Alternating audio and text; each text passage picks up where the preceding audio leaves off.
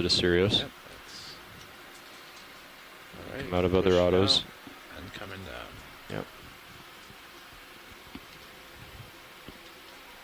My camera is pointed down all the way.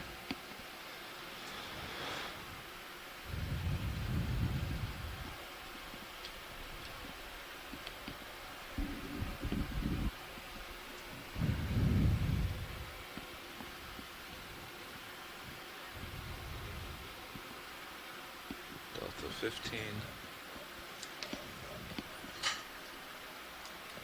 Okay. Auto depth. Good. Looks good. All right. We'll just back straight up. Coming back.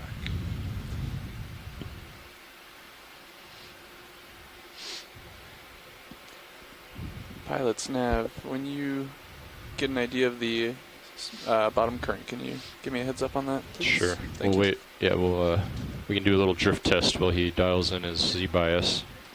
We'll get an idea of the direction. Sounds good. Thank you. Still coming back.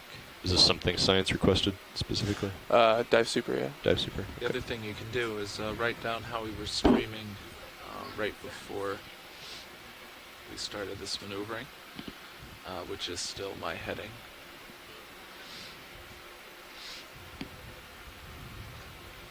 Okay, I see you in fisheye, right at the bottom, centered up. Great. Keep coming. Still coming. Keep back harder. All right, coming back harder.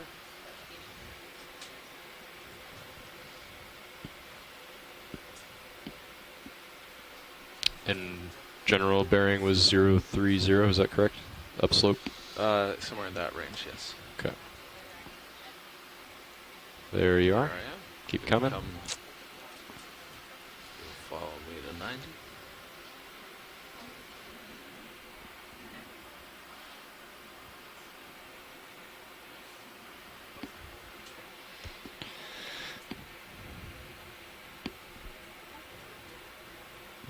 Okay. Alright, so I'm going to start turning toward 030 to port. Okay. And you can I'll start do the turning same to starboard. to starboard.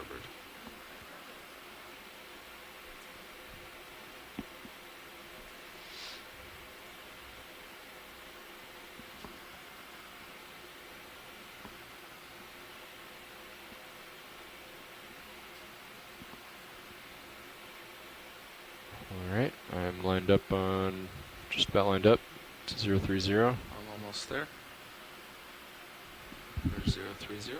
Alright, so if you want to push out a little bit, we'll get you at 60 degrees, Pushing out. and then we'll head down. Centering up.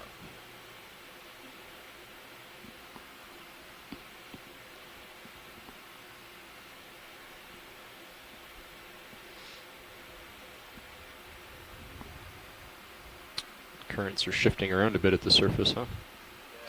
Keeps moving north. Yeah, that's what I was keeping an eye on. Continues to clock around to the north a little. Okay, my camera's at 60. Okay.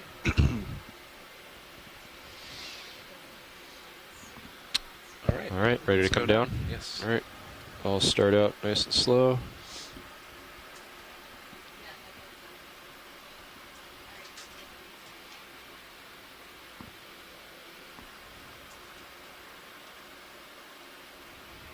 All right. If you keep it there, I'll maintain that delta. Okay, I see the 13 bottom. meters per minute.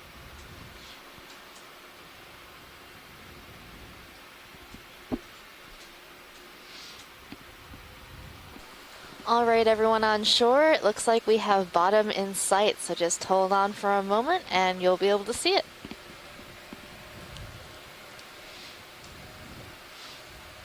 Slowing down. Yeah, and then you could, yeah. Yeah, you're fine.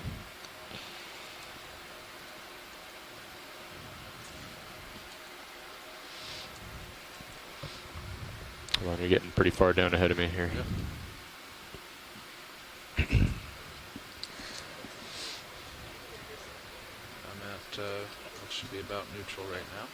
Okay. Aloha Explorers, and welcome to the live feed of the Okeanos Explorer. We are currently in So you the know the trick with musician auto depth? seamounts, which are Yeah. named Walking out of after depth and get an numerous idea of your composers Z-bias of there. note. Matt? Today we are diving I on think Gounod it's gonna be right Seamount. here, though. Okay. Gounod was a French composer who's best known for Why don't you his center Ave up? Maria. And today we are at a depth of Pilots, are we still 2,910 okay with the meters, bailout of and we Southwest? will be Yes. transiting Copy that. up a pancake cone to the top camera's at 60, and so why don't seeing you what punch kind over of there and line up? biological communities are there, as well as collecting rocks and observing the geological RV nav. formations. Get your swing arms out. This is your biology lead, Vehicles Megan are on the Putz from bottom. the University of Hawaii, and I'm joined here We'd like today. to establish a bailout direction John of southwest. Smith, also University please. of Hawaii, your geology lead. We're excited to be here. On Yes, shore, we please. have numerous scientists, so Thank if you. you're on the line, please introduce yourselves. Hey, this is Thomas Morrow from the University of Idaho, joining you from PMEL in Seattle. Rotation has been shifted to the A-frame, and the bailout has been set to southwest. Copy that. Thank you, Rich. This is Bruce Mundy from the NOAA Pacific Islands Fisheries Science Center in Honolulu, What Hawaii. we observed while we were on the way down to. Current to the northwest. Copy. This is Chris Kelly calling you from the University of Hawaii, also from Honolulu, Hawaii. Malcolm Clark How strong from would the you say the National current Institute of is? Water and Is it Atmosphere light or- Research down in New Zealand. Pretty light, I think. Copy that. All right, you're heading to the bottom. Why don't you Yes. push forward a bit to keep yourself centered here. And I see in the chat room we also have Asako Matsumoto from Japan. Ohayou gozaimasu, Asako. That's very early for her. I think about 5 a.m.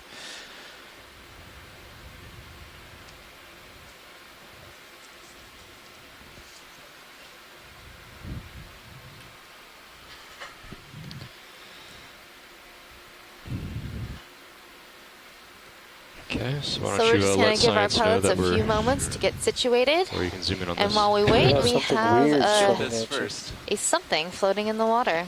Ink or something? You can go in on that. My bet is that this is going to turn out to be a duckbill eel. No, maybe not.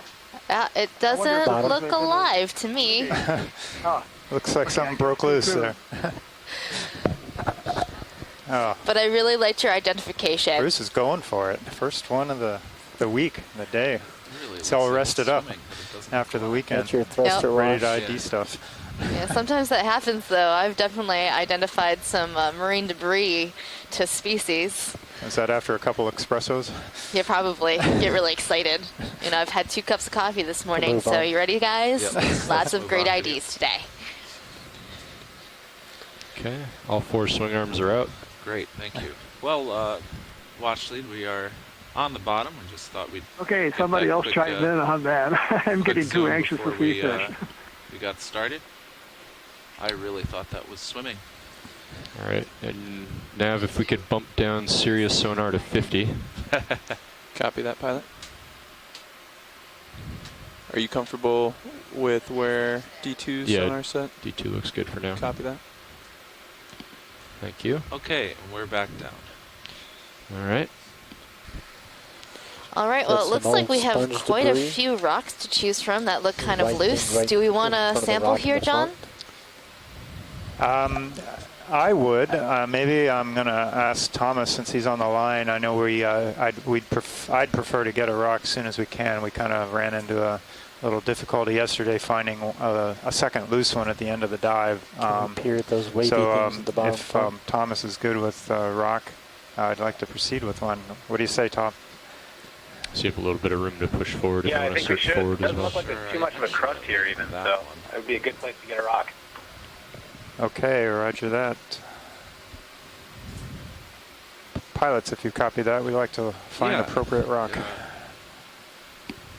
How's this one look?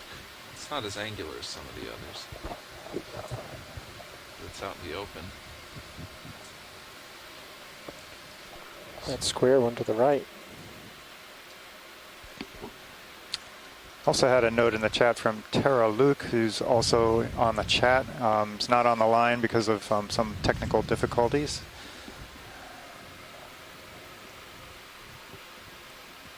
video can come in partial on this. Let's see if any of these look loose. Come back a little The big one in the middle. bit. Yeah, go for that The one. lasers are on now. We like that. Or the upper, sort of upper middle, that round one. I think we have Which one would be better, more angular or more round? I think these are all the same. Okay. So I think usually that we'll one go on for top an may angular weigh one. the vehicle down. But All right. Well, come on out, video. I'll set down and we'll see what we can get. And behind that big roundish rock, I think, I'm seeing a far dead away. sponge skeleton. That's a 030 looks pretty good. good indication according that to my we'll see sonar some nav. sponges today. yes, Copy that. as they come tumbling down. 030. I'm kind of Yeah. liking that one rock to the We can left a start little out bit and more, adjust but as necessary. it's getting a little bit on the large This side. one, Yeah, yeah, it kind of looks broken pillow-like, yeah. We'll get your lasers around. There you go. Okay. but Cool. that's what, like a Yeah, that's foot? pretty big. It's getting pretty big. So you see the lasers in our screen right now. Those lasers are 10 centimeters or 4 inches apart from each other. And so if you're trying to figure out how large things are in view, just reference those lasers and remember those are 10 centimeters or about 4 inches apart. Forgot I was an auto heading. That's what I'm screwing Oh, yeah. Yep. You definitely don't want to drive that way. Nope. Not a good way to drive. With Yogi, you can. Yeah. Yeah, Yogi's really nice to drive an auto heading with. But, not D2. Oh, and there is a sea cucumber down in the lower left-hand corner. These sea cucumbers, it looks like what we'd like to call a Second sea clear. pig. That's the common name. This one looks like the one that we've been calling Ellipidi tulip because of these long projections on its back. Let's see if there's a better ID here in our animal guide. You got this. Get your hydraulics up. Sure. I'm just going to do a quick... All right, I started up the sediment a little bit on the way in. Just wait a couple more seconds for that to clear. Hydraulics are up. Great.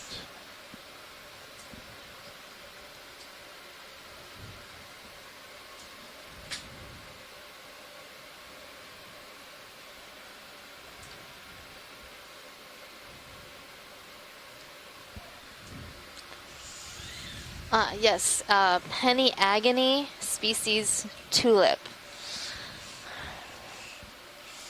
All right, hydraulics come on. And deploy.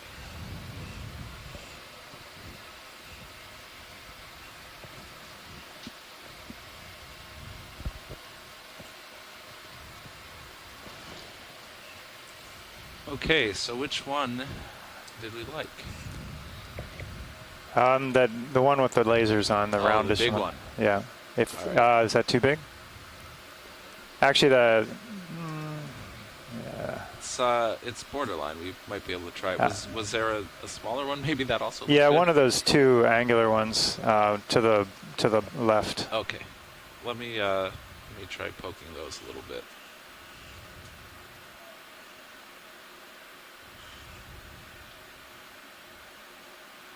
That's loose.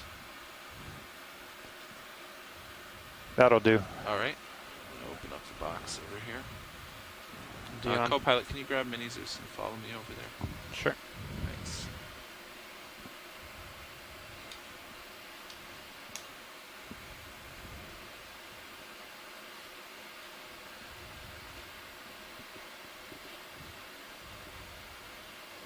That's perfect.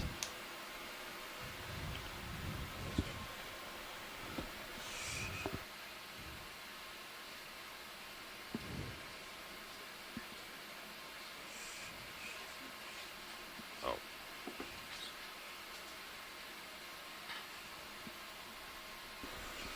Okay, do you want to bring that wing inboard a bit? Yeah, that would help. Yeah. Yes, I forgot about that. Port wing inboard.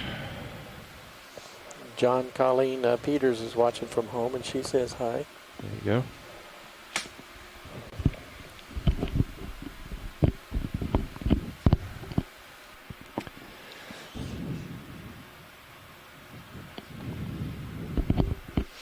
So if you look in Mini Zeus, you're not quite over it. Right.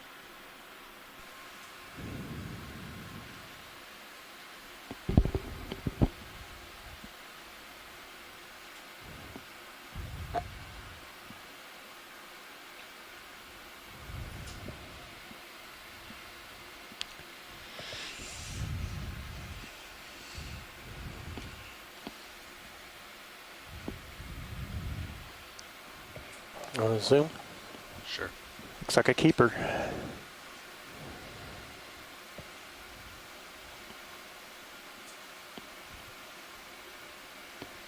I prefer my rocks with biologic associates, It's more work. but worth it. I just like seeing everything we pick up. It's so exciting to be able to, get your hands on something that's possibly new Yeah. or Oh, very shit. unknown. Yes, we need to So log when you our open your sample. jaw, you're going to hit the box. You could rotate the jaws. There you go. Part way. There you go. 2. And I will close I it up. can get it. Okay. Is this 5? Dive 5. This Dive is our 5. 5th dive of the expedition today. Oh, putting a lot of pressure That was on in Port We're Forward hitting Rock. the, it. Yeah. maybe you have to draw her out a little Yes. Well, why don't I My just favorite, though, is the field ID of Sure. rock. see if this works? It's very specific. Yeah, I guess we could do a little Right. more there, but Yep, I'll draw out. there's a lot of stuff going on. Yeah. In our reports, I've been putting manganese-crusted basalt.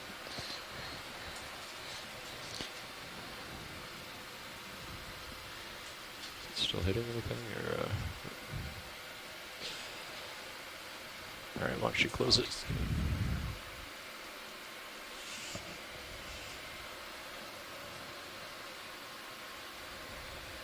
There you go. Okay.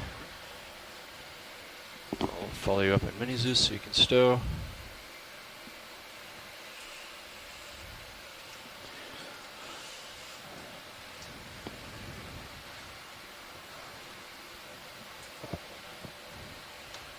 All right, 1 in the bag.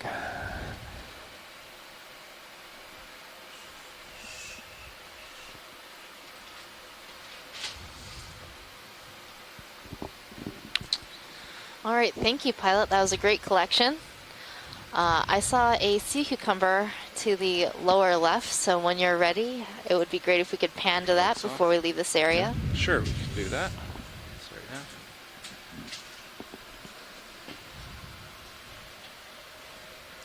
Bring in Sirius back up. Sure. And I'll center your camera Great. rolling, don't worry. I have complete faith in you. Sometimes I forget to center your camera. And That's- where was that sea cucumber? That's why I'm always watching bottom left. So when we landed to pick up our Bottom rock, left. There you it go. was just on our rock to the lower left-hand corner. It was Benny's just back sort of to you. a translucent white. It might have swam away. Who knows? Yeah, you've already passed the area. Yeah, we I'm was not sitting seeing in. it. So So 030 looks pretty good to me, and I'm just about lined up on that. Well, these sea cucumbers, they can swim, and if I was a cucumber So what's hanging our out in average this pace area, that we I'd need to be make today now? a little concerned about the presence of this large I vehicle calculated landing on the way right next to my down, home. and we probably need to maintain But a hopefully pace we'll of see about some more along our way. 0.07. Okay. Yeah, it always amazes me though that the I'll give you an update shortly. creatures down here, a lot of them don't seem bothered, and in fact they're most interested by the ROVs or the man subs or whatever. When they come down, you'd think it would bother them more, but Well, why don't we Well, just go ahead imagine and call how it a move. people would 30 react meters. if an Sure. alien 030. spaceship Yeah, came problem. landing on the 0.2 planet knots. today. We 0.2. would probably Copy have that. a bunch of people running out to see what was going on. with their Bridge ROV iPhones, nav. shooting the video in Yeah, hand. give selfies. We'd like to Yeah, call on a probably. shipment, please. Okay. They make a TV show 30 out of it. meters, There are certainly worse days to have. bearing Right. 030 degrees at 0.2 knots, please. 30 meters. bearing Scott says 030, deep sea speed invertebrates vessel. are chill. That's great. We just tilt up, sort of look off in the distance. Which is funny because if you don't realize this, the temperature at these depths is quite low, close to 2 degrees Celsius, so near freezing. So chilly in both the senses. Aha. Haha. Oh yeah, it's good to have puns in the morning. Puns and buns. RV nav bridge, view of 30 meters, bearing 030, speed decimal 2 has been initiated. Copy that. Thank you, Bridge. Small white floater. So lasers. we're on a classic so we expect that at about talus, Small white 2030. floater below. many of which we've seen. Broken Copy up that. rock, mostly Oh, I see. You can go come from upslope.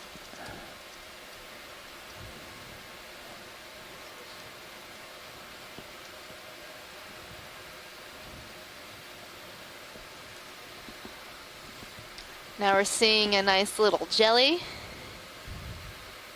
So yesterday we had some midwater dives and we saw lots of jellies. Let that go. But this one's living a little bit closer to the bottom. Actually, I could get it again. That's good enough.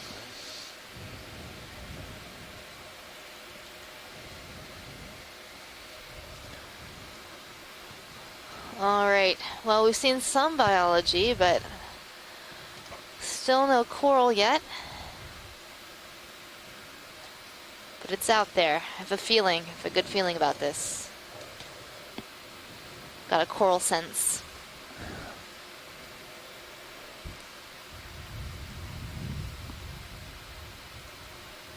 What can you detect of the current down here? Current is pushing toward the northwest. It's a moderate current, not too strong.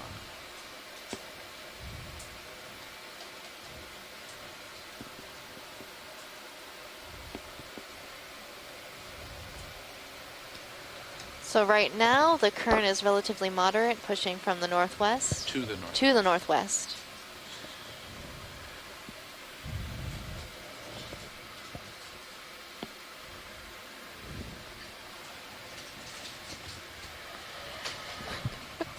Rolling, sliding around over there. We're getting some rocks and rolls going on in the ship right now with my swivelly chair. It's quite exciting.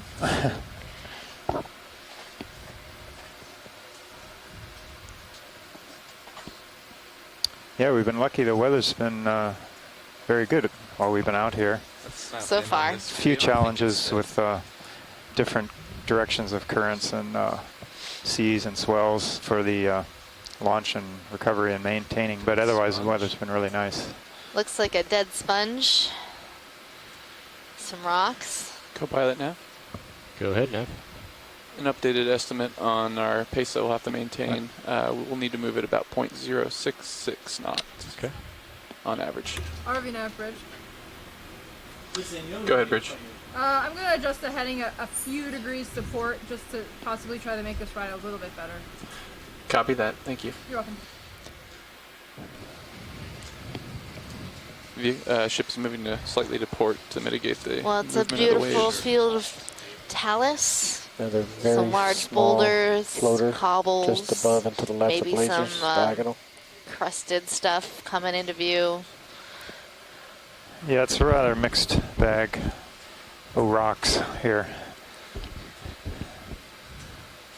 Now left of lasers. What was that video? Floater.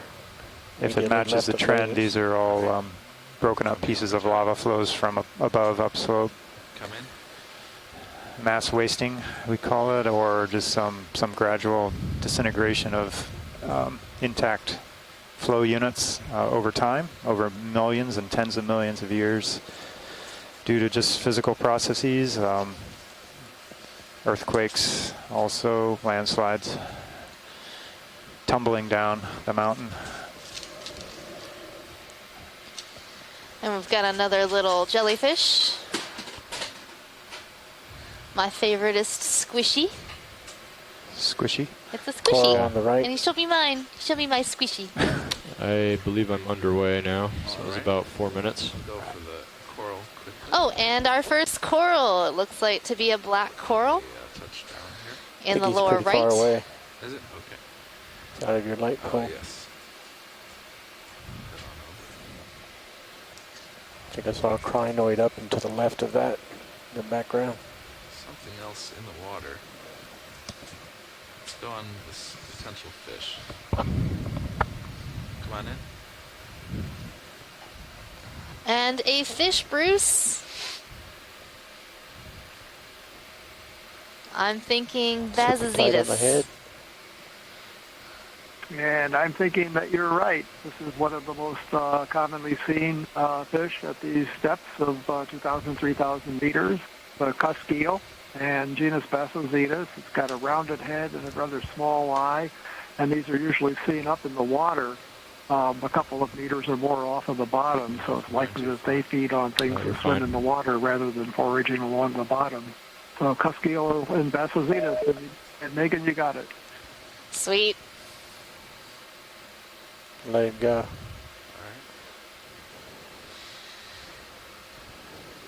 Oh, and there looks to be an anemone on this rock straight ahead. See a translucent right by the lasers. Amazing what a jellyfish will lead you to. Not sure what kind of anemone this is. They tend to be difficult to identify. But it's good to get this good imagery. It's a beautiful creature. Have we seen this one before, this trip? I'm not sure. It has that sort of puckered mouth in the center, so we might have seen something similar, but I haven't seen one this color.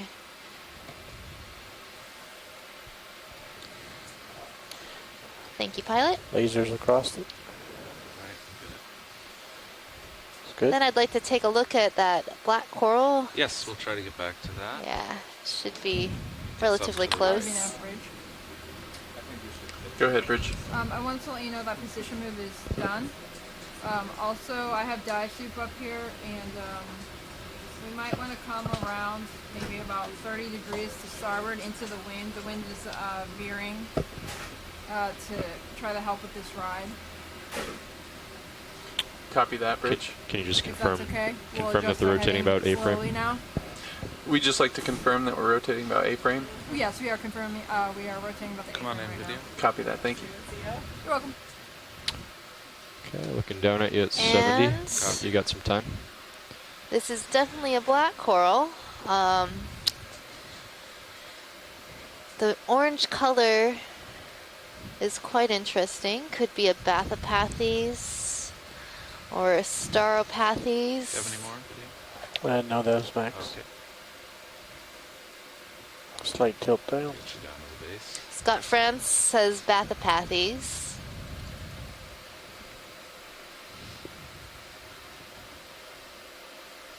Yeah, currents are picking up and still Yeah, moving usually north. Staropathes has sub-branches along these side feather branches, and Bathopathes usually does not. And the Bathopathes, they tend to look like feathers or plumes. You want to get the crinoid in the back? Didn't see it. Straight back and upper left. Or maybe And straight those are up. used to latch onto prey, or not so much prey, stuff floating by. Yeah, just floating by, things that pass between those parallel branches that polyps can grab. Right. And I see a crinoid on the rock in front of us coming into center screen.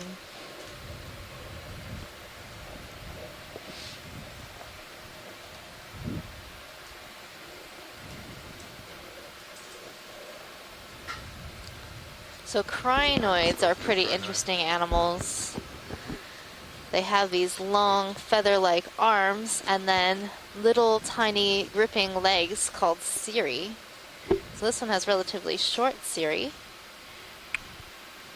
Probably just have another minute or minute and a half of swing. All right. Looking down 70, but you're okay.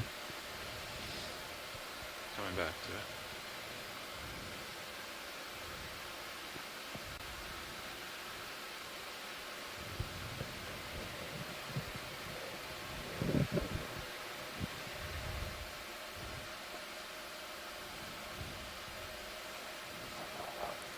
Going full screen. Okay.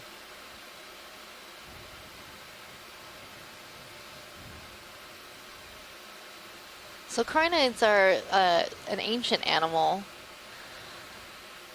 They're pretty cool. I don't know that much about them, but maybe we can get an echinoderm expert. Crinoids are in the phylum Echinodermata, which is related to sea cucumbers, sea urchins, starfish. To the right, there's a xenophyophore, squiggly thing beside the rock. Okay.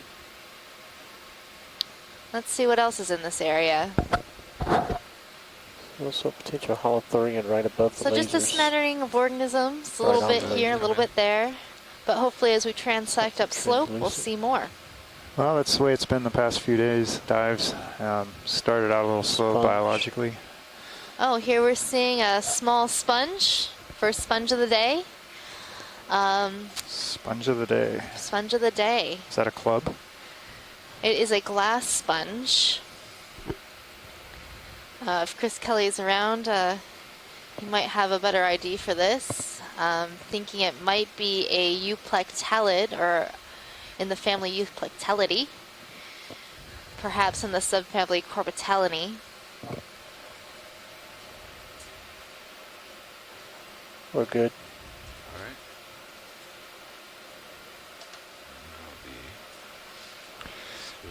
All right. Why don't you push So forward? that was a glass sponge. And then we'll once you get up a little Glass bit, we'll, sponges do are another kind of movement. interesting Full because wide. they have spicules, which are made up of silica, and basically they are small pieces of glass Little jellyfish. that make up the structure of their skeleton. And every species of glass sponge has a very unique set of different types of spicules, and sponge biologists, or Watch your biologists toe. that study sponge taxonomy, use starboard those toe. spicules to help identify the different species of sponges. Shrimp on the Are lower the right. sponge spicules spiky? They are spiky, and some are Are not they as not, Bridge? spiky, but most of them are spiky. Go ahead, Bridge. I just wanted to give you an update. We're still Here we're rotating to seeing starboard, a so we can face into the Nematocarcinus wind. shrimp. However, It's a we're type going of pretty shrimp that slowly likes because to we're walk rotating along the A-frame. bottom on these I very just long wanted to let legs. you know we're still turning. Copy that. Thank you very much. You're welcome. Yeah, so we can't put in a move until they're done. Right. All right. They're pretty we'll stand chill. by. But We'll see them We're, pretty uh, often we got at these depths. plenty of space right now. So. So why are their legs so long? The ride is What are they moving out at gaining least. by being so long? They can get up off the bottom and walk over large rocks probably without having to swim. We generally don't see that shrimp swimming too often. We see some dead sponge stalks too here. So Yeah, big ones. I'm seeing a lot of them. So farther up slope, we should see It's a coral large sponges, thingy, I would think. believe, on that center rock upper diagonal left from this lady. Sponge talus. Yep. Maybe a crinoid. And a lot of Right. times, dead skeletons of sponges and corals can be homes to other animals. The other day, we collected a sponge stalk that had some Cereanthid tube anemones in it, and also a small polychaete worm living inside of it. There was some dissecting going on in the lab afterwards of the dead stalk to extract the other organisms. Yeah, Cereanthids tend to live on the bottom and tend to be pretty hard to collect. So having them living inside that sponge made it really easy for us to collect. It's tangled. And now someone will be able to study them further. There isn't very much known about the taxonomy of these deep sea Cereanthids. Right now we're looking at a crinoid, another crinoid. This looks to be a different species than the one we zoomed in on before. It also has these long, sort of very delicate looking cirri and long arms. Those cirri are the legs. And near the center mass of this crinoid, you'll see that the little feather-like projections are sort of larger and plump. Those are actually reproductive. So Megan, a comment from the geology side of crinoids. You mentioned earlier that these are ancient creatures. They've been around for 480 million years or so. They're often used as indicator fossils, so we know where we're at in the stratigraphic record when we run across them. That's really interesting. I knew they'd been around for a long time, but I wasn't sure how long. And that's a really good point, being able approximately to 150 if you go from the very identify bottom the age of strata based on the fossil record. Probably about 100, Yeah, I remember like you said, across the having bulk of it. to draw and stipple those in my undergraduate paleontology class. Could that be due to EK60 frequencies? I don't know that much about paleontology, think but we I always noticed found it very an appearance of the interesting. EK60 when we did a test last time. You know, I think almost every kid wants to be a paleontologist at some point. They want to find a dinosaur. But finding dinosaurs isn't all that paleontology is about. Just like marine science isn't all about dolphins. It's like they're still making that heading change. Yep. That's true. Yeah, let me know if you'd like me It's to check often in on the about progress. rocks. It is often about rocks. The thing that I really like about marine biology is that it is a sort of interdisciplinary science. You have to understand the geology, the physical oceanography, and chemical oceanography of an area to really be able to understand the communities that you're seeing and why they're there and what's going on.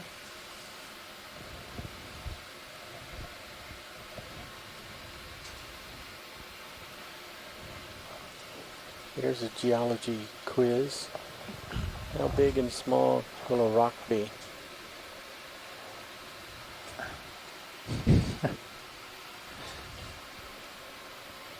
Don't know. I think of below 0.3 millimeters, it's sand. Is that? Yeah. And below about 2 meters, it's a boulder.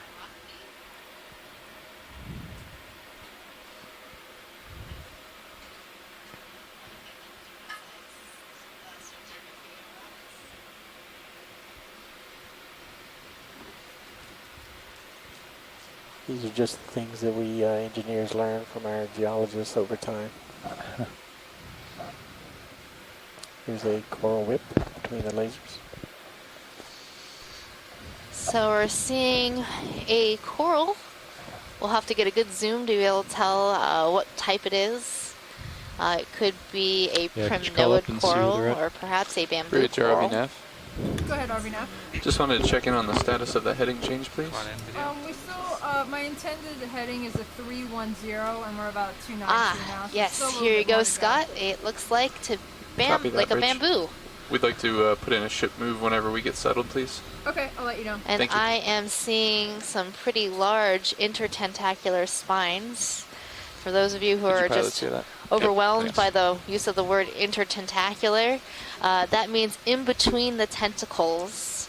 So bamboo corals are octocorals, and octocorals, you can identify them based on their pinnate tentacles. That means that the tentacles have little projections coming off of them, making them look fuzzy or hairy.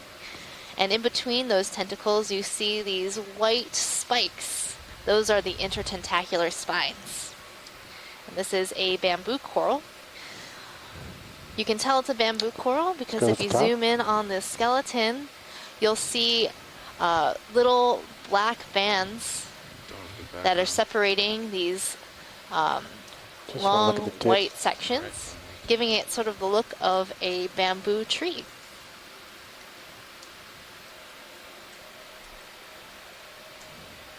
And I think if we go back down halfway, I believe I saw something wrapped around it Yeah, I'm not sure what that was. right there. Here. So Scott is saying that Nope. this might be in the Keratoisidinae J clade. So right now the taxonomy of bamboo corals is still being Go worked full out, screen. and we've been trying to group different coral species into what we call clades. Slight tilt down. Are these like clans? They're sort of like, yeah, they're clans, like groups of related corals, but they're all in the same family, the family Isididae, Video's clear. and within that family there are going to be numerous genuses, and within a clade Still there have some might time be here before we different get moving. genuses, Yep, but go they're back to the all right. related. Yeah, Are looks they like cousins? we're getting close. Yep, they're cousins. About another 5 degrees or so.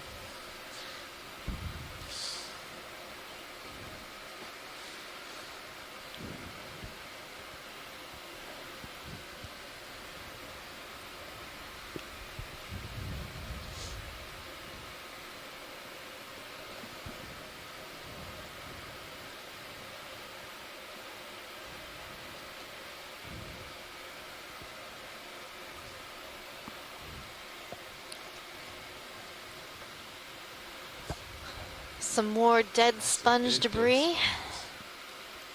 I'm seeing a lot larger rocks. So why would we see a lot of small rocks and then now we're seeing larger rocks?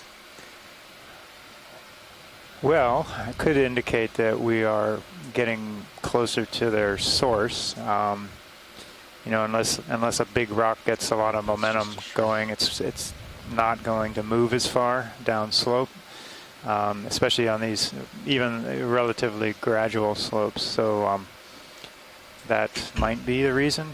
We do have quite a mix from really small cobbles, you know, a few inches across, to these rather big boulders that are several meters across, and everything in between pretty much. They might be holding here at 306.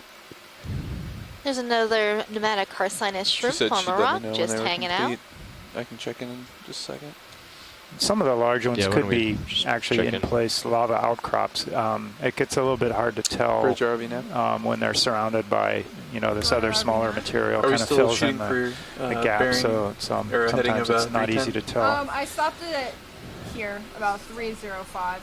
Yeah, this So, large yeah, mass whenever you're on ready, the we left can side try of the position screen move. looks Copy more that. in I'll talk place, to the pilots but it and could just be be right really with you. big. Okay, thanks. Yeah, 30 meters, after 030. you ask about that, I was Yeah. looking at it more, and Bridge right RV now now? it looks like it could be more in place. Go ahead, RV Maybe now. these We'd both like of to these make a ship features, move of as opposed to 30 these meters, large boulders on the bearing right. I'm pretty sure 030, those have tumbled down. at 0 You can see they're very angular, like they've broken out of something.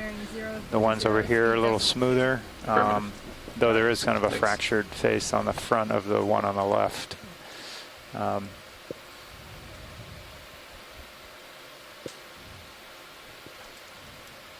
So you can get a whole range of size from gravel size. You kind of call that gravel rather than rocks, Look but up they're off into small the rocks distance, maybe do a to rotate these kind side of to fist side. size rocks to these big boulders, and even like amazing. minivan size boulders, and even house size rocks that can come tumbling down or break off and separate from the lava flow. Sometimes with just like a meter crack in between, you can see them move down slope. It's pretty interesting. You can see the kind of where they joined when they used to be together. We might see some of that as we move up slope. They make little gaps or crevasses in the outcrops, so that they're probably good places for corals and sponges to grow, and swimming creatures to hide, crawling and swimming creatures to hide, find spaces. Pukas are little holes in the rock. Okay, it's about 4 minutes. For habitat. Yeah, I've noticed at shallower depths, the fish like to congregate underneath ledges or around where there's definite cracks and crevices. This first floating thing, come on in. Bruce, do the fishes at these depths like to associate with that type of bottom? Going underneath. Looks to be a polychaete floating around. A polychaete is a type of worm. They have these special projections along their body called chaetae that this one probably uses to swim. Other ones use them to crawl. I don't think I can get that. Red thing that went off to the left looked pretty cool. I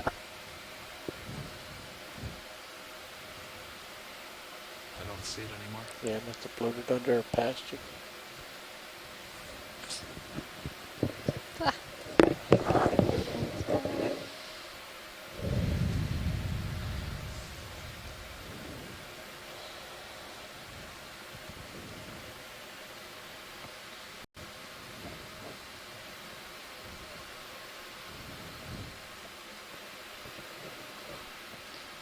So much geology. Yeah, you're starting to get out in front of me a bit. All right. It's cracking me up. It certainly 2 or 3 is. minutes will be on the way. I'm all broken up apart it. You are? Yeah. It's really unfortunate. Or is it very fortunate? I can't tell. Well, I think you're as solid as they come. Oh.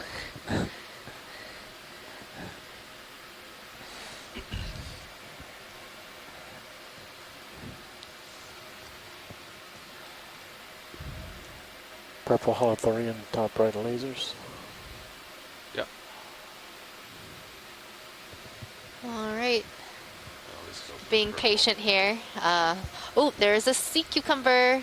I see a purple sea cucumber coming into center screen just above the Come down a little- lasers. No, you're tugging me now. Yeah.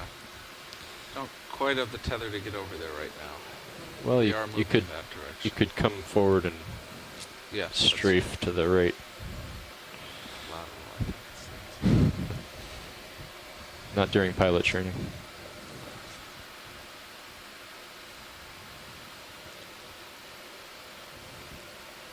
That is a big one. It is a big one. So again, these lasers that you see on your screen are 4 inches or 10 centimeters apart. Color. That makes this sea cucumber quite long.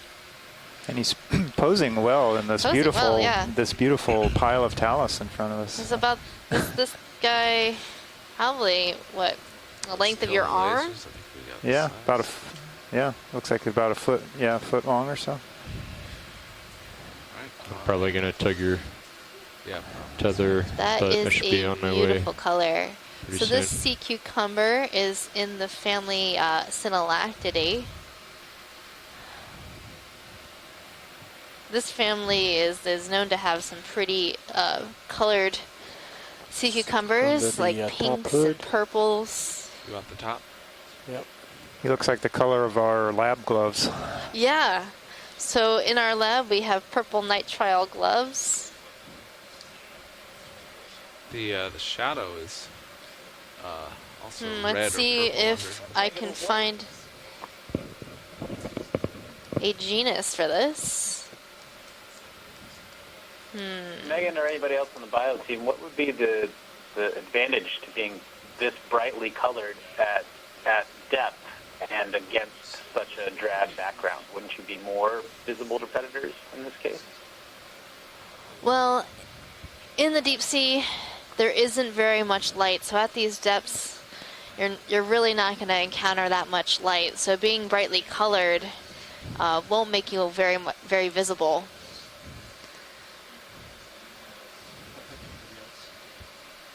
But I'm All right, It is kind of interesting. Then why bother? You're You know? fine, yeah, why and, bother I'll having be these making my way colors? closer And it to could you. be that they have something that's coloring them, that it's a compound or something within their bodies that is giving them a color that's used for some other reason.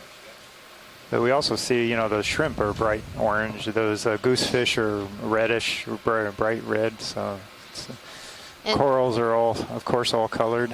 Yeah. And bright red in the deep ocean is the new black. So red light doesn't penetrate as far through water. And so if you are red in the deep sea, All right, yeah. you might be harder to see. Invisibility. You'll blend into these rocks. Maybe it might also filter out some color that of the substances that it's eating. Hello, Nav.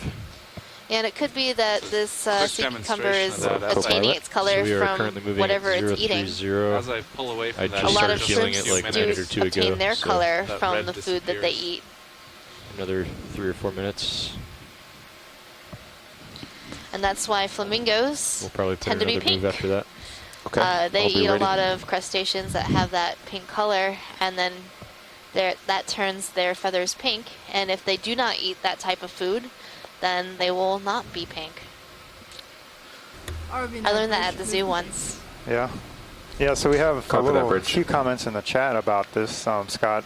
Francis, Straight color is line on the, right. byproduct of metabolites that are not important to the visual cues. Tara, High-pack tracking Luke has comes been back that it's less than optimal. could be block out any of the bioluminescence that anything they eat might produce. That's It's like interesting. 100 So meter they diameter there. their stomach Yeah. might light up and get them eaten as well. They don't block it out. Snap So. in on it. Definitely less than optimal. We did have to restart tracking. Right before. And if you are Yeah, more D- interested D2 in lost tracking color, for the last I part of the believe descent. Scott France Like, wrote a it nice just little wasn't updating in high-pack, or actually TrackLink either, Yeah, was it? mission log about Restarting color in the tracking. deep Yep. sea. Yep. And there's also a Interesting. highlight video about color in the deep sea. It's always been so reliable. Yeah. You can come on RV out. nav bridge. I know my sister the other day sent me a ahead, message Bridge. We're asking having a why lot of the trouble sponges holding we'd been position seeing here. were I'm gonna have yellow. to adjust our heading. And Okay. Copy that, Bridge. our data manager, I think I'm our gonna sample try data to calm manager, before a came little back bit. saying that a number of sponges Copy that, have we'll a stand by. compound called uranidine Alright, Dave, did you that copy that? is yellow Yep. that Yeah, we have. oxidizes when exposed to air, So why don't you're out pretty and that far turns here. the sponge Yeah, black upon Just hang out recovery. here. Sure. And that Let's yellow I'll move toward you. uranidine might be coloring those sponges It's a that we were second seeing Julie like that we've yesterday. seen. Yeah, But the Sirius only way should to know swing a for little sure further would at be least. to Yeah, I gather got a another sample and maybe test 1 for that minute. particular compound. But that's one explanation for certain colors is compounds within the organism.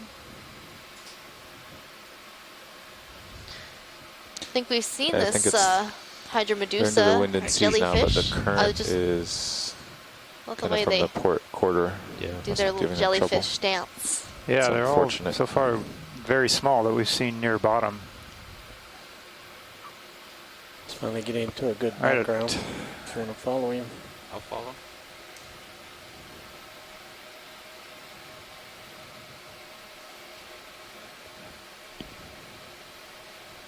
Looks like we've kind of come across a geologic So let's, contact or a transition from one geologic unit been type of doing rock to another. So we're, or a morphology, so we're kind of going from a kind of a dispersed lava field.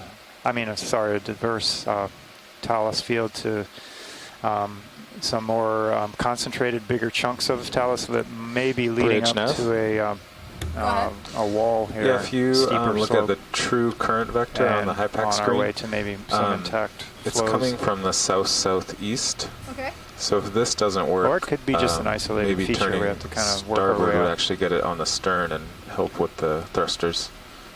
Okay. I'll try this out and see how it's going, and then I might have to come starboard. Yeah, I'll let you know though. Copy that. Thank you. Does your current vector on the DP, is it about 0.6 from the south-southwest?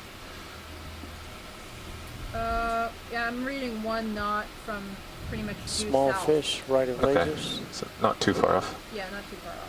Okay. Yeah, I think I might have Towards to the try edge of to the screen. starboard. Even with the lasers. Thank you. Just right. right behind Thank the you. rocks.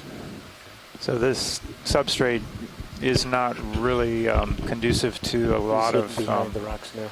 biology, sessile What did they say, biology that's Carl? They done attached with the to heading the sea change? floor Are they because it's not holding it very here? stable. So those that Off in the perhaps far the side. thrusters are having land trouble, here, I think. do not But are they- survive are they long still term adjusting their because heading? of Yes. Okay. moving Larger either fish in the the rock background, they settle on or other driving ones that off come the left down from and lasers. bash Is there a into chance them. they want a So we rock sample typically from don't here? see as much Oh, we just got one. biology So maybe not. adhering But maybe. to this type of material versus the intact flows I can suggest. that have been around longer. Video, let's turn. I don't suggest this. It's probably a little too far away. And a fish. Looks like Ophidiid, possibly another Bazazetus.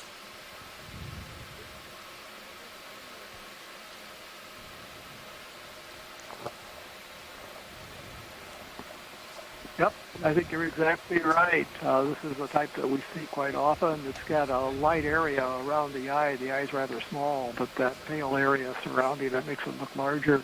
And again, swimming up off the bottom, characteristically of this genus. There are several species in the genus that could be found in this area.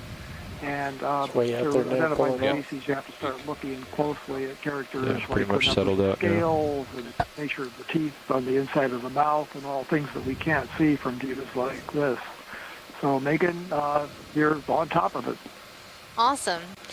So Bruce, how do you get specimens from this depth of these fishes?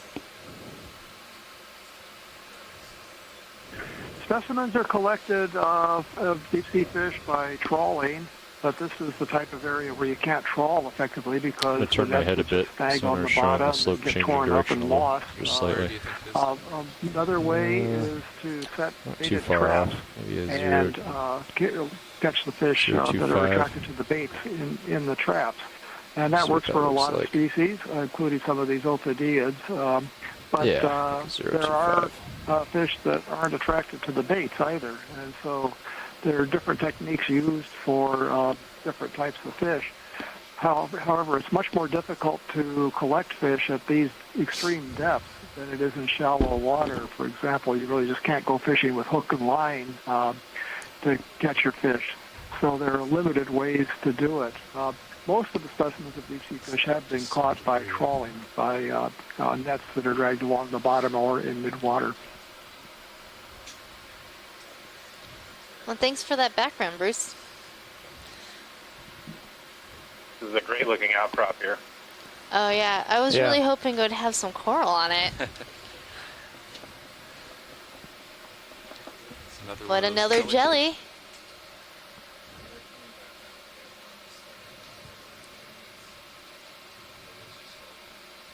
Hopefully as we get further up along our transect, things will start to get a little more interesting. I mean, I guess if you're a geologist, this is pretty interesting. It is interesting. Talus can be a bit tedious after hours, I will admit. It doesn't have sediment on it, that's all. Though it's a little more interesting than a completely flat sedimented plain.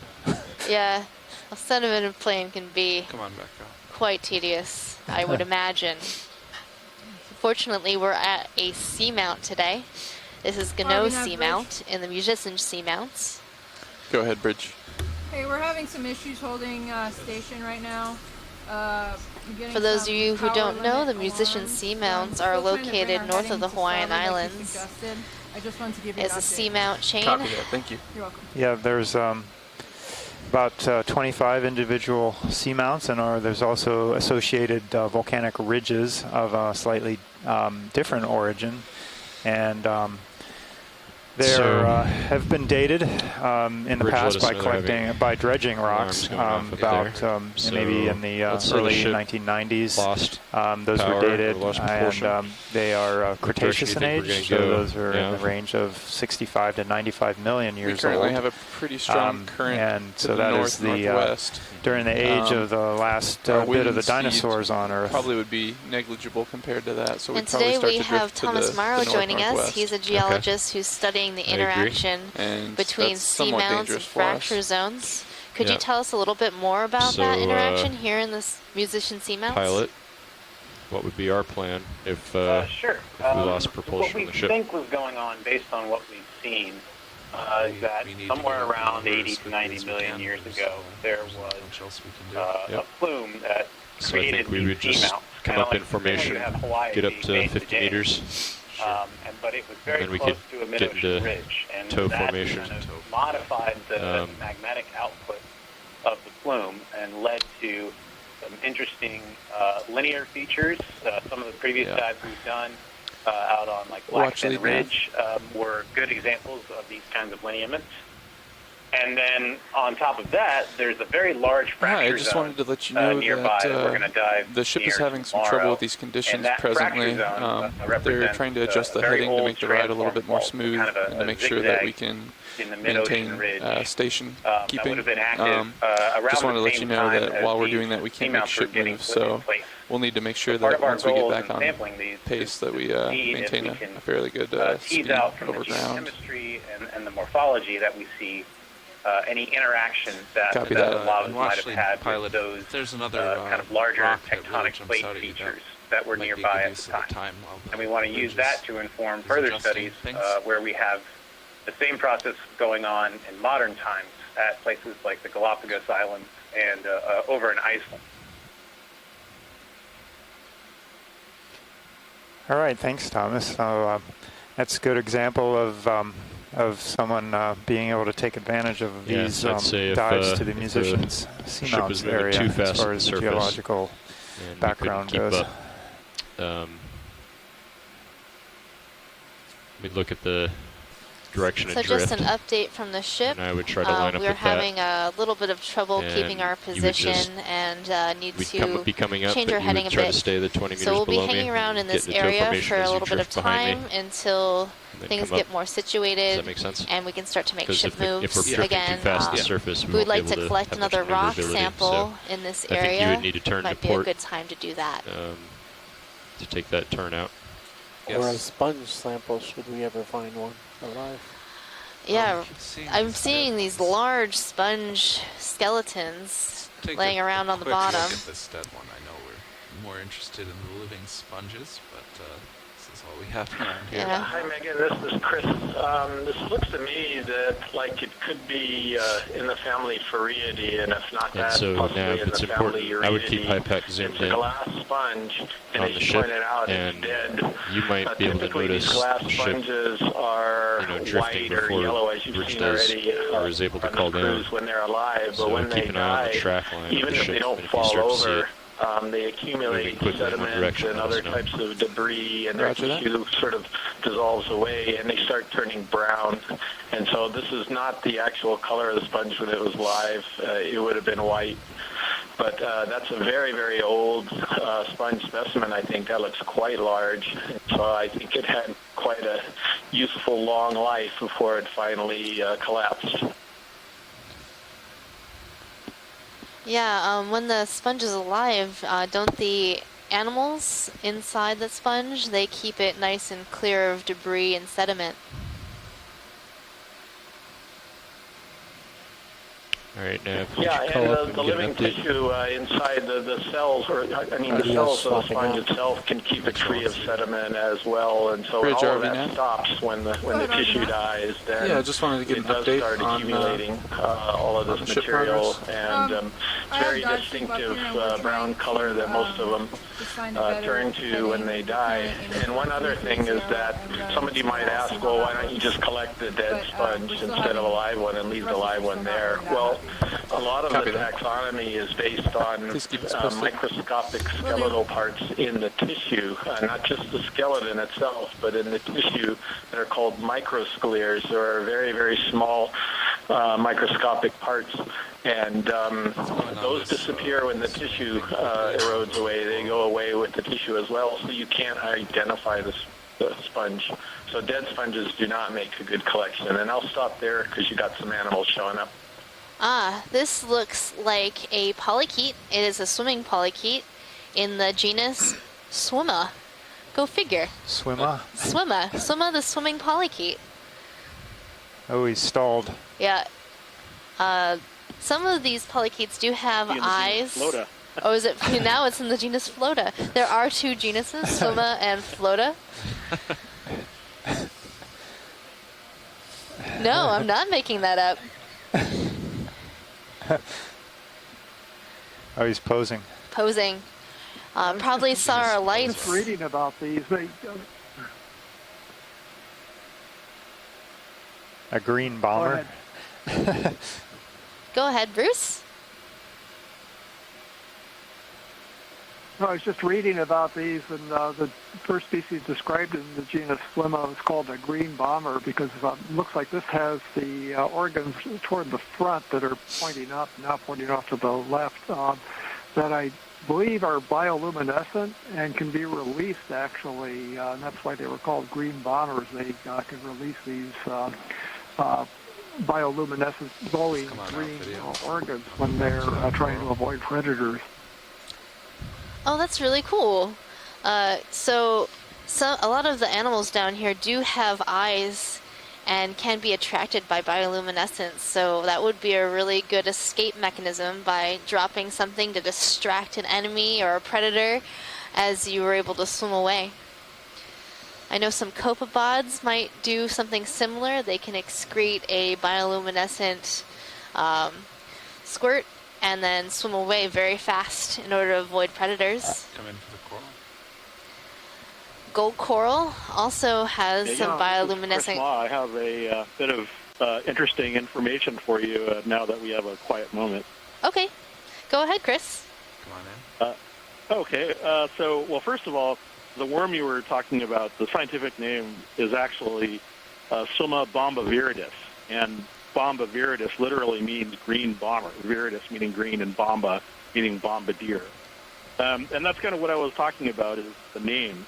Yesterday you asked, I think you asked me, or I just assumed you asked online or on the air, and I just kind of took a note of it. But you were asking about the ophiuroid, the serpent star Ophiocreus oedipus. Is that full? Yes. And you were wondering what the oedipus referred to, and because I think you assumed it was just something rooted in mythology.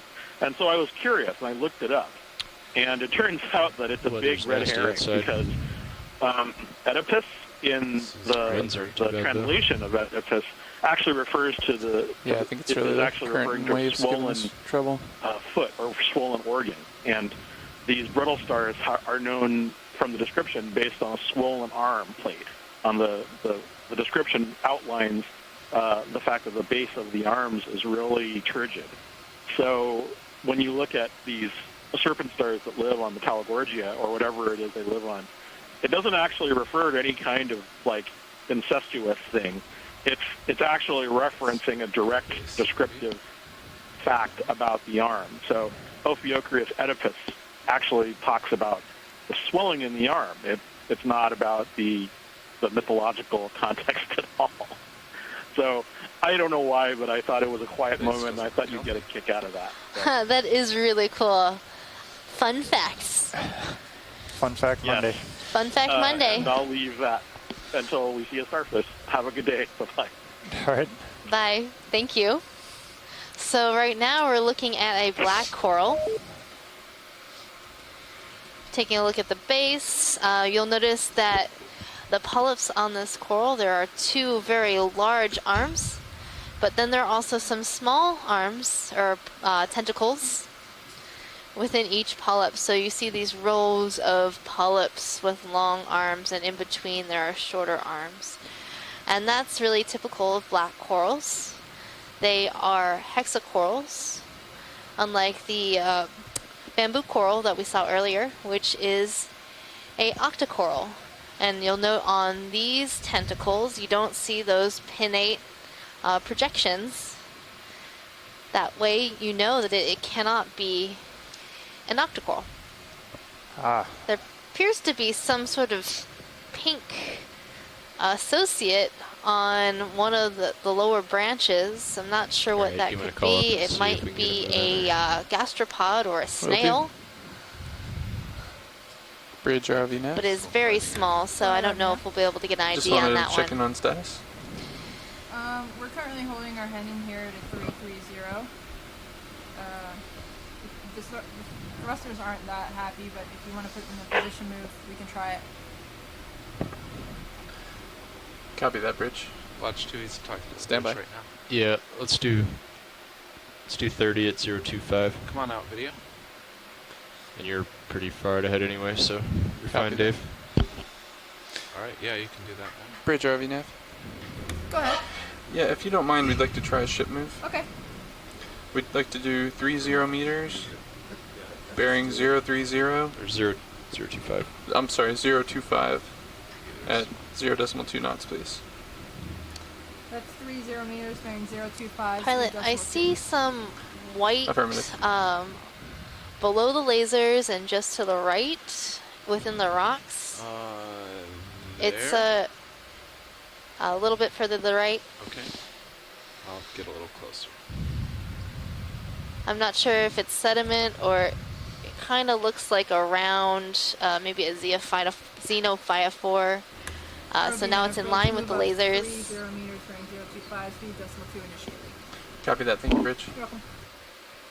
Come on in, video. Still getting stable. Move underway, pilots. Thanks. Thank you. And Watch 2 is calling you. Yeah, that's the thing I was looking for. Do we have any more zoom? Video, you can come in more.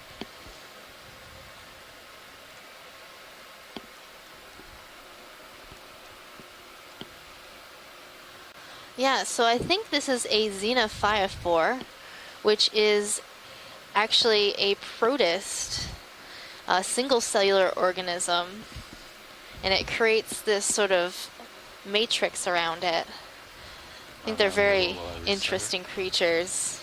Huh. That whole thing is one cell. Really? It's, I think, the largest single cellular organism on the planet. That's amazing. Come back in.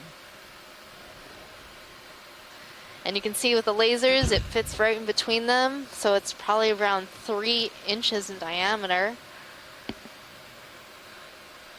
Guess the length of your finger, depending on how big of hands you have. Maybe your pinky finger if you are a large-handed individual, or if you've got really small hands, maybe just your index finger. All right, that's probably good. Come on out. That was great. And I think I saw an isopod hanging out in between the rocks as well when we zoomed in. He ran away from this protist. Yeah, he ran away, that little isopod. Isopods are related to pill bugs that you might find in your garden by turning over a rock. There are deep sea pill bugs. So isopods actually originated in the ocean, and most isopods are aquatic. There are only a few that have made the movement onto land, and those are the ones that you see in your garden.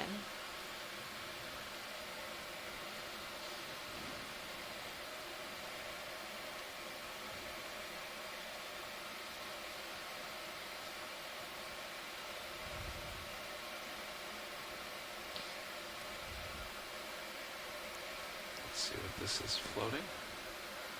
Come on in.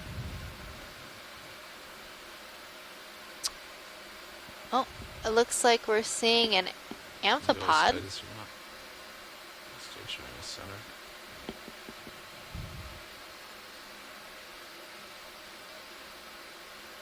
And it is swimming away from us.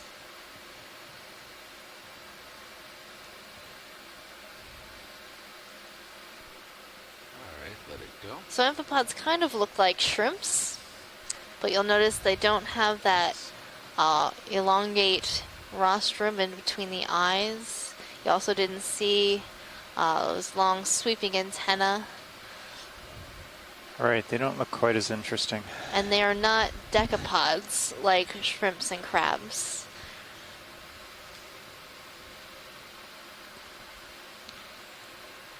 Even larger dead sponge.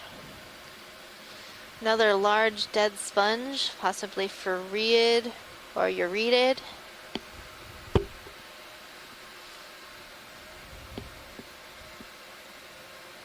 I'm really hoping we get to see some live ones once we get moving back up slope.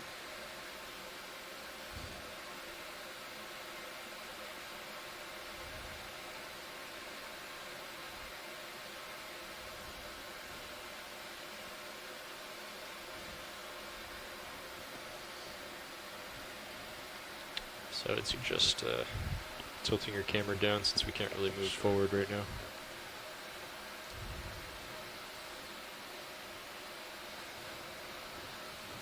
So if you're looking for a picture of what these live sponges might be looking like, go and reference our online animal guide located on the Okeanos website. In the Euretids, it could be possibly a Conolasmatini, new genus. Alright, think I'm on the move. Or if you look in the Farreids, you'll see it might be a Spidoscopulia. We're getting a nice view of this swimma polychaete. How's our progress, John?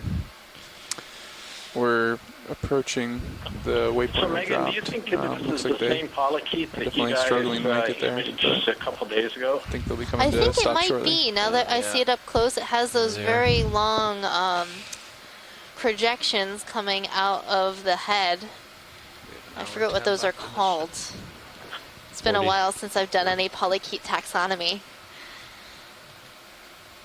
You want Yeah, so we got, I think it was Bruce Mundy who forwarded a message to me the other day. He contacted Karen Osborne at the Smithsonian, and she actually came up with a tentative ID on that polychaete, and I'm looking for it right now.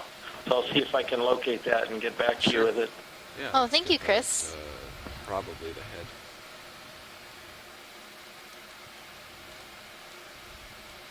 Whenever you're happy with it.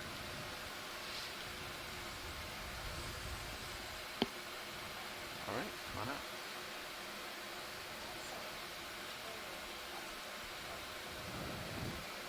All right, well, we do have a little bit of tether now.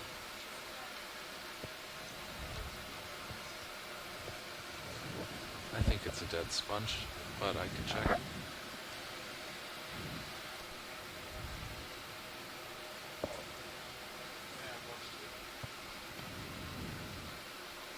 RV Nav Bridge. Stand by watch. Go ahead, Bridge. The move is just about complete. Copy that, thank you. You're welcome. Go ahead, watch 2. Yeah, I was just wondering what the status of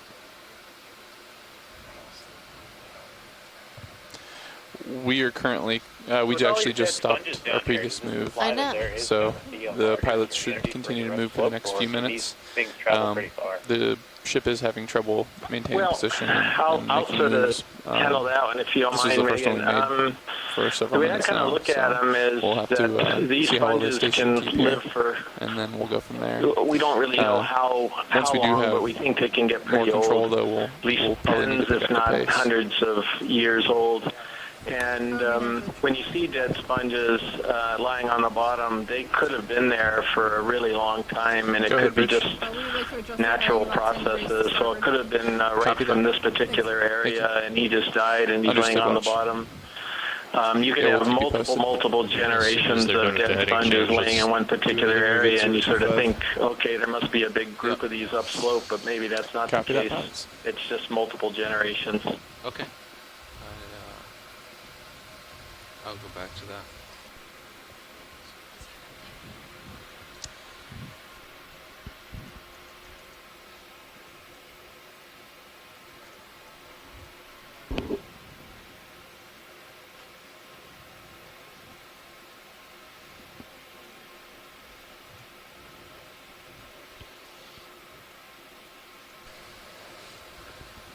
Okay, so we're still not able to move, but if you do see something in this area that we'd like to collect, it would be a good opportunity to collect, because once we get on the move again, we're going to need to keep moving quite fast to make our track.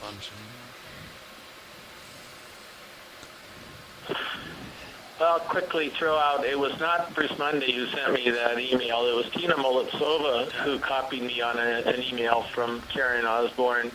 And Karen said basically, wow, thanks for sharing. That is the first toothed Dordrillis I've seen on the bottom. I was sure they went there, though, because their guts are usually packed with sediment. Very cool, thanks. That's about as from far Karen. as I like to go videos. So I think this is Karen Osborne. I'm not absolutely positive. I know she's an expert in polychaetes at the Smithsonian. So, yeah, it could possibly be toothed Dordrillis. So say that 3 times fast. Oh my goodness. Toothed Dordrillis? I can barely say it once. Hey, would we want to get a rock sample while we're here? We're kind of close to outcrop. At least we've been drifting past it a few times, and maybe it'd be a good chance to just sit down and grab some of this.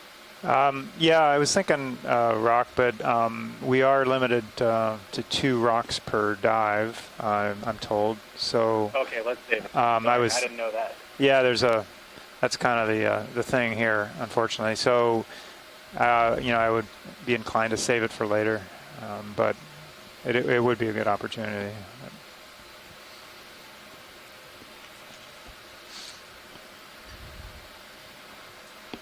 Well, keep your eye out for some more biologics to zoom into and possible collections.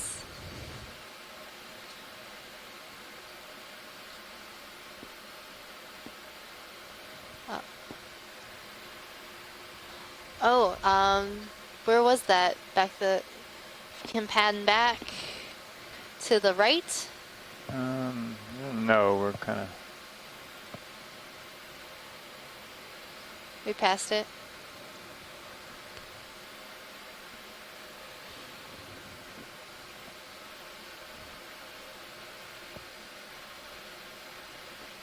What are we looking for? There was a coral next to that large dense sponge stalk that we passed I think just a that few was moments the ago. Oh, if it was recent. Okay. I didn't see it. Did anyone on shore see it? Because our videographer just pointed it out to me. Co-pilot Nav. Go ahead. What move would you guys like to make once they complete this heading change? Actually, it's looking like a 020 now. That'd be fine. 020? Yeah, that looks like it might Same be a speed and distance. Chrysogorgid Yep. Copy that. that we passed. It sort of blended in. Do we know where that was? I'm not finding it. I didn't see it. Looking down at you, Okay. 70 degrees. We're past that. I don't think I can get back to that. All right. Thank you, co-pilot.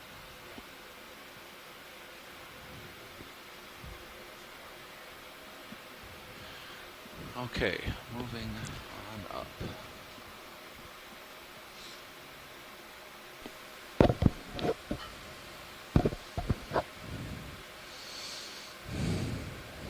Bridge ROV Nav.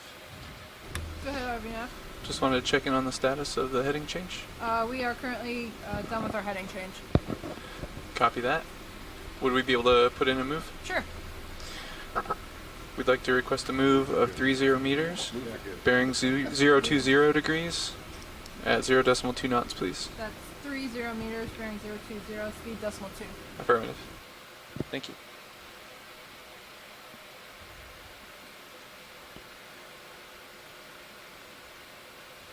All right, it looks like we're transitioning to another type of flow unit here, something like a smooth sheet flow almost of lava, covered by dusting of sediment. RVNAV, bridge, move up 30 meters, bearing 020, We are speed still decimal 2, initiate. kind of, we're just getting going Copy that, again. thank you, Bridge. With a ship move, we've Ship been move having a underway. little trouble Thanks. maintaining stations, so we've been hanging out in the same area. We will start moving along once we get going. Since we're doing that, sent our biology expert aboard, Megan, down a deck or so to graze on the lunch offerings that are provided. So if the shoreside biologists want to point out a few things on the chat or on the teleconference, feel free, and keep you guys occupied that way. Well, right now we've got a view of a Watch different lead, type of fish than what we've seen recently. This is a Halosaur. It's probably in the genus Aldrobandia. I'm Watch guessing 2 now. because it has that clear snout, which looks like it's not scaled. I think we're looking at it kind of from the, I can't tell if we're looking at it from the top or the bottom, but it's not the side. It's relative of the true eels. These are sometimes called spiny eels. It's got a very short fin on the back rather than the long fin that true eels Am I too have. far away? Is that And it also has conversation? fins on the belly, pelvic fins. Now we're looking at the side. This is probably Aldrobandia phylacra, although we were talking before about collecting specimens, and we can't really get species identifications of these fish, confirmed species identification, without collecting let's the let it go. specimens. Going off the side. These fish have their mouths on the underside of the head. They feed probably more on the infauna, the animals that bury in the sediments, rather than things up in the water column, although we often see these halosaurs drifting in the water. So a halosaur in the genus Aldrobandia. Thanks, Bruce. So you said they typically eat things down on the bottom in the sediment. Now, is that why you often see these types of creatures floating head down? Are they looking for stuff or trying to sense stuff? Or they just happen to be, that's just the way their ballasting system works? Probably a little bit of both. The elongate eel-like shape with the long fin along the bottom of the tail creates forces that can help the fish position itself at an angle looking down. They have sense organs along the lower part of the head that sense vibration, and they probably also have taste buds along the bottom of the snout and around the mouth, and also large nostrils for a sense of smell. They're not relying on vision at these depths. We have to keep in mind that all of the light that we see down here with these great images, all of that light is coming from the ROV, so there's no sunlight. There's just faint bioluminescence from the organism. I see a sea cucumber, and I'm going to let other people chime in about this because I don't know much about sea cucumbers.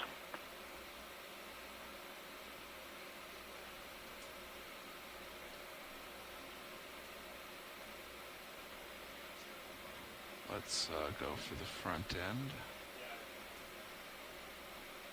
Come on in. I think this end is the front. Thanks, Bruce. Yeah, that's interesting. I keep kind of referring by, I say, looking for food. I kind of realize that they have different sense organs that they're using down here. But I should, that's kind of a catch-all phrase. But yeah, I was just getting an update from our dive super, and we're still struggling a little bit with maintaining position and moving, so we're kind of hanging out in this area right around for a while until we can 27. get that under control. So you should be feeling the movement shortly. So we can continue looking already at a few things here in detail, maybe more than we normally would. Yeah, so this looks to me like it's a sea cucumber in the family Synallactidae. Could be something like Hansenothuria or something related to it. But these deepwater sea cucumbers are basically bags of water and goo when you try to collect these things, which we did last cruise. They're amazingly delicate and fragile. Not much we can do, unfortunately. So it's pretty fascinating. They're difficult to get really good specimens of it. But in any case, from this view, which is spectacular, we can pretty much go to Synallactidae, and this species probably has the ability to swim to a certain extent, and he'll do that to reposition. So he'll go ahead and feed on a particular rock and sort of process some of the sediment that he acquires from the surface of the rock, and then he could just move on if a predator comes up, or if he needs to move on, he's not getting very much food. But in any case, a beautiful animal. They're very difficult to collect, and I think it's in the family Synallactidae. Yeah, so is his mouth in the upper left portion there, and is he eating that material off that rock, do you think? Yeah, moving now, Dave. All right. I see. Not sure. This guy, it's possible his mouth is actually down on the lower right. It almost looked like a hint of a velum down there, which is kind of a hood that surrounds the top end of these things. But I'm not really sure about that, John. Just disappears. All right, kind of like an old Volkswagen microbus. They look kind of the same from both sides, both ends.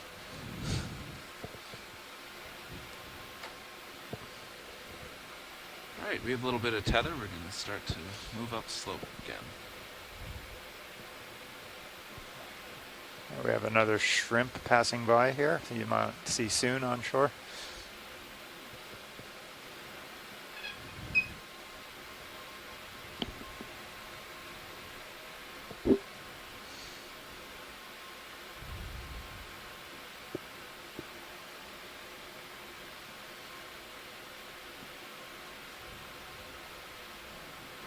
ROV nav bridge, move complete. Copy that, bridge. Thank you. You're welcome. Move is complete, pilots.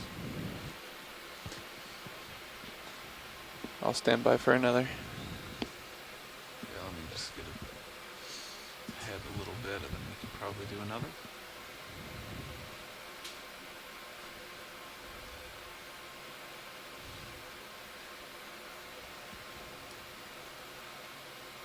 felt like that was my toe hitting the rock. I know it doesn't work that way.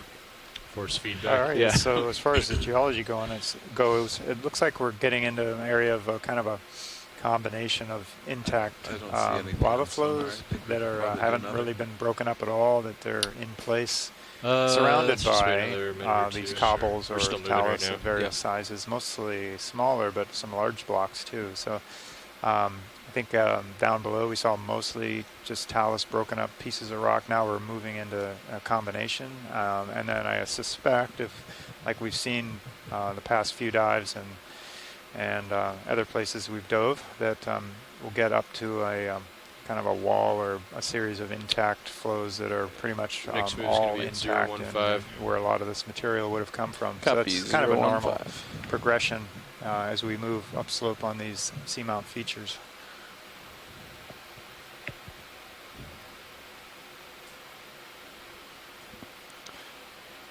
Let me know when you'd like to execute Copilot. Yep. Pretty soon.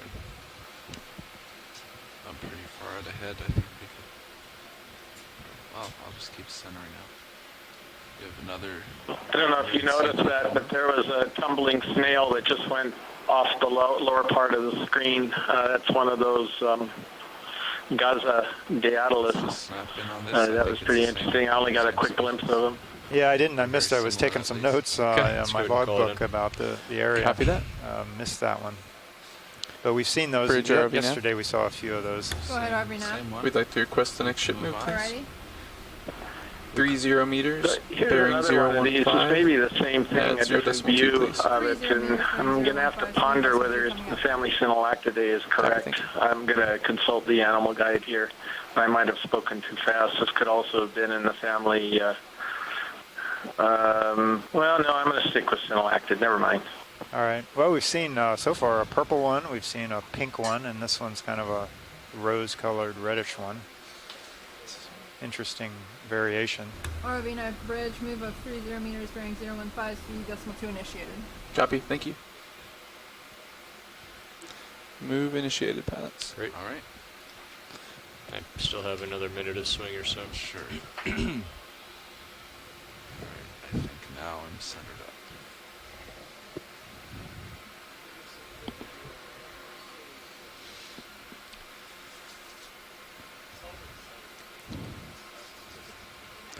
Watch 2 nav.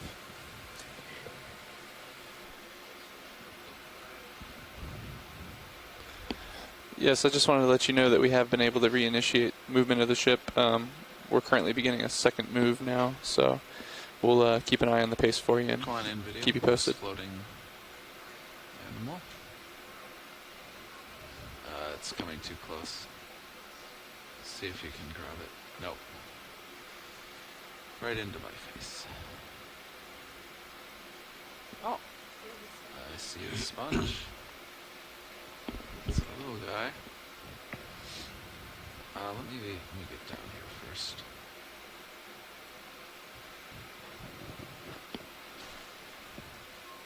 More force feedback there. Yep. Alright. Take all the zoom you'd like. All right, a stocked sponge. I'll have to leave it to somebody else to ID that. Top.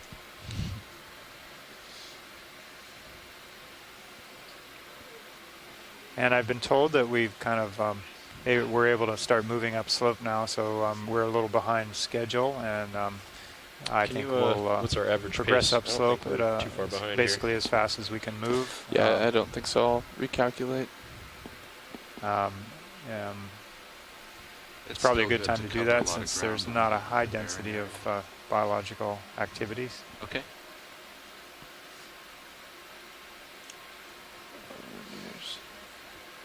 Nope. I'd have to move to get you a better one. At our current pace, we need to maintain about 0.07 knots. Yeah, I would let Watch know that we're not behind. We're just Copy that. Yeah, we'll be fine. Watch 2 nav. Alright, let's go down to the base. Yeah, I just wanted to give you an update. I don't think we're behind necessarily. we just need to keep an eye on our speed and make sure that we keep moving. It's behind the rock. All right. Where?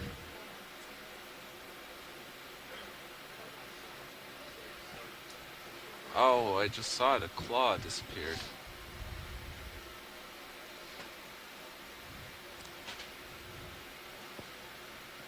Oh, there it's poking something out. Are you at full zoom? There's something blue and shiny hiding behind this rock. It's just poking out a little bit. Can't really get a view from here. Maybe as we take off, we'll try to fly over it. You could come out, please.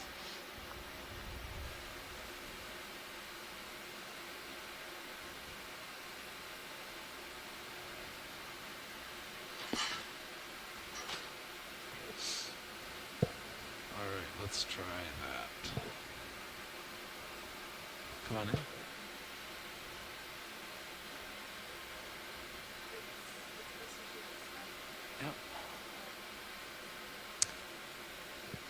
All right, everyone on shore. I guess I've been seeing in the chat that we've had some problems with freezing video streams. I had mentioned earlier that we were kind of, since we've been hanging out here a while, we're going to get moving and move on up slope, so keep our pace. So if you see anything biologic of great interest, let us know, but we'll kind of pick up the pace a little bit here. I'm definitely moving. Great. Yeah, I guess you zoomed in on that sponge. It was frozen here as well, but that was a Caliphacus, just to point out what that stock sponge was there, a glass sponge. I don't know how many people saw that, though. Yeah, I got as far as stock sponge, and I was kind of waiting for waiting for the video to come back to get some response on it.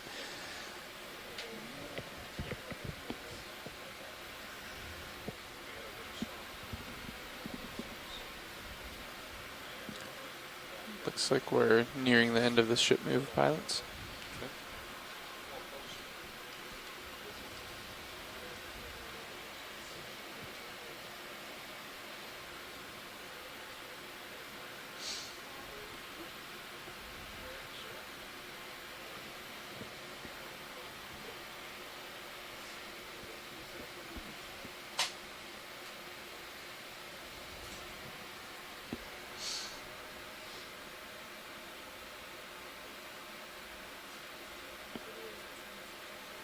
Okay. All right, next video. Maybe we'll try this first.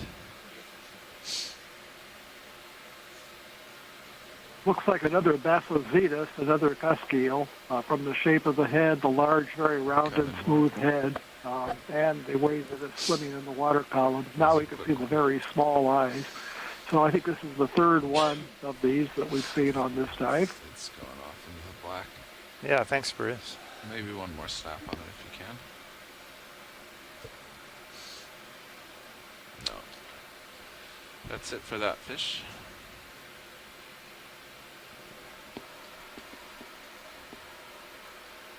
We do have a coral coming up. Oh, Ravina Bridge move is just about complete.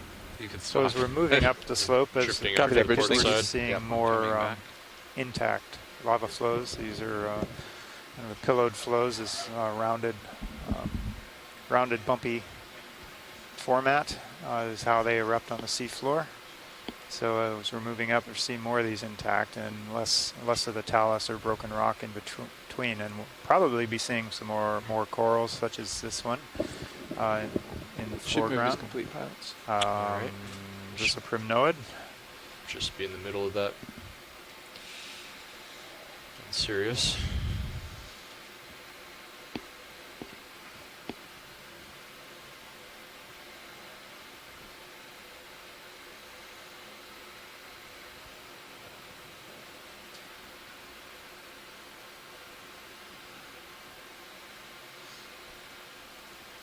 Should be on downstream of this.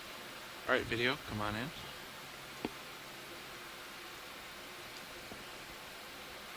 Coming back to it.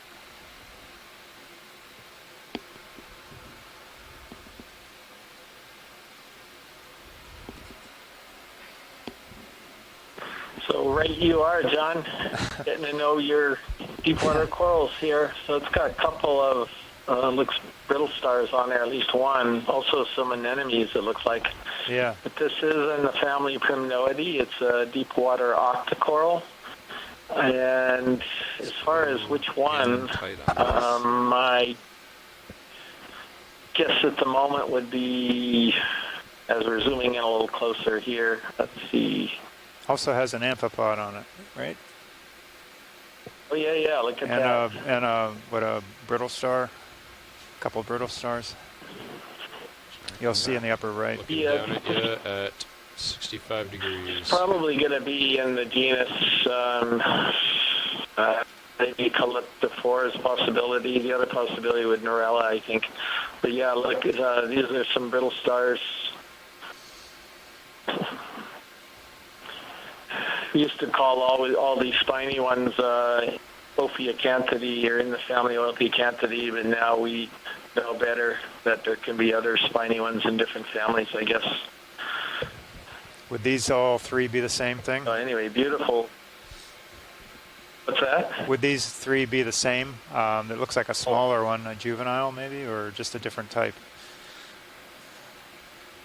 That's a good question. So one's facing the opposite way, the one on the left, so you're only seeing his arms, so you can't tell on that one, but I suspect they probably are all the same. Stop filling that move in certainly the two outer ones, and then that middle one could be something different, but could be the same as well. Make another? All right, thanks.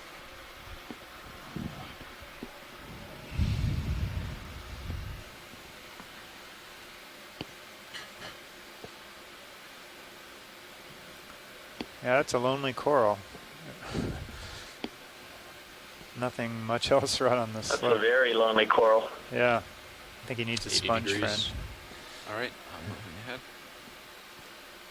So the next move is going to be at 020. Copy that. Kind of surprised with all this kind of good substrate here. A lot of current, and I see a lot Yeah, what's your current flow like up there? Is it, you probably mentioned it already, it seems like you're getting some current flow coming right to left, is that right? Current is from east to west, and it's pretty decent. Yeah, I just heard from the front row that's from east to west and a pretty good current, so there you go. I believe I guess we can't blame the current now, can we? A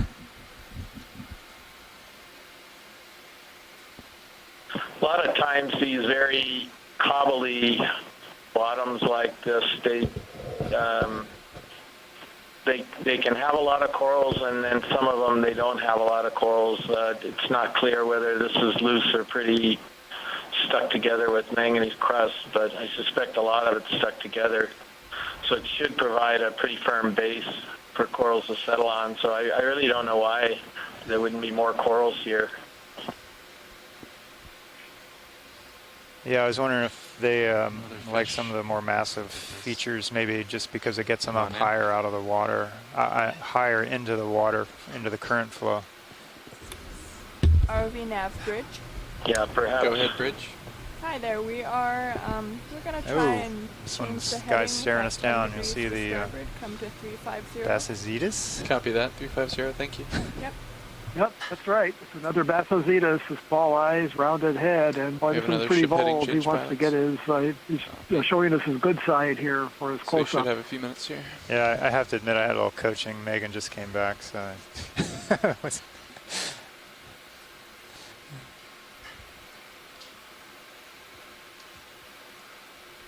Watch the tether. You see large nostrils, probably a good sense of smell, the dark eyes. A lot of these fish have eyes that aren't good at forming images because there's no sunlight down here, but the eyes can be well adapted for picking up very faint bioluminescence of things that might be their prey organisms or even predators that are approaching. And as soon as they're done with the heading change, we can do a move at 020. All right, well, I think I'm going to step out and get some lunch, so maybe if the anybody with a geology bent might give Megan a hand. on this. As far as narrating anything that changes, I'll see you in a bit.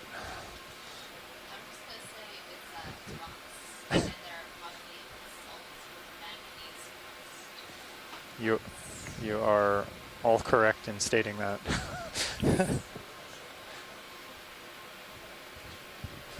Oh, yeah, forgot to unmute my mic when I got back.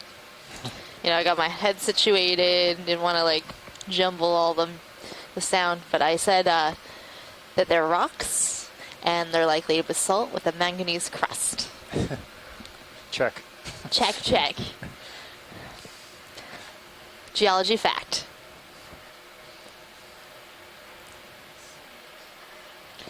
Enjoy your lunch, John.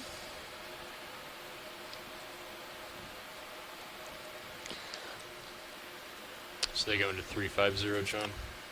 Oh, I see a coral in the upper left-hand corner. I believe, looks like a V. Might have been 355. Right, we'll go back to that.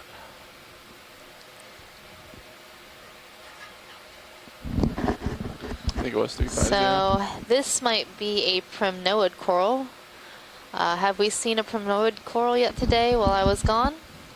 And there's a fish. Yeah, Let's zoom the fish first. It's coming in the center screen. We're at 350. Copy. Yeah, let's do it. Copy that, Bridge. Thank you. 020. Looks to be, it's moving pretty fast. Bridge RV nav. But it's probably another Bazazetus that we just saw. We'd like to do another ship move if you're situated. Coral. Sure. We'd like to do a move of 30 Yeah, I would meters. guess so, but I think we'll probably just leave that as 020 identifying degrees the at because 0.2 knots, go please. by so quickly. It seems like the fish are having trouble with the current now. They're really zooming by very quickly. Yeah, the current's definitely picked up from the last few days. You can see the particles moving across screen quite quickly.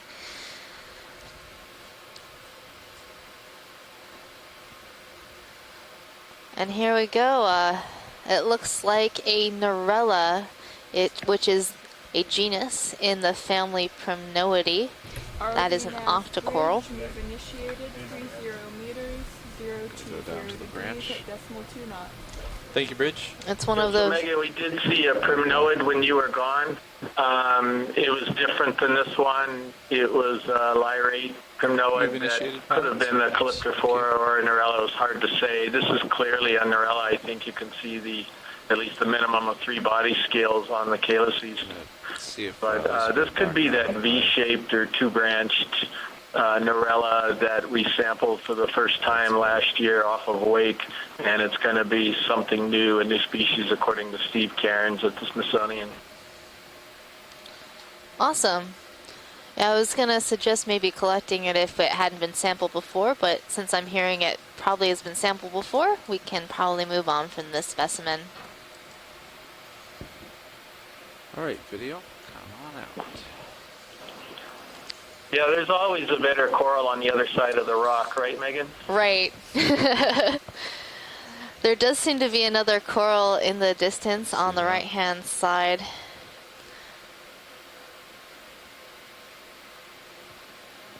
I'm seeing a little bit of a whip.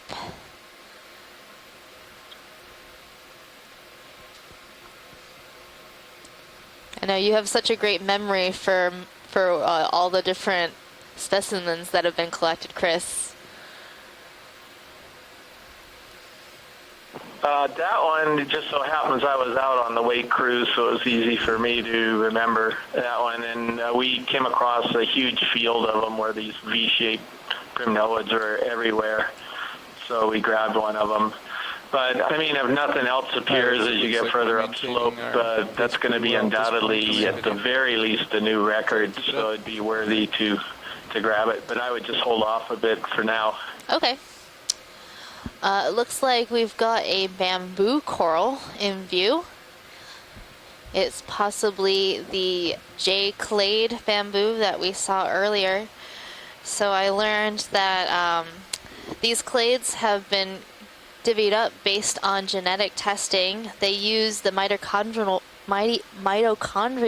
DNA to figure out which clade these belong to, and they're testing for the mut-S gene, which is known only to octocorals.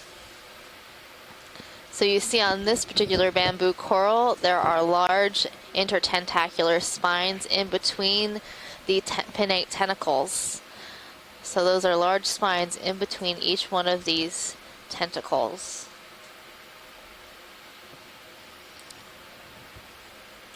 Thank you, pilot. So this particular clade of corals was sampled earlier in our expedition, part of the capstone expedition, and genetically tested, I believe.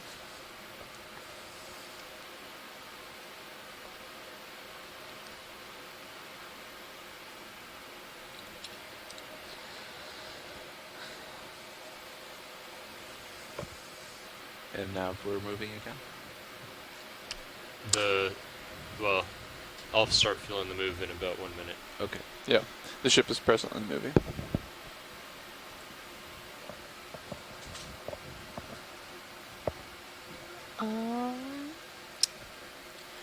So we're slowly making our way up slope. We're currently at a depth of 2,867 meters. We're noticing a pretty strong current on bottom today, and we're having a little bit of trouble on the surface. The weather isn't as beautiful as it has been the last few days of dives. A little bit cloudy, but seems like, and it's pouring down rain outside. Well, I can't tell from inside our commands. All of our views from here are mostly underwater. But if I do sit up straight, I can see the outside view.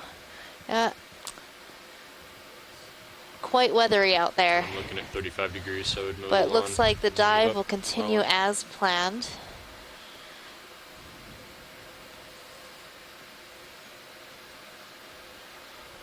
So today we are diving on Gounod Seamount as part of the Seamount, one of the Seamounts in the Musician Seamount chain, which is located north of the Hawaiian Islands. And right now we're seeing a fish coming into view. It looks to be a eel. So get ready, Bruce. I think we've seen this particular eel before. Looks to be an Iliophis. I'm noticing. No, that's very good. Some white pores along the side of the body, a blunt snout.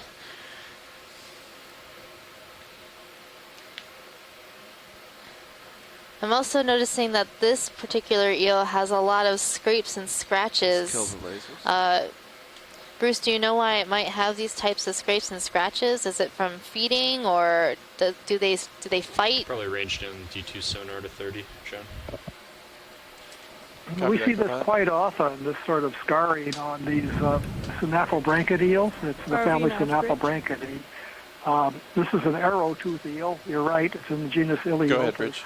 And both these and the cutthroat eels in the other subfamily, the Synaphobranchus, tend to have these scars.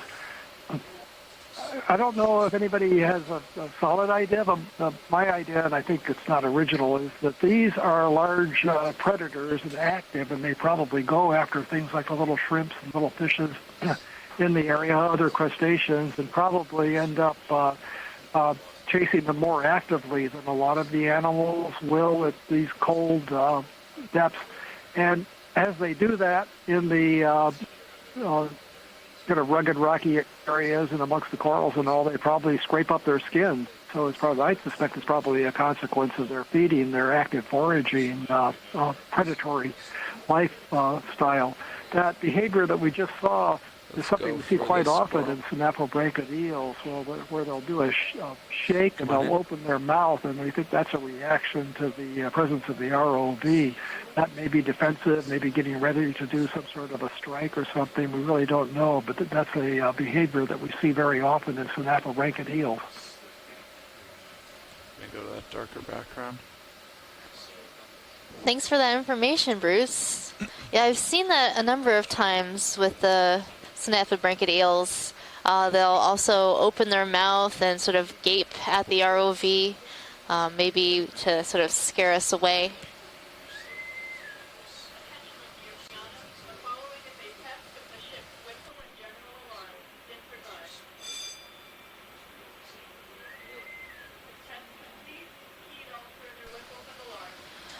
All right, we're seeing another one of these bamboo corals in the J clade. That's a nice view of the intertentacular spines and pinnate tentacles.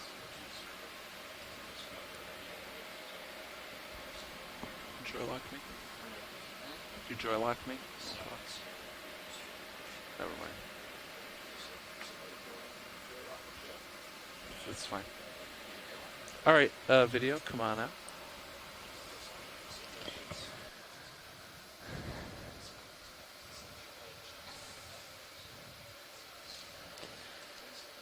Well, for those of you just tuning in, this is your biology lead, Megan Putz, aboard the Okeanos Explorer. We're coming to you live today from Gounod Seamount and the musician Seamounts.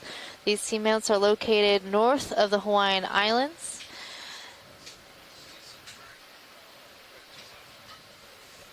We are currently at a depth of 2,864 meters.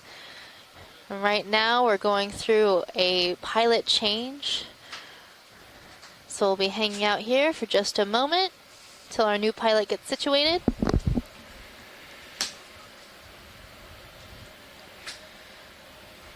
Hey Nav, what's so the our current bailout pilots plan? and videographer Current bailout teams is southwest. are from the Global Foundation for Ocean Exploration. So we And should front get a plan row, if you'd together like to in case- introduce okay. yourselves. Looks like they want us to introduce. You want to introduce later? Great. Okay.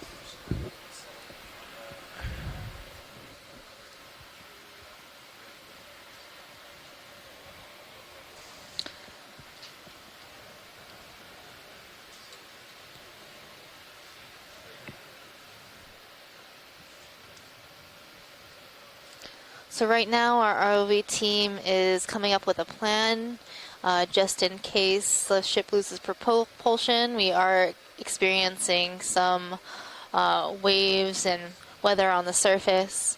So they like to be prepared in any case to recover the ROV safely.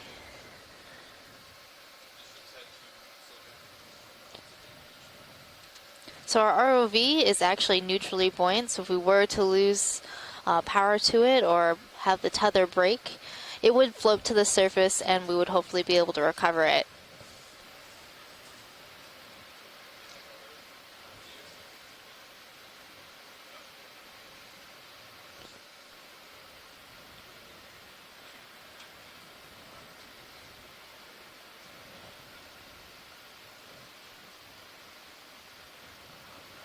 So I'm seeing another coral coming into view on the left side. It's likely another primnoid coral.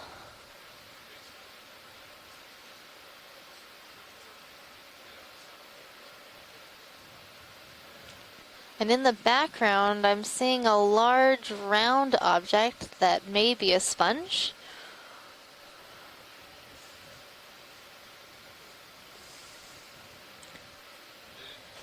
Oh yeah. Oh yeah, it's sponging time.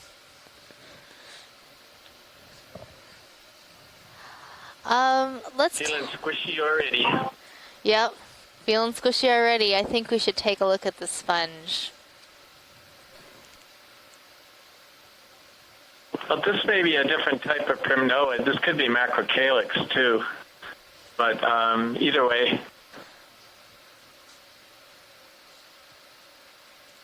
This sponge has just really caught my eye. It's a really strange shape.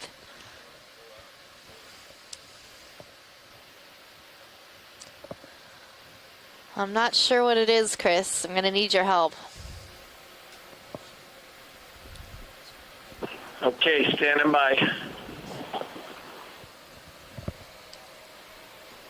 Yeah, it's pretty good. So I'm pretty sure this is... Looks like it's pretty quick. Yeah, I'm pretty sure this is... My sonar looks pretty clear over there. Uretid, which means it's a hard glass sponge. some glass sponges are soft. That means they're squishy, as we were just joking, and others have a very hard, brittle consistency because they actually glue all of their microscopic parts together with silica, which gives them firm texture.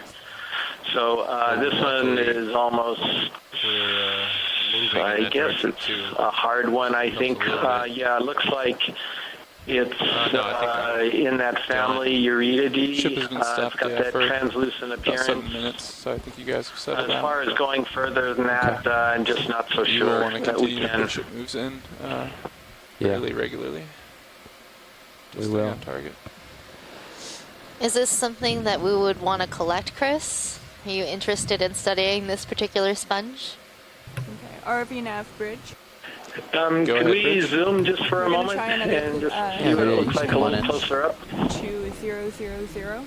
Pilot, can Copy we get a that, nice Bridge. zoom? Oh, yep, Thank you. you're already on it. Pilots, the ship is doing another heading change. They've been doing these periodically just to It looks like temper there the might elements be a little bit, so- anemones Probably it's about the in A-frame, this I take it, right? sponge. That's correct. Okay. I'm seeing some projections that look soft, and then there's also a little So shrimp unfortunately, we have to hanging wait. out. Yeah, I'm trying to figure out what those projections are. I'm going to twist my heading around so that you've got more of a dark background. Maybe those projections will come out more. Although they don't seem to be along the outside edge, only on the inside edge, huh? Yeah, the projections only have you seem to got be on the inside edge of the sponge. Well, I definitely think, I do think it would be possibly a good collection. You haven't seen a whole lot of animals, so I can't go further than family on it. So Yeah, and it Sure, the seems to family, have an frankly. associate in it. That would be interesting to find out. Would having an anemone associate give you a better idea of what kind of sponge this would be, or There's a couple. would that See the top edge? is and that how pretty it's common in viewed? sponges? You want to try to get those video? You can go back Well, in. could he zoom in on right on the edge? Yeah, where those Yeah. little projections are. Just give me perfect. I think he was already heading that way.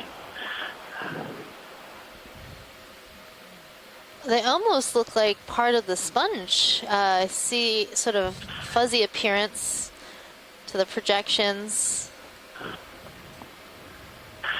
Right. So if that's the case, definitely I haven't seen a sponge that's got these type of projections coming off of it. So yeah, this would be a valuable collection if you'd like to give it a go. Maybe you ought to put that out to the group and see if everyone would support that. Video, if you come out, I can Well, you don't have get a a little bio closer and we collection can try to yet, get... so, Yeah, we have. reasonable, I think it would be a really good one. Yeah. What do we expect the consistency of this? What do we expect the consistency to be like? Well, I'm actually pretty uncertain as to whether it's going to turn out to be soft or hard. Now I'm a little befuddled. I think it's going to be hard and brittle, but I'm definitely not certain. Did you copy that, pilot? Yeah, he says he thinks it's going to be hard and brittle, but he is not certain. We won't know until we touch it.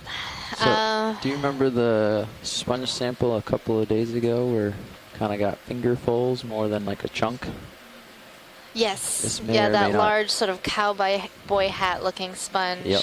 This may or may not end up being a similar scenario. So if that's useful, that's what we probably will be able to get.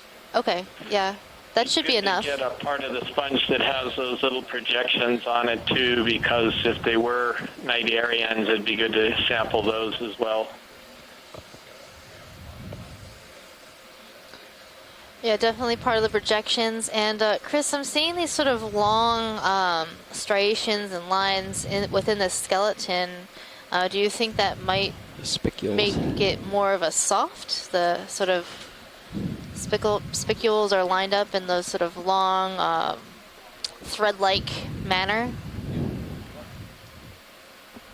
Yeah, precisely, Megan. That's the thing that's bothering me, and that's exactly what I was looking at. Those tend to be more characteristic of softer sponges because you've got isolated spicules running through the skeleton that aren't glued together into a firm matrix. So in any case, I think this is really good. I don't understand even I'm not certain even what order of sponge this is. So I think it's a good collection. All right, we're going to have our pilot get into position to collect this. Well, we should know quite soon whether it's hard or soft. Okay, more will do. The moment the manipulator arm comes out and touches it, it'll either crunch or it will smush. This is the bridge. Go ahead. You're ready to go. Place your bets now, folks. Where are you going to try to put it? Squishy or crunchy? The heading change is just finishing up now. We will be, the ship's heading will be 0. I'm gonna go squishy. I'm feeling squishy too. That is correct. Bailout southwest. Copy that, thank you. And we're holding station, correct? Scott French also says squishy. Copy that, thank you. That's 3 votes for squishy. Okay. Pilot's gonna test for squishy or crunchiness.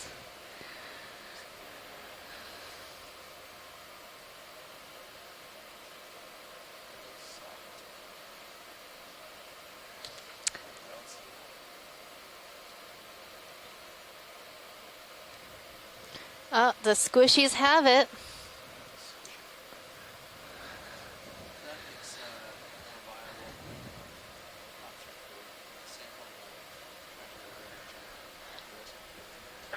Yeah, so actually the fact that it's soft makes it even more interesting. Yeah, that makes it even more interesting. I really don't know what the sponge is. I assume it must be a euplectellid in that family there, but it's really quite different. So that means that it can't be a euretid, right? Since it's squishy? That's absolutely correct.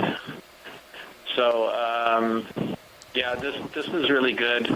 I think we did document something like this in Johnston. I think Scott France may have imaged a few because he was on that Johnston cruise, and we never sampled this thing just because I thought we knew what it was. But since then, I regretted that, and this is wonderful seeing one of these.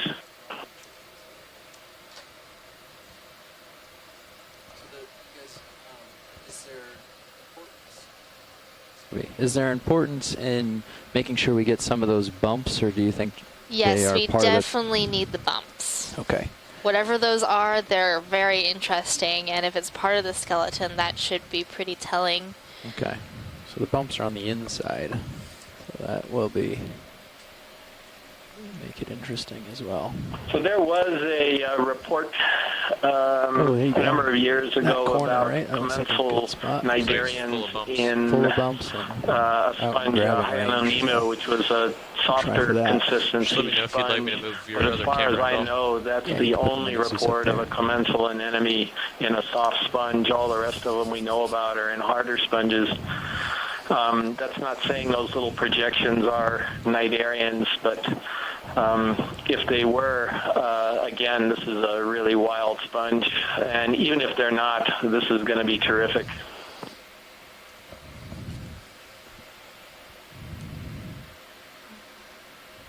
Okay. So I'm going to attempt to just grab this corner here. I think I see some protruding pieces on it. Okay. And sort of pluck it. You can see the more right angle looking corner that's sticking out. I'm going to try to grab in that region because that was the only outside section that had those bumps on it. All the rest are in the middle of it, and I don't want to try to reach in there and grab. So I think this is going to be the ideal. Does that work for you? That works for me. I just really want to make sure we get those weird projections. Do you want to zoom and make sure that it's there? Yeah, let's zoom and make sure it's there before we collect in that location. Oh, my camera. Do you want to go on the mini Zeus? We can go on mine. Or mini. Yeah, let's get mini Zeus in there. You want to line it up on it? It's right here you're talking about? It's a little up from there, I think, towards the outside. Okay. Definitely some bumps in there, though.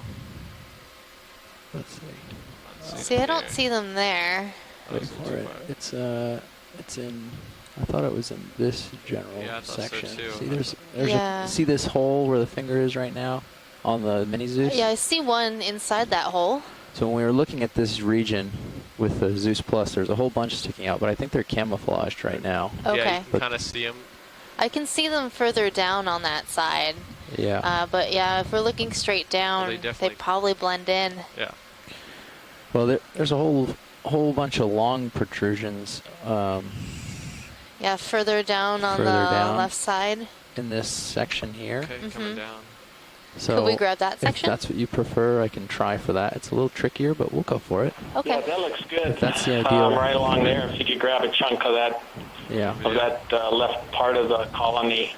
So would you like that would be a really nice sample. Like a T-Rex chomp You just out, or don't do you want me need to try too to much grab of a that brown piece? stuff in the center. Let me ask Chris. That's T-Rex right there in the chomp, center. or do you want to sort of grab just like try to cut a piece out? Yeah, just sort of, I think you can just pull a piece out of it that's, I don't know, 6 inches by 6 inches or something like that. That should do it. Okay. Well, we'll get it in here and we'll see what we can manage. Okay. Before Sounds I grab, I'll get the okay from you guys. Okay. How's that sound? Sounds good. So Pilot's gonna start to grab for a piece, and then he's gonna go ahead when we say okay. Group force does not to be that high. 3 is probably all I need. So if I cut this, like get the jaw all the way in there and cut it, likely the top half will fly away. But if I just nestle in and grab a chunk and try not to cut too much, and hold it more and tear. Yeah, that looks like plenty right there, I imagine. Okay. I'll close down on that then.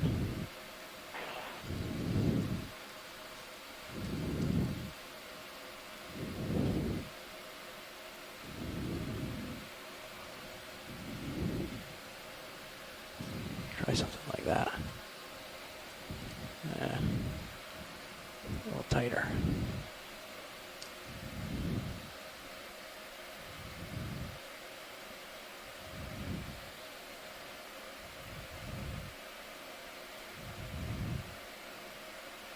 There. How's that look? That looks That's great. Marvelous. That's a terrific piece. All right, great. Can we get the drawer open in this Well done. orientation? That tore really nice and easily. We can try. Sort of like cotton candy. Yeah. Is there nothing in the port bio? There's So I really don't know what this There we go. is. I was still half expecting it to be hard when he grabbed it, even though it did wiggle a bit. But I'm assuming that this has got to be in the subfamily Corbitellinae, in the family Euplectellidae, but we've never collected anything like this before. I'm not going to hit my jaws. So this is very exciting. Thank you very much for I that. see what you're saying now. Sorry. I So Chris, misled I'm you. going to put it down as Corbitellinae question mark. Doesn't seem to be hitting. That's plenty. Yeah, I think that's the best guess at this point until we can look at it under the microscope.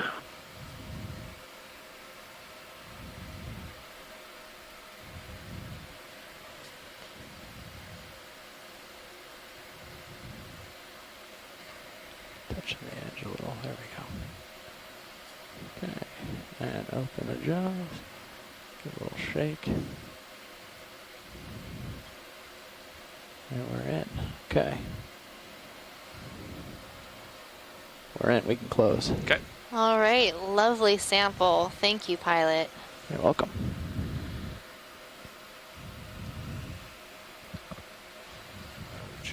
Yeah, and I think we may have to change some IDs on some photos as a result of this.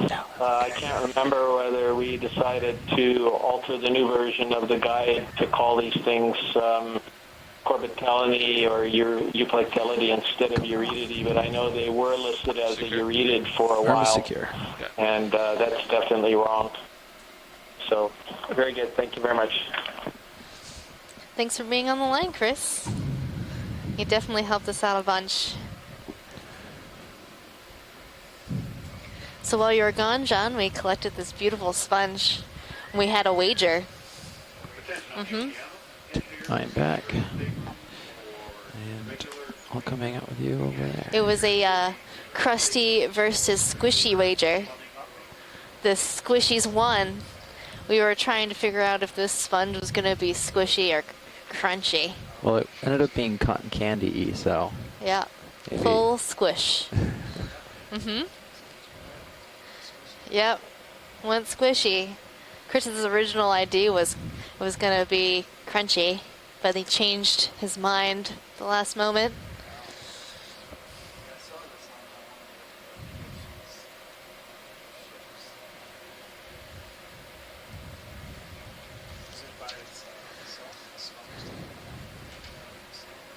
Yeah, it was all by itself on that little rock outcrop there. Just a really large sponge, too.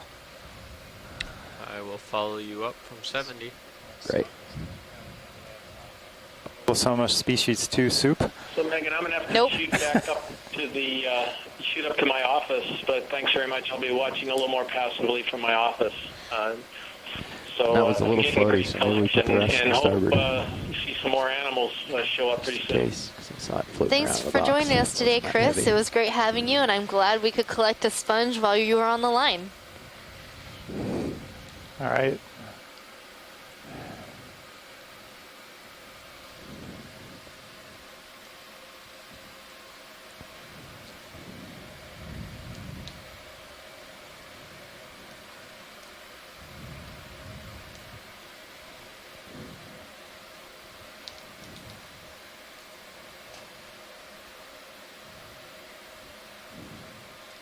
I now have you at 45. Great. Like another move. Yeah. Pretty clear. Last move was 30 meters, 020. That still works for me. Okay.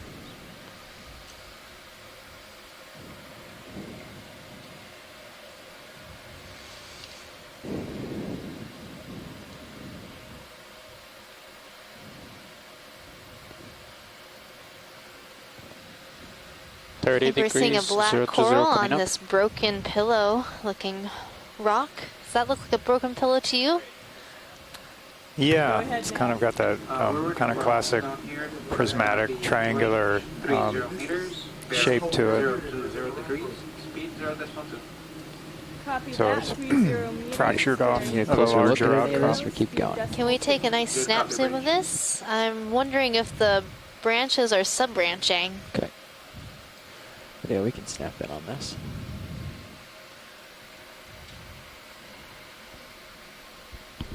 Come on in.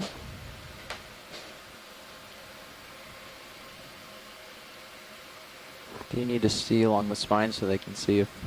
And there appears to be an associate at the top. There's some sort of pink tissue. This side, I think. But I do think the branches are sub-branching, Bridge, so thank this you. might be stauropathes. Maybe Tina or Scott knows. Scott says fairly standard bathypathes. Yeah, there's those top Yeah, I'm two just on the noticing left. that on this left side, there's sub-branching, which tends to be more stauropathes-esque.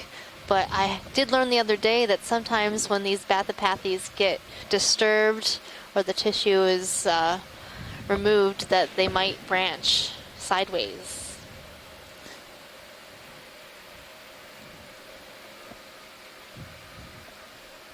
Yeah, well, Tina says we need to see the side of it. What do you need to see?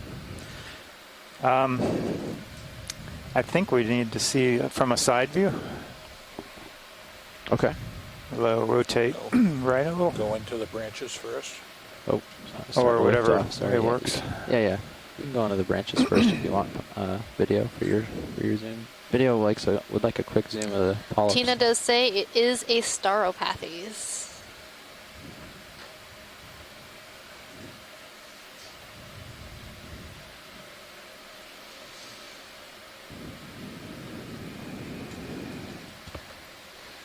I've noticed that a lot of these stauropathes have this very distinctive yellowish brownish color, and there appears to be an associate possibly on the branching along the center axis. Yeah.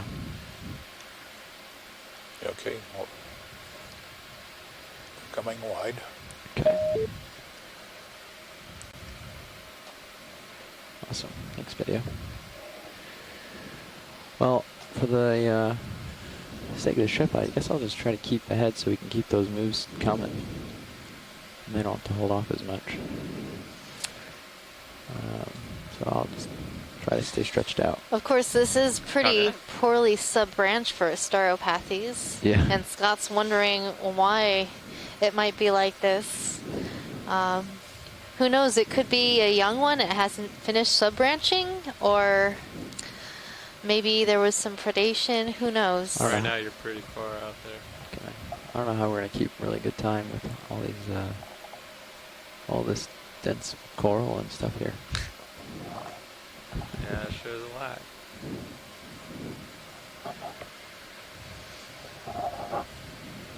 This is really cool, like, geology, though.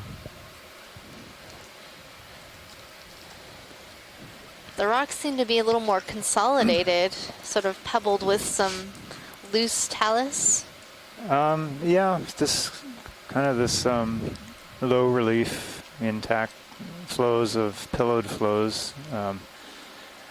Pillowed flows with toes. Pillows and toes? Pillow toes? Pillowed flows with toes. And yeah, the kind of these really small cobbles or bits of rock in between, and probably mostly cemented together with this manganese crust, even though it looks pretty loose.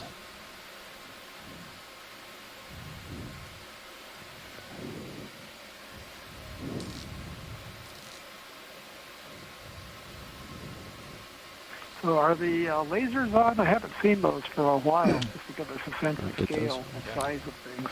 Right, yeah, Bruce, I just saw your note. I don't know, though. We can check with the... I think Pilot just turned it back on.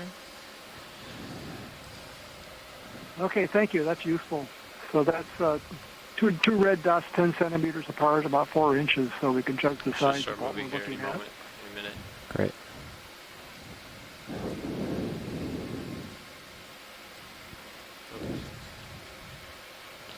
Got so excited about that sponge selection, I forgot about the lasers. It's good to have lasers.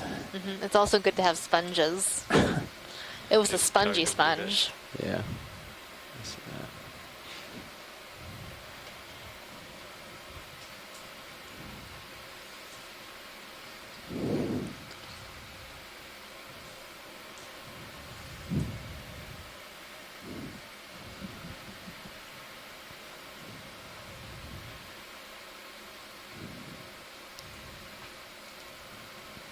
Oh, there's something on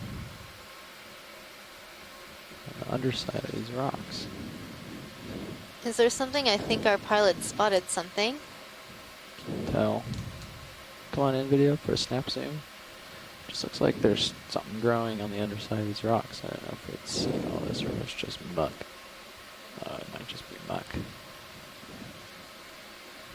Yeah, just dirt. Yeah, so that looks, there's like a conglomeration, might be an old piece of an organism, but definitely not alive. Yeah, no, I look like a little colony of something at first glance.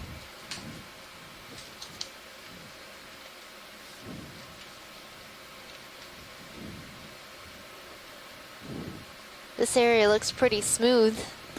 Yeah, I was just looking at all this. This is definitely different than what we've seen. We saw some of this earlier, where we just have kind of a very smooth and looking more like it was a fluid, intact flow. Here's a good contact right in view coming up now with the small rocks in front of it, right on the edge. Move is complete. So you can get, like on land, we see with, like on Kilauea volcano, you go walk out there to the active flows, and you can have these breakouts where all of a sudden a lot of lava breaks out of tube, and or just out of the surface, and you can get a big rapid flow. Maybe that's a similar analogy here. Yeah, we're good on this. Not a pillowed form; it's more of a sheet form. Thank you. So, from what I understand, the sheet lavas are more liquid, so they have a different amount of. Is it gas or just a different type of formation to make it more? Probably just a higher, in this case it'd be the same chemistry, just a higher effusion rate. So feel good with the same or 30 could be closer to event. 0 to 0? Event. It's some of both maybe. Okay, coming up. Would that also maybe slope affect it? Yes, Go ahead now. slope can affect it too, though sometimes you'll transition into what's called an off-flow, which is on land at least. That's when it's more jumbled. Right. And I always think of out as if you stepped on it, that's definitely the sound you'd be making. Yeah. It's not a comfortable place to walk. Right.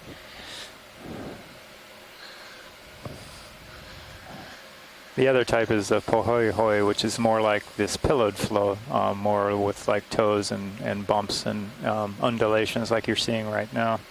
That's the land form, the type that's on land. And these are Hawaiian words. Right. But they're used throughout the world, in the volcanology world, to describe those types of flows. Is that because the Hawaiian flows and the Hawaiian volcanoes are one of the first volcanoes that have been studied? Not necessarily. I think it's just over in the early days there was a lot of interest in when the field of geology and volcanology got going. I think a little bit later than some of the other fields of say biology and chemistry and physics. That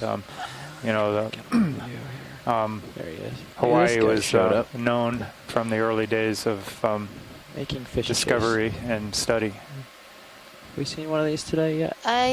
This might be a Basozetus, but let's take a zoom in. It looks a little different.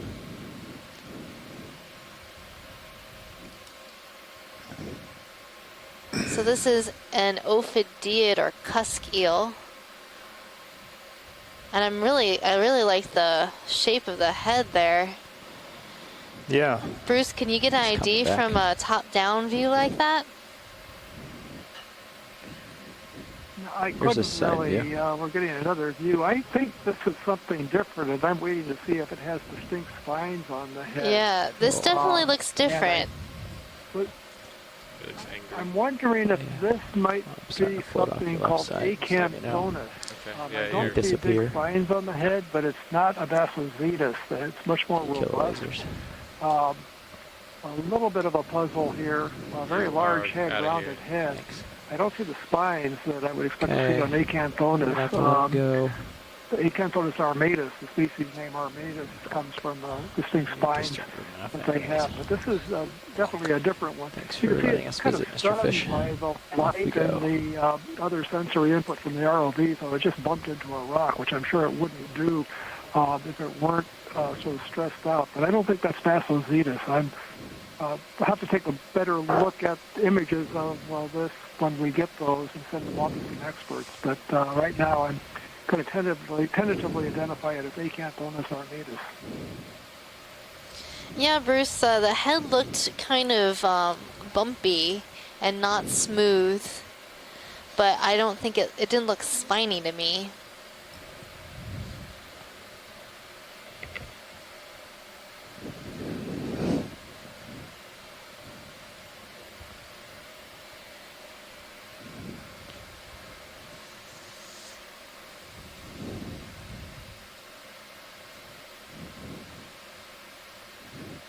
Another fish. Another fish off to the right. Yep. Settling so we can come into view. This also looks like a cusk eel. Okay. Come on in.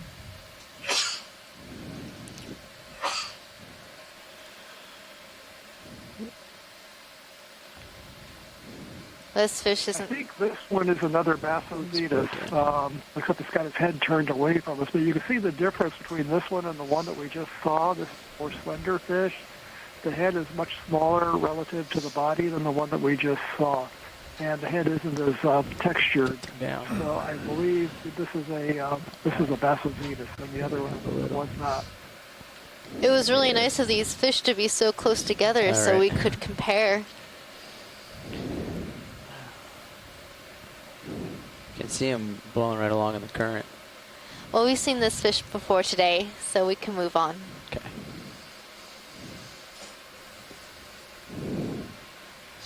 I'm seeing lots of lobes down there on the bottom.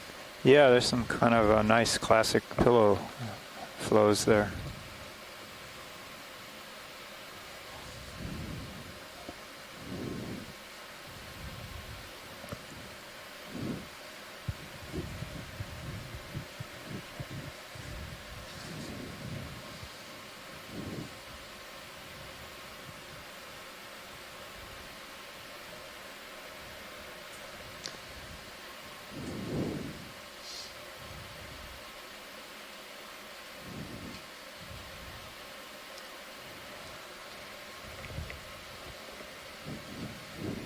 So this is the Okeanos Explorer. We're currently in the Musician Seamount, which is a seamount chain located north of the Hawaiian Islands.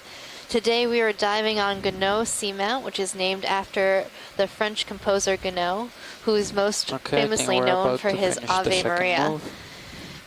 We are currently at a depth of 2,831 meters. Pretty stretched out. And I am your biology lead, Megan Putz from the University of Hawaii. Yes. And this is John Smith, your geology lead, also from the University of Hawaii. And we are bringing you, with the assistance of many people, these images you're seeing for the first time, as we are, this seamount. And actually, first time anyone's ever seen the surfaces of these seamounts. Yeah, because that way we can see a little bit further out. There's been study, All I have is scientific right here. study on this seamount chain in the past, since the 1950s, but it's been kind of limited in what's been done. Go ahead, Rich. And there haven't been any submersible or robotic vehicle dives or even camera sled that we know about. So these are the first time you're seeing visual images of these features. Real quick, looking ahead. We're going to come back down for it. I think we're safe. Okay. Yep, let's do another one then, Nav. Okay, copy that. Gounod something or other. Gounod Astrid. Is that right? Sea spider! Come on in.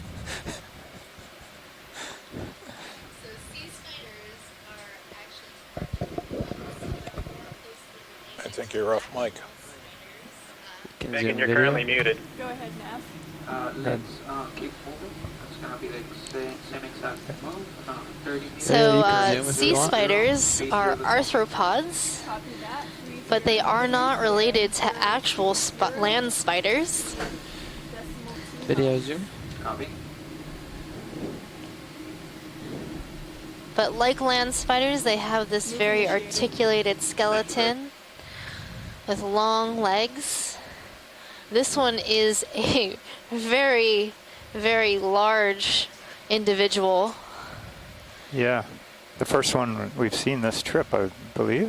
This is definitely our first sea spider. They're one of my many favorites. They're calling these Pycnogonids. And this one, given its size, is likely in the family Colossonidae. Oh, he's got a slime star underneath him. And it looks like this sea spider is feeding on a sea star. So, like land spiders, they do a similar thing where they have a proboscis that they inject into their prey, and they can suck out the insides. So this is a really interesting example of predation by a sea spider, or pycnogonid.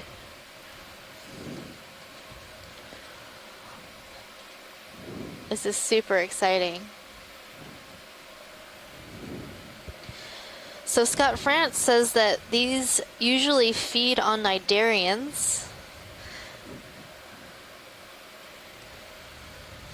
So if it actually is a slime star that it's feeding on, that's a different prey item than we've normally seen sea spiders feed on. Towards the ends of the legs here, just to be able to see it.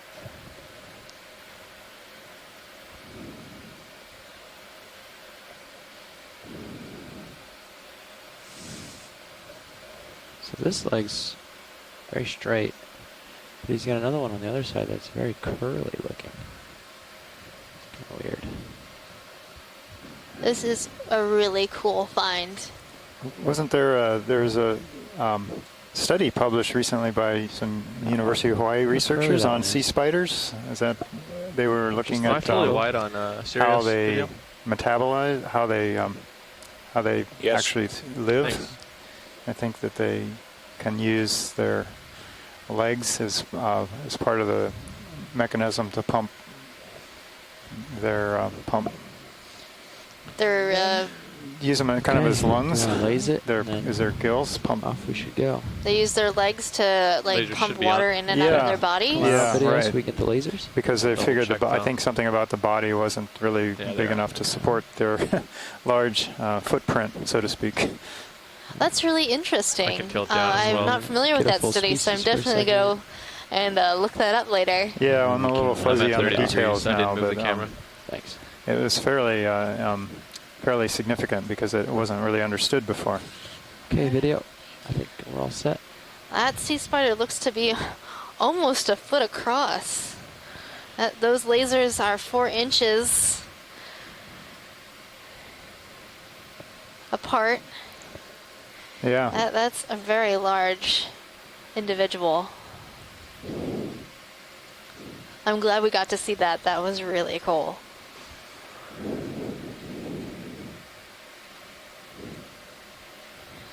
So perhaps what it was feeding on was actually an anemone. It did look to be waving a little bit, and Scott says they normally feed on anemones and that it's probably some type of anemone and not a slime star that Pycnogonid or sea spider was feeding on. Didn't mean to throw confusion in it.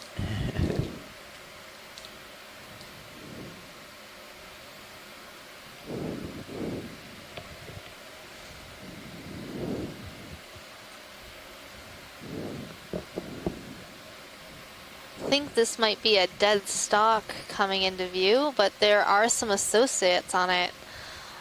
Snap zoom. Let's do a snap zoom on this. There might be some tomb anemones at the top. The other day we collected a stalk that had tomb anemones living on it. And there are tomb anemones living on this old stalk. Very interesting. This is the second dive we've seen this on. And we actually were able to collect a specimen with these tomb anemones in it. I had to do some careful dissecting to remove the anemones and carefully preserve them. Right. Yeah, they retracted and were hiding inside. Along with a polychaete worm. On this particular stalk, we're seeing barnacles. And barnacles are crustaceans. They're very related to crabs and shrimps. And the little filaments you see hanging out, they are not tentacles, they're actually legs. Legs? They have these modified legs that they use to filter feed and capture prey. Are there hydroids on there or something too? There's also hydroids along the stalk. Its own little ecosystem right here. All right. Who would have thought?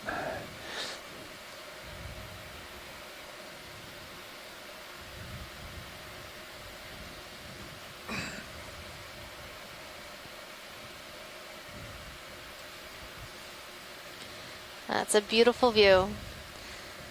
And you can see that there's a second ring of tentacles within the opening for the mouth.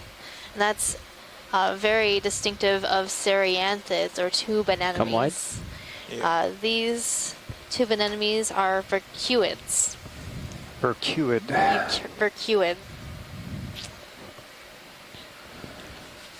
She was describing something on the inner ring. Oh, gotcha. And let's push on out. Keep up. ROV nav bridge. Go ahead, Bridge. Moves complete. Copy.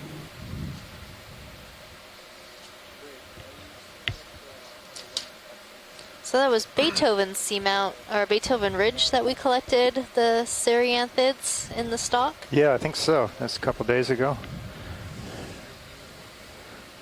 No, we don't need to make any changes. Thank you.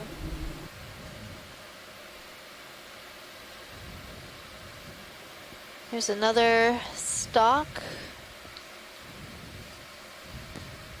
And it looks like we're moving into some thicker and more pronounced, more obvious lava flows. This edge here is kind of I think kind of a classic example of where the talus would have broken off this very sharp edge, and probably a lava flow on top of another lava flow.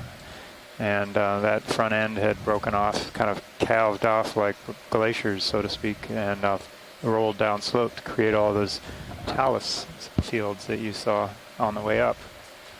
So this is a nice, looks like it's going to be pretty continuous lava flow outcroppings from now on for a while, as far as you can see. Like it might So be we've been flattening seeing out a lots bit, of dead sponges and dead stalks of sponges, but so far only one live There we go, we got a sponge, good reading which again. we were able to collect. It was a very interesting specimen, and not the types that we've been seeing dead around in this area.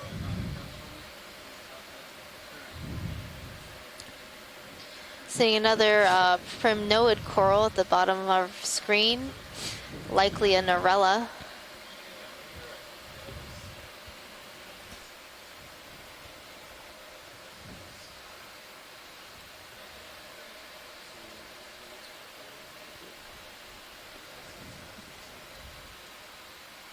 But I'm on next shift too. Surprised we're not seeing much. Yes, I believe Andio comes in for co-pilot. Attached life in corals and sponges, though. Seems to be a little bit more sediment than I would have expected based on previous dives. Well, we are going up the southern slope. Maybe that has something to do with it. The top of this feature is flat, and perhaps the sediment is settling on this side of the slope. Possibly. And we are moving back in time as we're going north on the Seamount chain, at least. So from roughly 65 million years in the south to 95 million years in the north. So every Seamount we jump is a few million years or more, I suppose. But we have seen so many dead sponges. I really thought the further up we got, we would see more life. Maintain hope, Megan. I'm maintaining hope. Maintain hope. Don't give up. Yeah, you're up Don't change that channel. I won't change that channel. There's nothing else to watch out here anyway. Yeah, no streaming. Except video feed 2 or 3. No.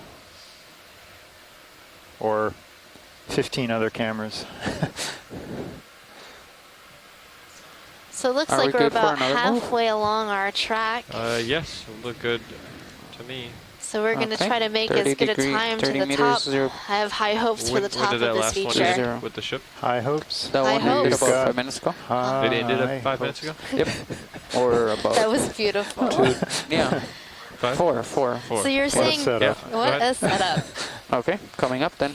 30 meters, 0, 0, So you're saying earlier that the feature that we're diving on today is a pancake cone? What's a pancake cone?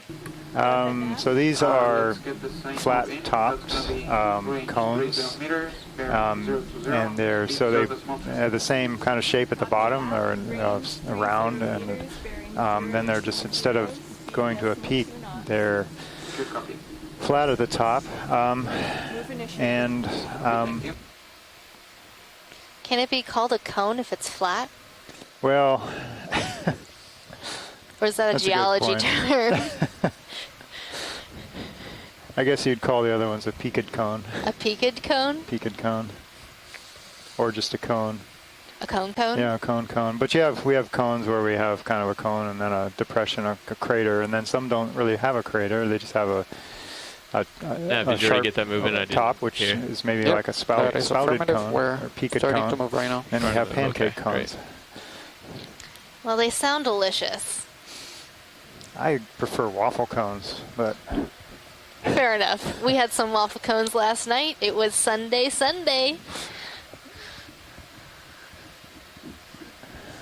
got to do something to keep the morale up. Yep. You know what's good for morale? Ice What? cream. Yep. Every day. Maybe not every day. At least on Sunday. Yeah. At least then. Starting to get kind of out there. It's a good team building activity. Sit around, enjoy some ice cream, get to know each other. Yep.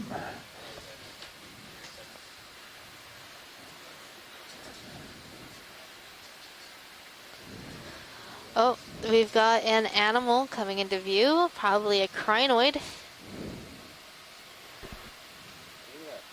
There it is. Ooh. This is a crinoid. Hard to get that one. So earlier today, Thomas called in and let us know that crinoids have been around for 480 million years, and they can be good indicators in the fossil record. I'll put myself in for tomorrow. I have some design things to do. Yes, they've been around like sharks have been around. And nautilus. Well, I do love aside nautilus. from that volcano dive with So the here glass, the that's the first time I've really seen glass just sitting there. To the It's pretty right cool. Have you seen of that? the crinoid. There's a really I shiny. was just about to comment on that. Yeah. That would be really rare to find on the seafloor, especially at this age. I would actually think it's some anomalously polished manganese crust for some reason, but it certainly looks like volcanic glass. It looks like salt glass. Yeah, and it has that that kind of fracture, that conchoidal or curved fracture of volcanic glass.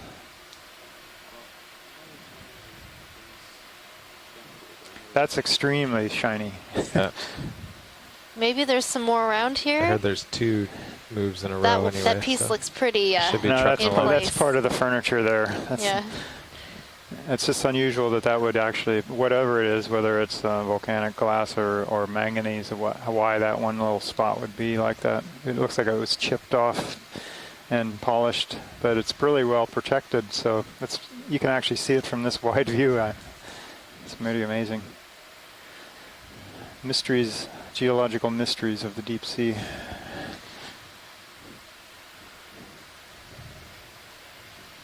So volcanic glass degrades pretty quickly after an eruption, right?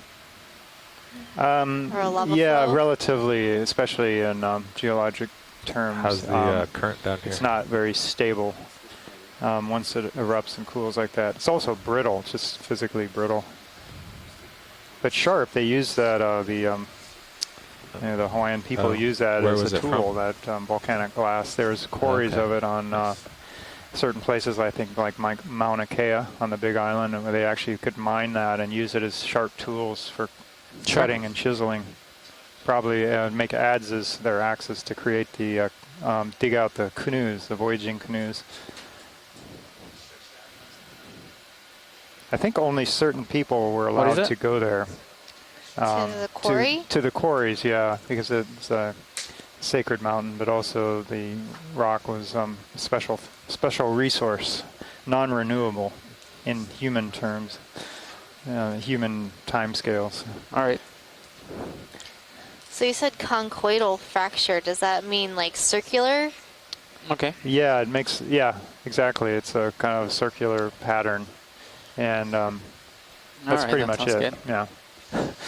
So rocks fracture in different ways, if I understand right, and that's a good way to determine what type of rock you're looking at, or mineral? Yeah, in some regard, the way it fractures, but the minerals grow in certain patterns too, which is definitely a way to help identify them. Go ahead, they're in their Rich. ideal situations. Copy that. Just to add on top of that, the conchoidal fracture is something we usually get with amorphous silica. So it hasn't really, when it cools, it doesn't have time to organize itself into a crystal.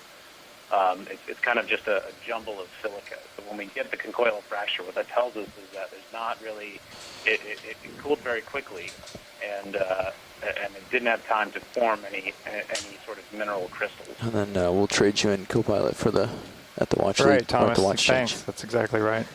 Yeah.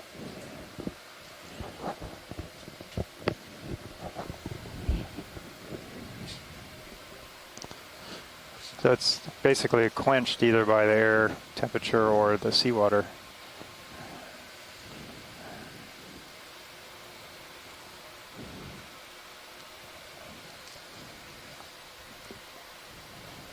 So much geologic knowledge. I love it.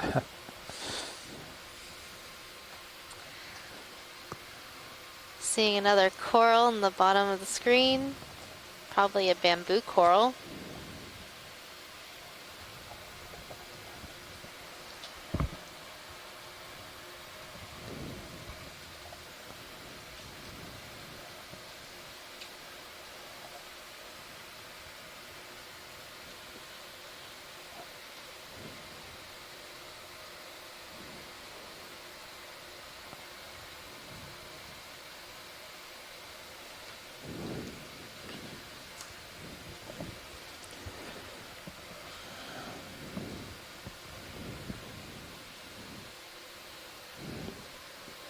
All this great geology, but no biology.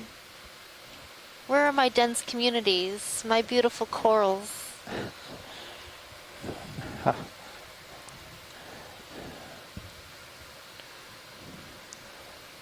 We're saving it for a spectacular fanfare at the end?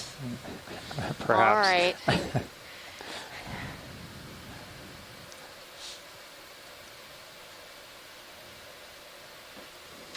On occasion, I'm seeing dark trails on the rocks that look like something has cleaned off the sediment in a sort of meandering fashion. And I'm wondering if that might be these little monoplacophorans again. I don't know if we have a chance to zoom in on one of the sets of trails if we see them at a point where we're slowing down or not.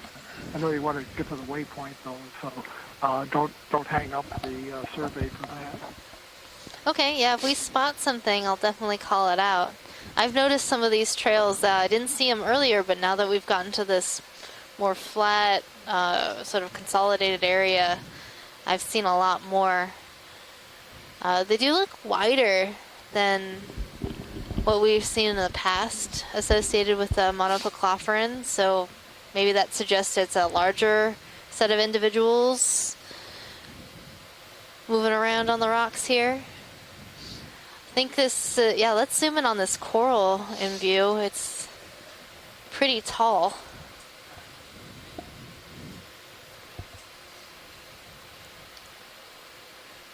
So we're looking at a bamboo coral. Can we get a better view of the polyps?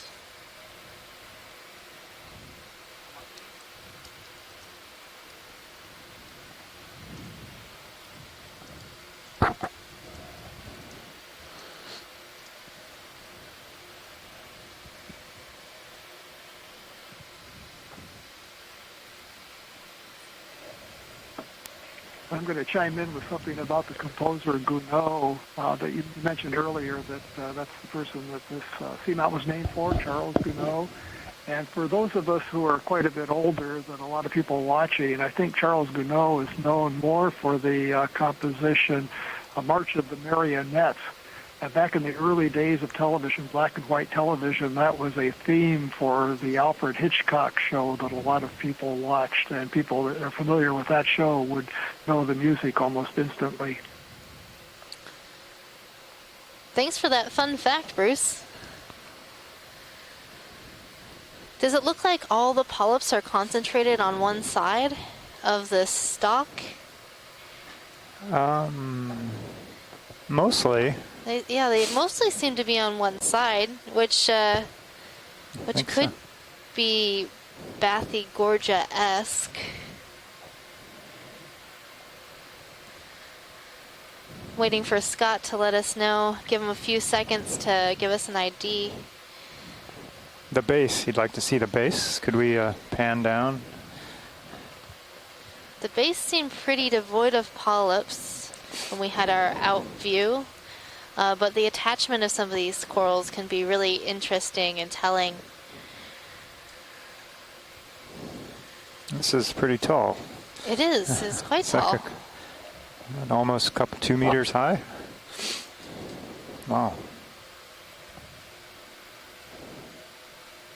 So at the base, Bathygorgia usually has 2 nodes close to one another, says Scott. But I do not see 2 nodes close to one another. It's maybe a couple inches, and then a node, and then a really long internode.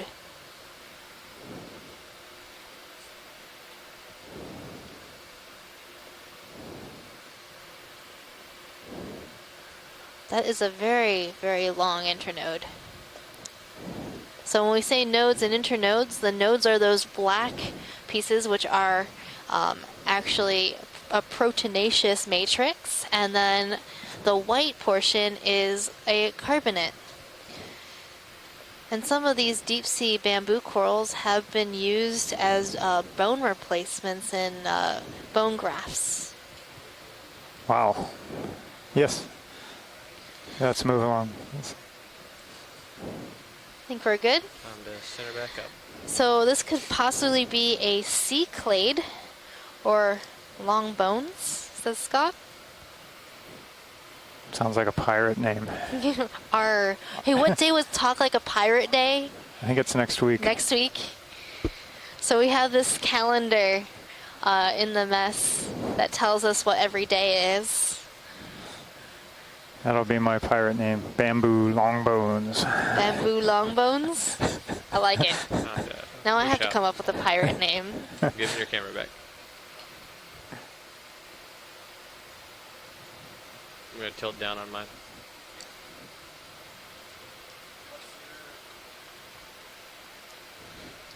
Currently I have you at 40 degrees. And I am still moving.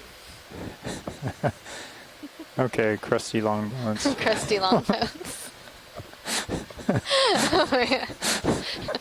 What is that little black? My Perfectly goodness. smooth. That might just be a rock. Yeah, it's gone already. Arjagorja. Oh my goodness, that's great. Thanks, Scott. What's a pirate's favorite letter? R. You would think that, but it really is the C.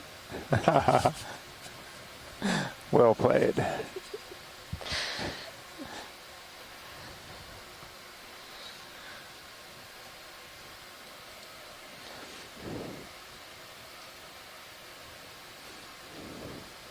We're starting to head off screen. I'm still giggling about Arjagorja.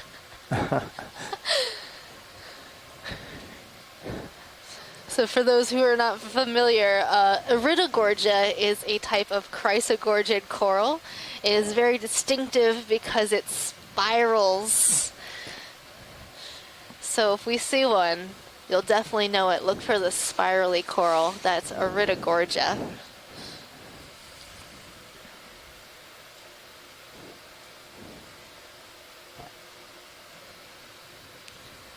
Another dead sponge skeleton. Waiting to see those live sponges. Wait for it. Wait for it. Wait for it. This is Gounod. Wait for it. Seamount. Yes. You must be patient. Patience is a virtue. That's the thing with deep sea exploration. It is exploration. We have an idea of what we might see, but again, there's always a surprise waiting around every corner. So, you know, not finding something can be as telling as finding something. Yeah, well, the first dive of this trip, we landed right in a fairly high density coral community, so everybody was pretty stoked that it was going to be like that every time. But since then, it's been later on. Slime star, purple on the top left. Yeah, so since then, it's been later on in the dive that we found the dense communities, and it's been kind of sparse at the beginning.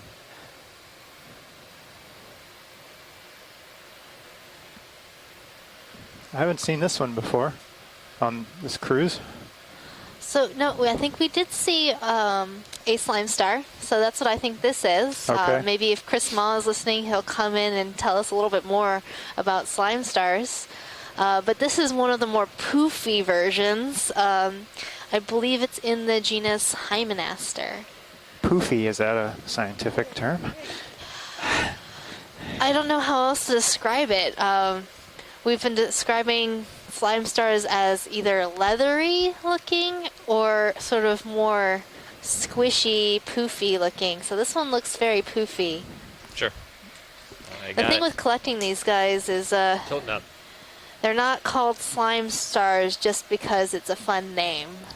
They can produce apparently quite the amount of mucus. Excellent. So it doesn't take much pressure to keep you planted on the bottom. Only 10 or 15%. And I saw there's an opening at the top and it opened up. I don't know what that is. In a face like this. So hopefully Chris You're gonna Ma will find be able to yourself tell us a little finding more a about little these. pebble That was really poking cool. your toe on it. Maybe it'll Pushing do it into again. more than pushing down. Yeah, I don't see him on the You're less likely chat to log, slide but down the hill doesn't mean as he's you're holding. not tuned in.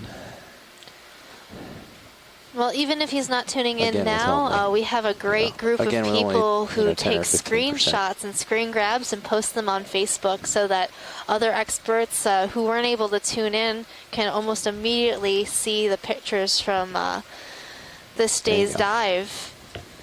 So thank you, all of you screenshot sharers out there. We really appreciate it.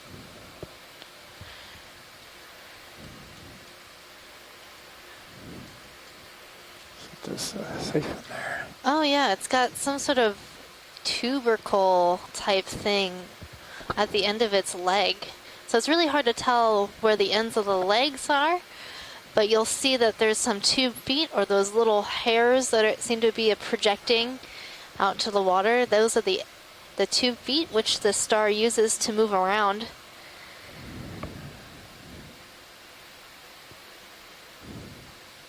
And these can be very delicate, so collecting something like this is quite difficult, and then preserving it is also very difficult. They tend to just sort of fall apart. So getting good imagery is going to be very helpful in identifying this particular star.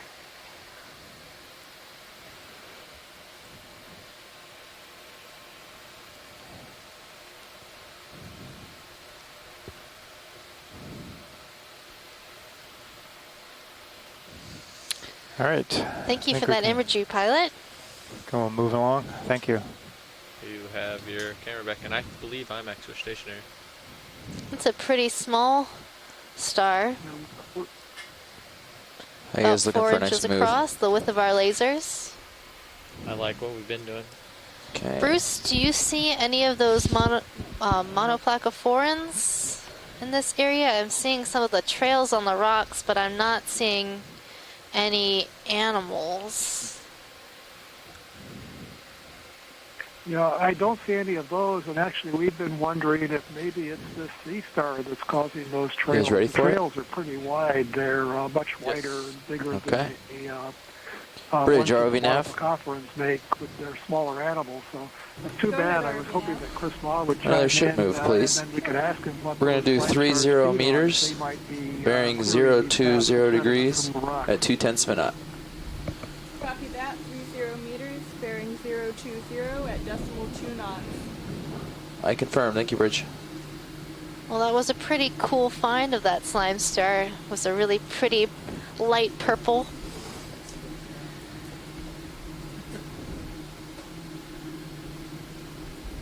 And you're right, those trails look like about the size of the mouth, so stars feed in a really interesting way. They actually Copy that, Bridge. Thanks. extrude their stomachs from their body and like lay They them were flat underway. on whatever they're eating. Wow. It's really interesting, and sometimes when we see some of those predatory starfish that feed on corals, you'll see that stomach wrapping around the coral stalk and feeding on the polyps of a coral.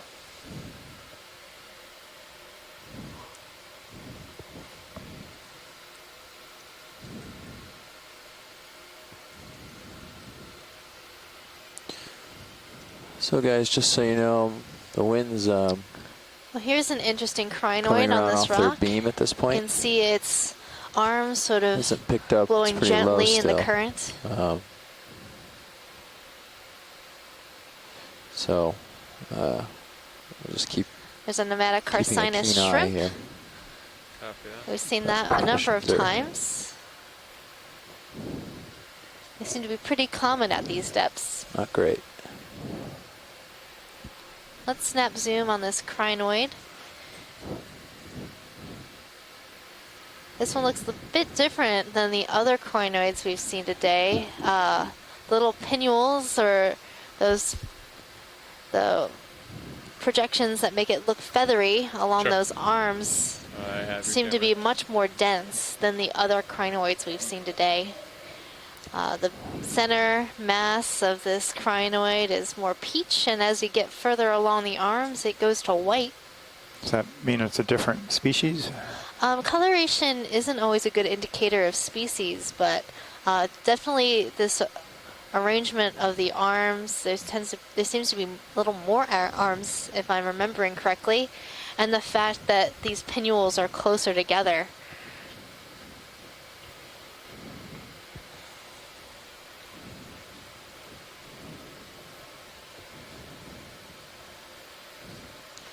The arms also seem a lot longer than the other ones we've seen. Yeah, they do.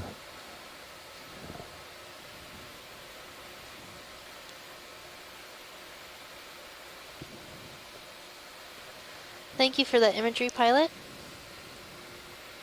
And we're good for science. Bridge, ROV nav. Go ahead, RP nav. Hi, I just see the winds coming up to your beam. I'm making sure things are still going okay up there. Yep, we're all right. Thank you. Great, thanks.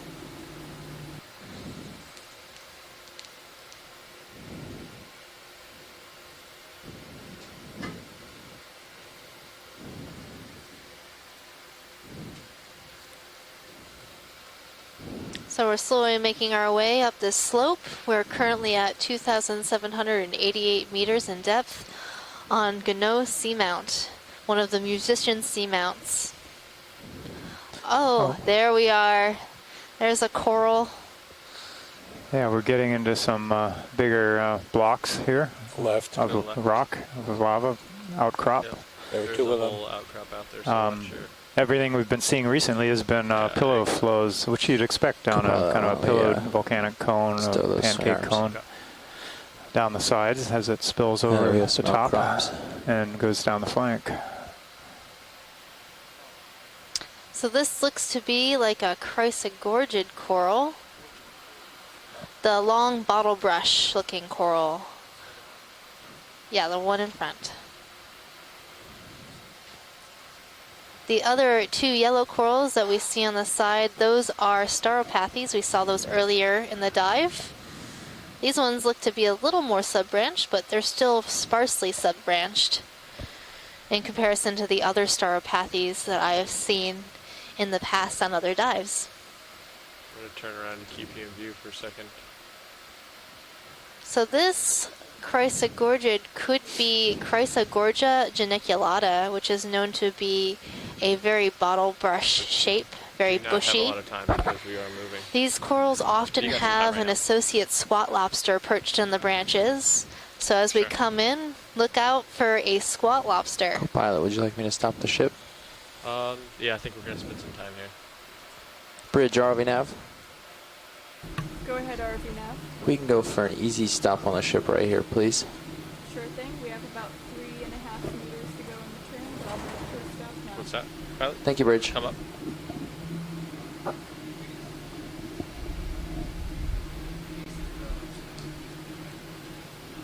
Yes, this is the one we wanted to take a look at. Let's pan along the stalk and see if we can find a squat lobster or any other associates. Copy that. I will follow you up while you go around.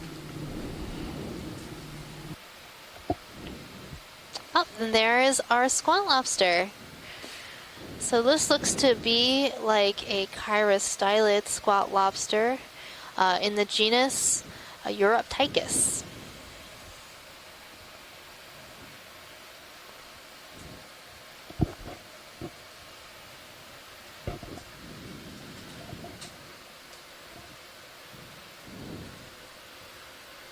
Tilt down. Tilting down. And there's a tubularid hydrozoan on one of the branches. I'm also seeing a benthic ctenophore.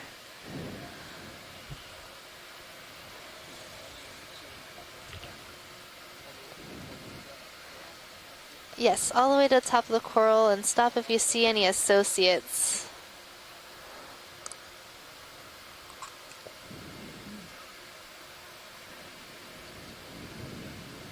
There looks to be a little, is it an amphipod? I was going to say amphipod, yes. Yeah. Look at that, our geologist is getting into this biology. You got the zigzag pattern. The zigzag pattern of the Chrysogorgid. Copy.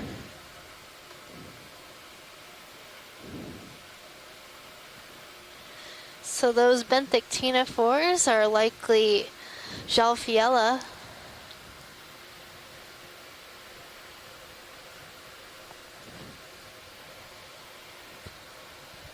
Wow, that's pretty spectacular. That was pretty great.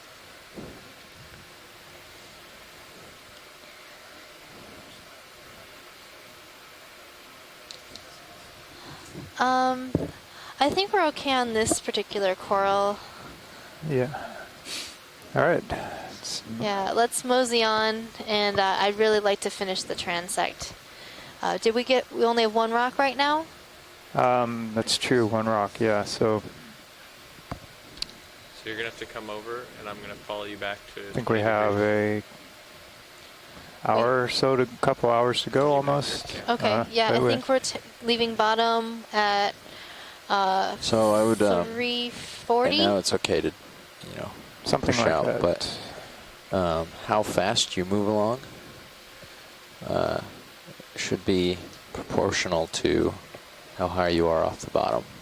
So if you're pretty close to the bottom, it's better to mosey along for the sake of, viewing things going by. And if you're up high, you can go a little quicker because you have a broader view. But when you're down, 15, inches off the bottom, you tend to want to move a little bit slower. 315. So we will be leaving bottom at 315. Yeah, general, it is currently 1:15 on the ship, so we have about 2 hours left in our dive. Pushing around. We're currently at 2,782 meters, making our way up to the top of this Pancake Cone on Gounod Seamount. I'm seeing a sponge that looks alive this time, right in the middle of our screen. So this looks like this is a stalked sponge. As we get closer, I think it might be a bolosoma or a euplectellid. But what we're looking for is where the stalk is attaching to the top poof of this sponge.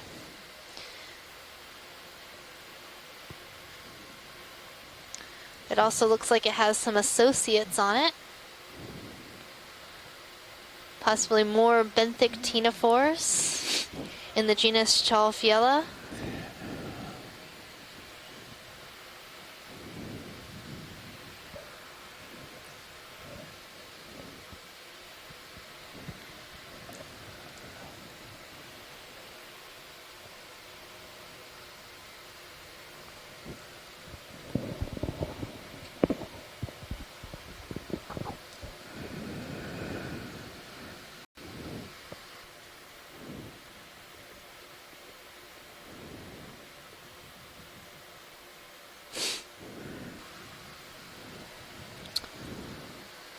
That's some beautiful imagery of these benthic ctenophores.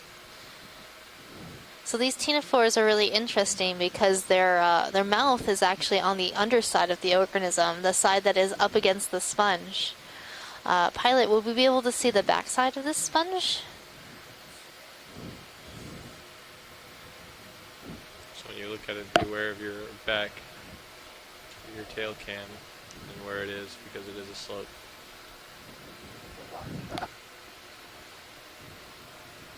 Your lower swing arms are stowed.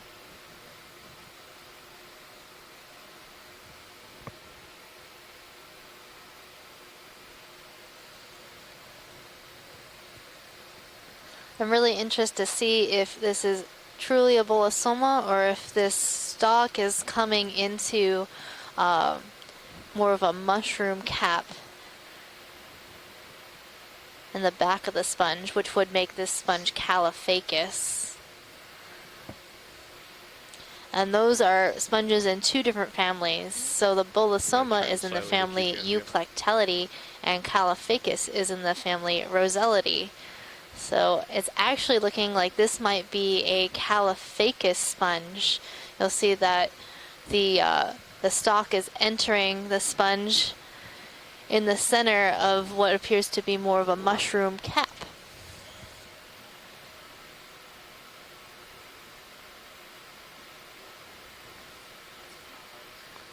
Yeah, I think we've got good imagery on that. I just needed to see where it was entering. It looked like it was a ball with a stick in it, but it's actually more of a mushroom shape. Thank you, pilot. We can move on. Okay, I gotta come back to 20. So that is a caliphacus sponge in the family Rosellidae. It's a type of glass sponge. And it had two benthic ctenophores on it in the genus Jalfiella.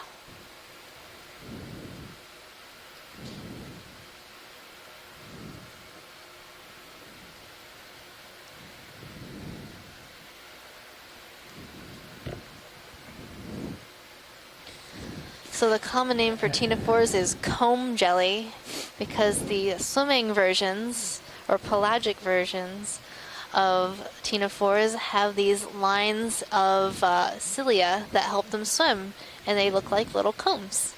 Ah, I see.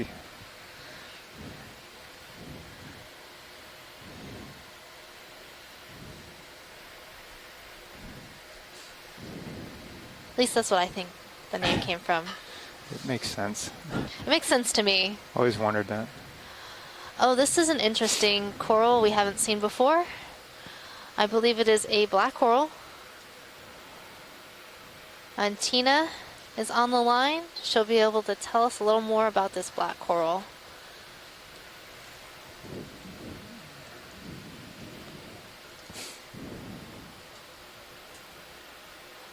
Well, she's on our chat. She'll write in, and as we get a zoom.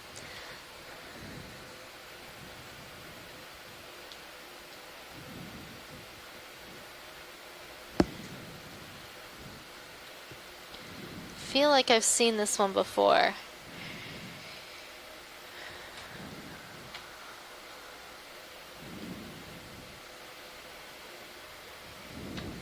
But I don't know what it is.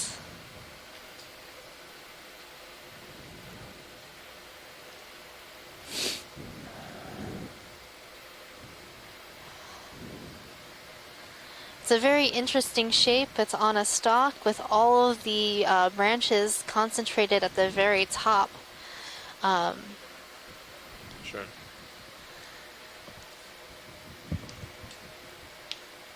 Okay.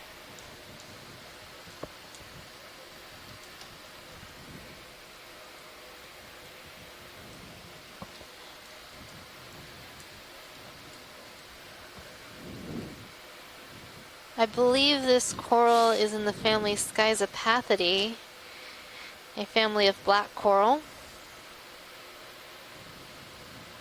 And it seems like there's a real concentration of polyps right there at the center, or there might be some sort of associate on the underside, but I'm not seeing it. I'm looking through my animal guide right now. I feel like I've seen this animal before, but I don't know what it is.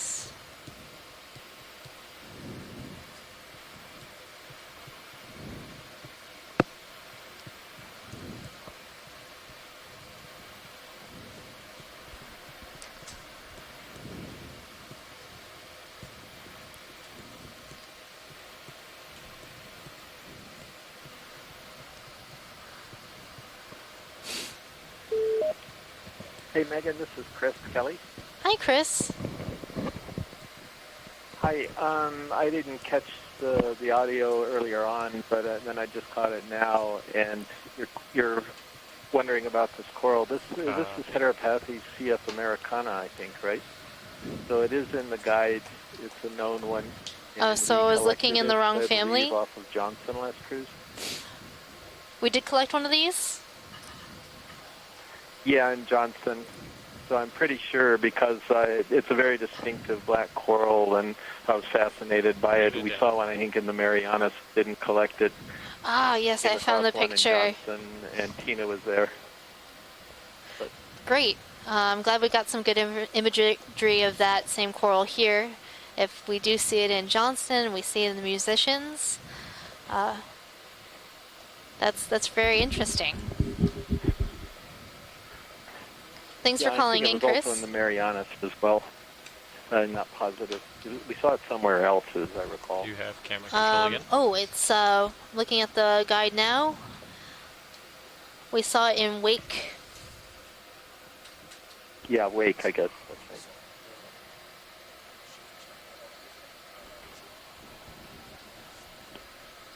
Anyway, I'll let you get to it. All right, thanks. Help you out with that one. I couldn't figure out, like, I knew I'd seen it before, and I couldn't figure out what it was.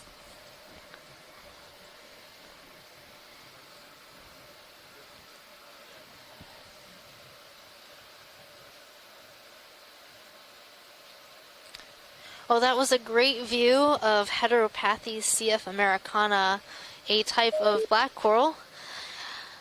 It was actually in the family Cladopathidae, not Schizopathidae, that I had guessed earlier. I see another coral, likely a Chrysogorgid, on the right side of the screen.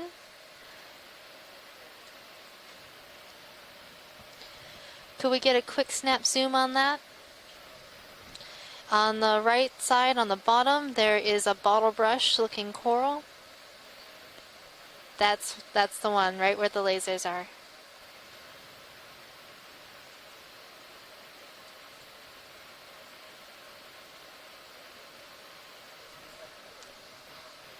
A little bit closer would be good. This looks a little bit different than the last one we were looking at.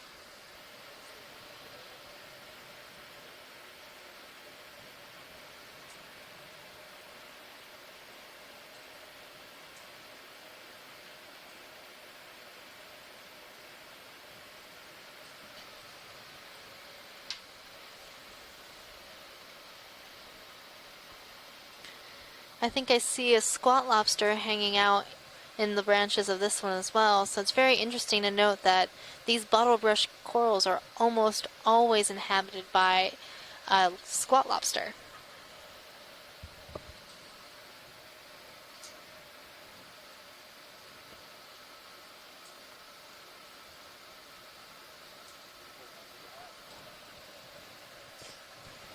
They're handy to have. They are handy. I think it's just a real advantage for the squat lobster to hang out in the branches of these corals. It's a nice, safe location to live, and you're up in the water column, meaning you can catch more food. There's also benthic ctenophore taking advantage of this coral. Looks to be the same type of squat lobster, Europtychus.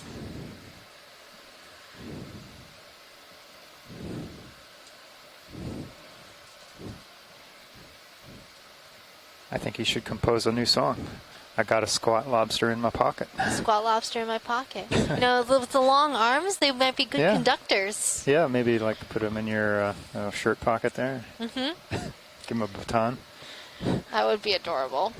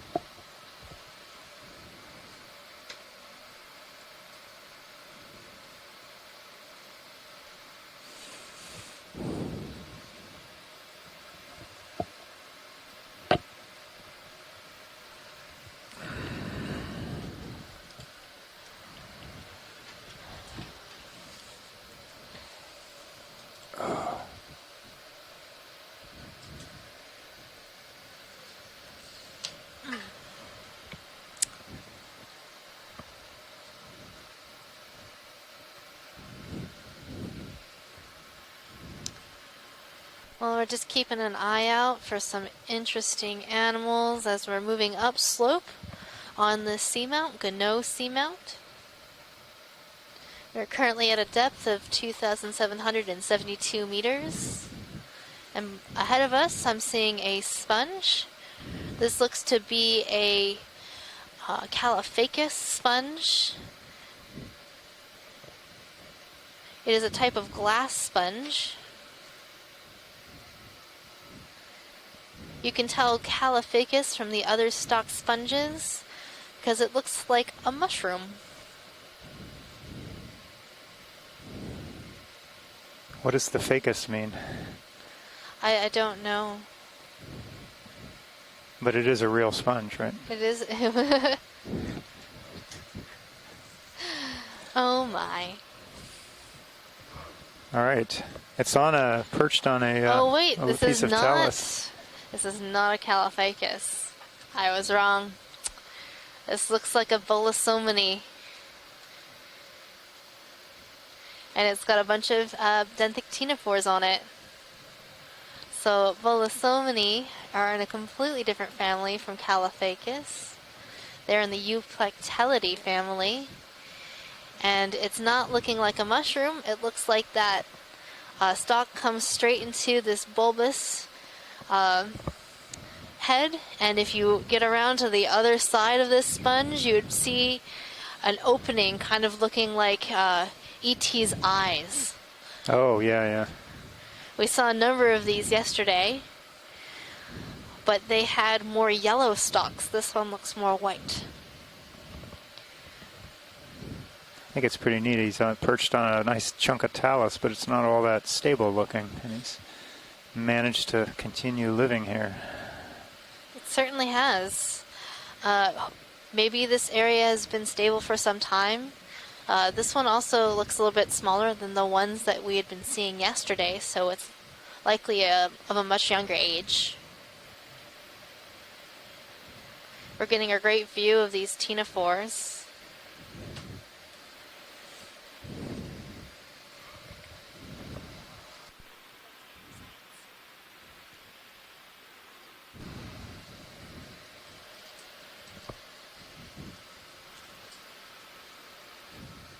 And I think that's our first Bolosomini today. Oh, yeah? Yeah. Maybe. I think we saw one. Did we see one earlier? Maybe when you were out at lunch. Perhaps. Having your Bolosoma soup. I had a salad. Oh.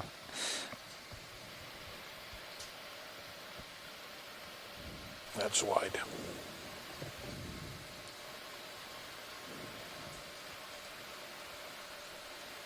Yeah, after yesterday with the ice cream, I felt that I needed to counteract it with full salad. Oh.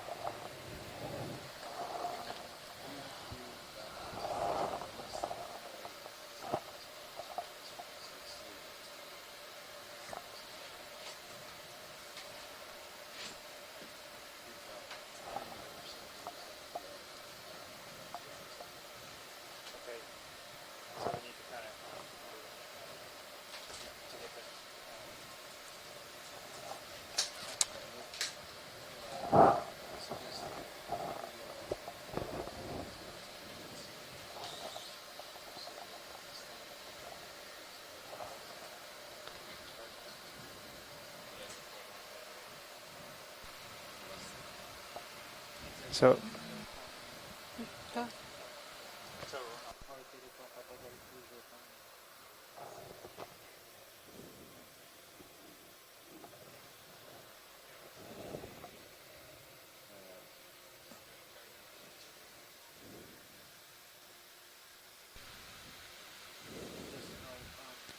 all right, so everyone spoke with the front row, and we'll, if we want to make the summit of this, or the top, the end of the track, we'll need to pick it up a little bit, and we should be able to make it. We'll just need to stop at things that are a little more interesting, and Go ahead, so we'll kind of pick up the pace and go through this kind of a blank area for a while.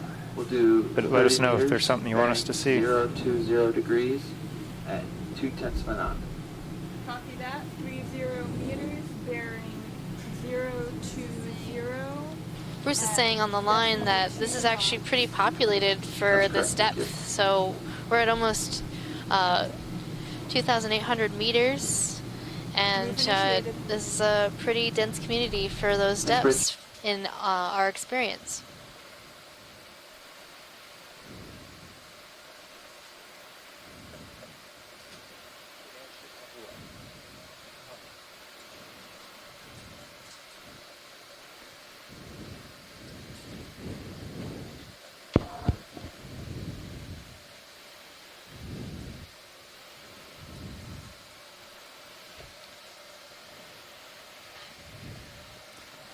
So I guess part of the lesson here is we need to explore more than the most exciting areas.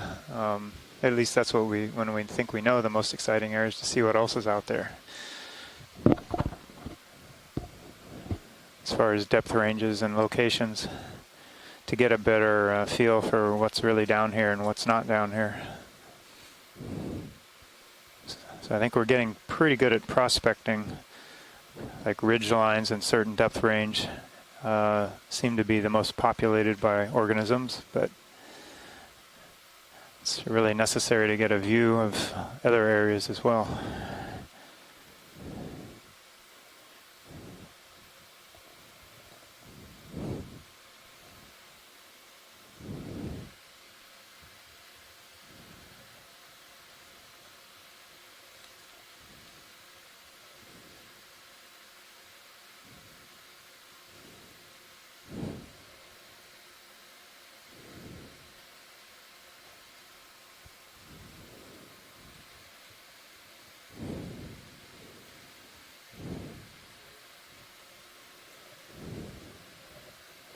Dead sponge.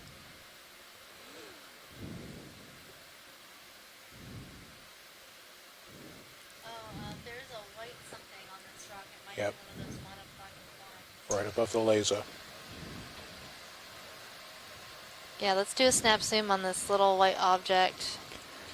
Bruce, is this, looks like it might be a gastropod?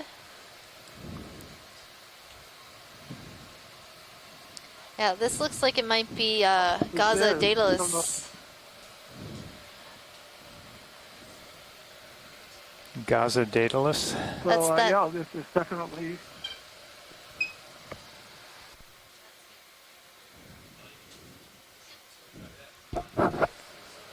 That's a round rock. It is a round Chat rock. room, a number of... Sorry, I keep interrupting you. There it goes. You got a tumbling snail. Photobomb snail.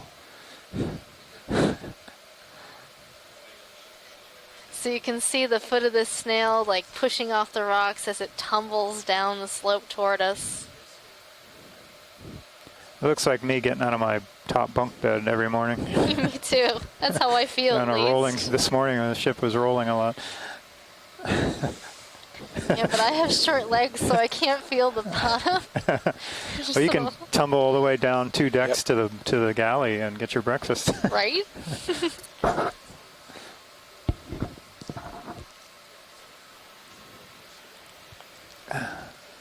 So we saw these snails first thing on the bottom yesterday. It photobombed us and just tumbled right into our view. View of something else we were looking at. Equally amazing. So Bruce, do you think that snail might have caused some of these trails on the rocks that we're seeing? Yeah, that's our suspicion now. There were some trails on the rock where we saw that snail, and we did see how it reacted to the ROV, how it quickly left the area. In a lot of cases, we don't see reactions from animals to the approach or presence of the ROV, and that even includes some of the fish. Of course, we don't know what we are not seeing because there might be because of animals that flee. And it appears that that type of snail is one of the animals that has an escape reaction. It's very quick for this depth where temperatures are very cold. So that looks like a likely answer to the question of what causes those scoured trails on the rocks. Yeah, thanks, Bruce. Yeah, he seems rather energetic for this environment compared to all the other creatures and organisms we see. Hey, just for your information, we have a squall approaching from port. We shouldn't have to maneuver, but that's what's going on up here. Okay. And also the position move is almost complete. Copy that, Bridge. Yeah. Oh, I think this might be a Stauropathes. Let's take a quick snap zoom on this, just to confirm, but we've seen it before, I think. Yep, it's a Stauropathes. Yep.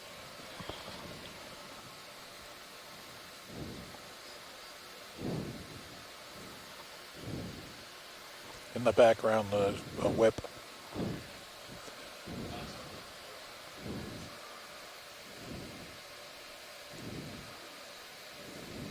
Oh, this is a large Bolosomini.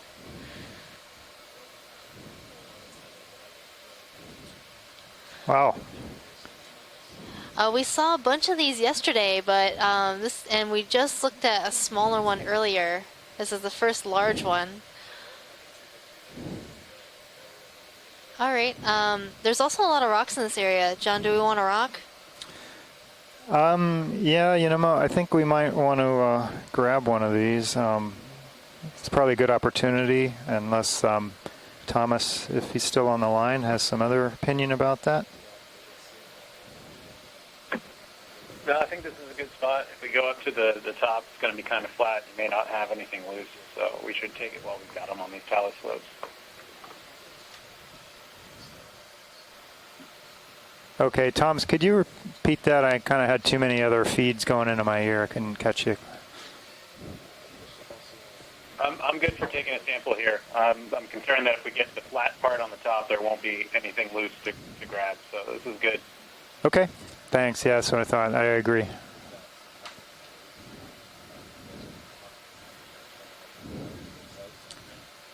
The blocky one at the bottom? Yeah, pilot, if you caught that, we get a rock when you get a chance. Okay.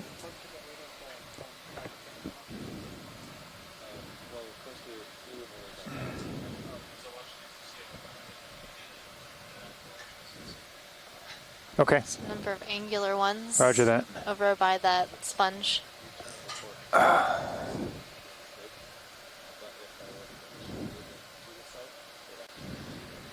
Maybe a square one?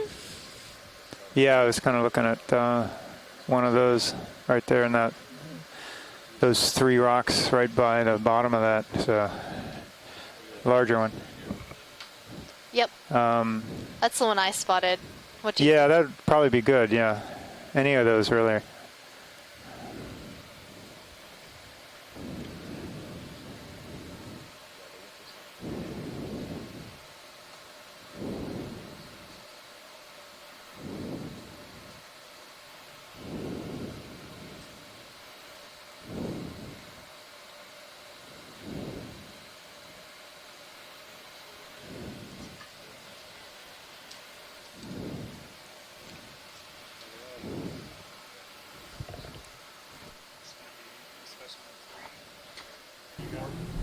RV nav bridge.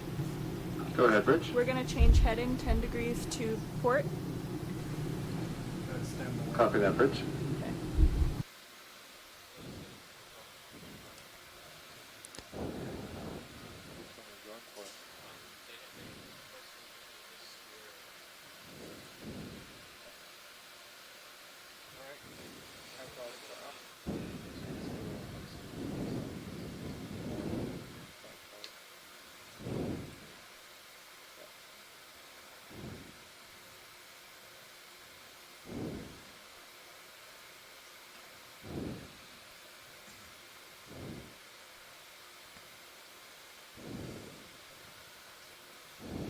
For anyone on the stream wondering what makes for a good rock sample on the bottom of the ocean, usually you kind of just have to work with what you get.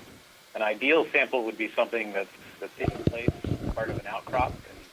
And if you were on land, you would break off a piece of the rock that you have fresh material and you know exactly where it came from. But on the bottom of the ocean, we don't usually have that option. We don't have a hammer on the ROV to knock off the fresh piece. So we look for talus, and we usually look for angular pieces, because that would indicate that it's broken off recently.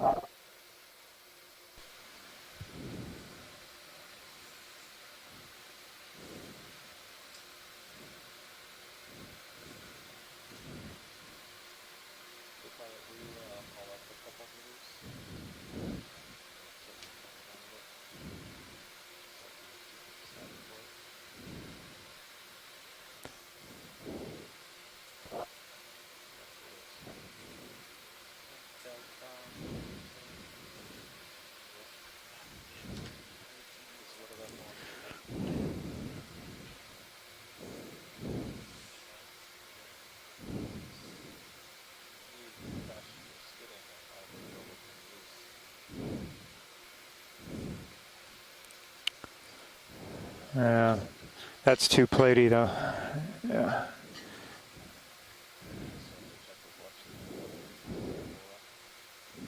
That. Yeah, those two are loose.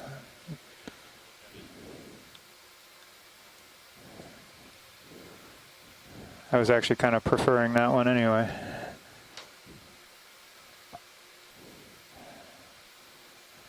Thomas, how's this one look to you? Looks good to me. Maybe a little stubborn. I think we can get it.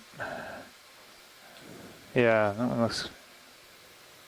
All right. Nice job, pilot. Thank you.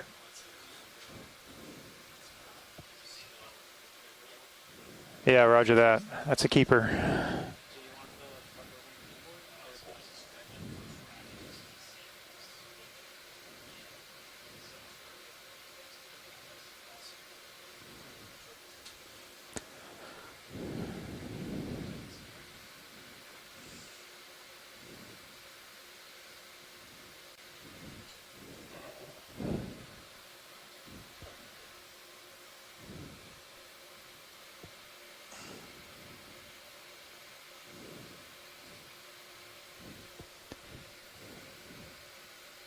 All right, good job.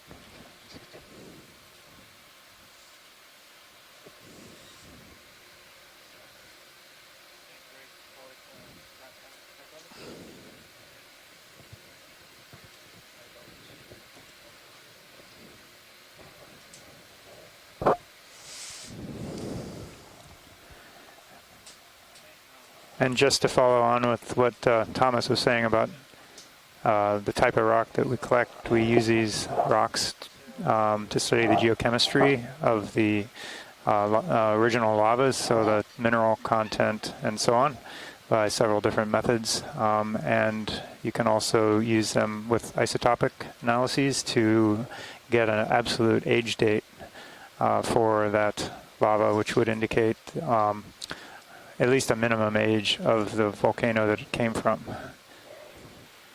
Minimum because these are rocks from the surface of the volcano versus the ones that are from the inside. Deeper, older rock.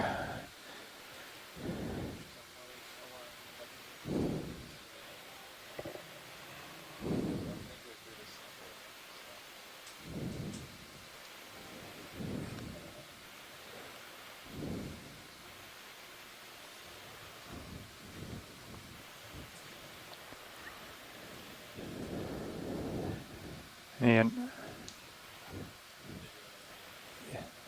yeah, stand by.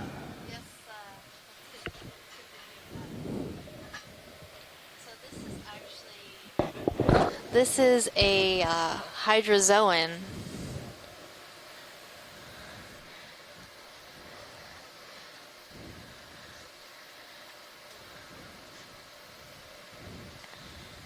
It's a really strange hydrozoan.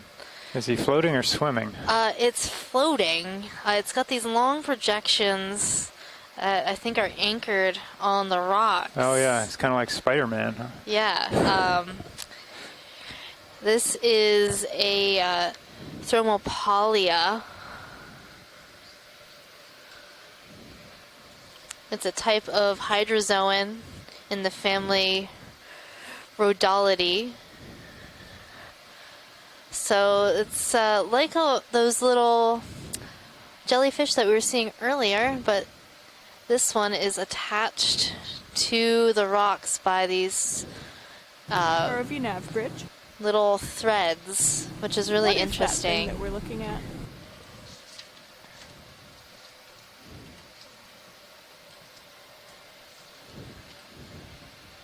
Thanks.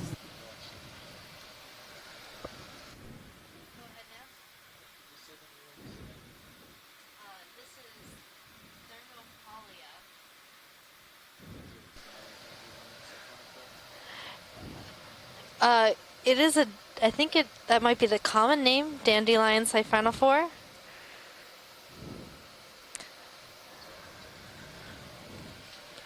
It does kind of look like a dandelion. It would definitely sting you. Don't put it up to your nose. Yep. Touch with caution. Wear gloves. But this is a beautiful animal. No, these ones are usually always anchored to the ground in some way. So anchored to the rocks or sediment. Go ahead, Nav. Yeah, did you catch the biologic name and the common name? No, we couldn't hear that. Oh, I think from what I called it a dandelion siphonophore. Okay. That's the common name, and then I forget already what the official name is. The official name is Thermopolia. Thermopolia. Thermopolia. Cool, thank you. To be honest, it kind of creeps me out. I think I just as soon move on. Creep show over, let's go.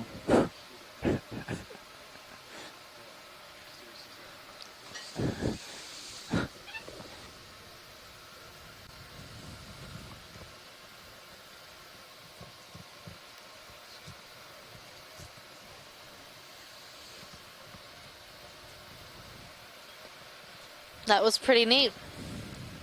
It was different. It was definitely different. Oh, we're seeing something tall. A tall thing. A tall thing. Oh, it looks like one of those sponges that we saw toppled over, except this one still looks dead. They both look dead. Yeah, that's... But this is what they would look like if they were standing upright. Right. So we might be getting closer to where we'll see some live ones. So let's keep going. Let's keep going. And hopefully we'll get to the live ones. Got to...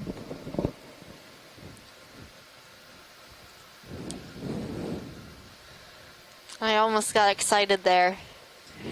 It's like, oh, the live sponge, but nope, dead. Well, geology is just rocking the biology this trip. Oh, oh, you geologists.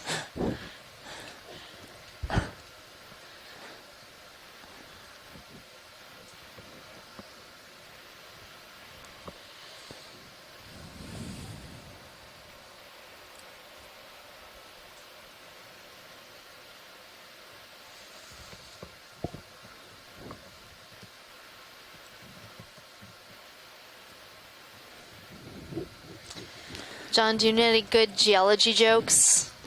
Oh, don't get me started. Come on.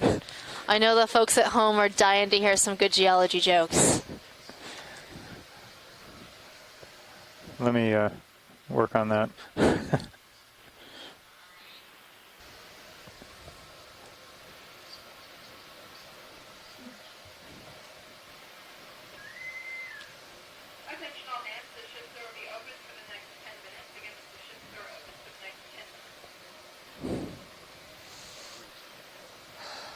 Go ahead, Nav.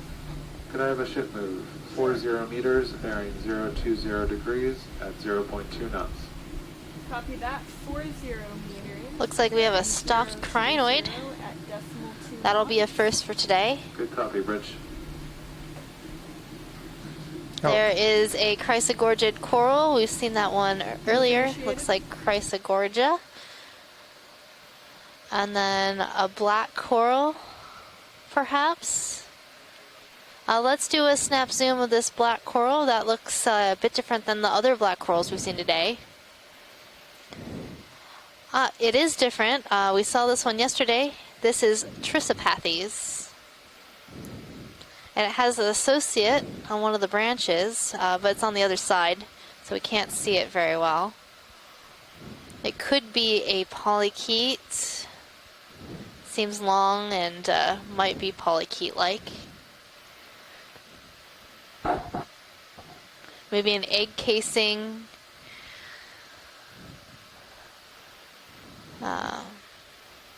Can't really tell. No, I don't know if we really need to know. I'd really like to see this crinoid, though.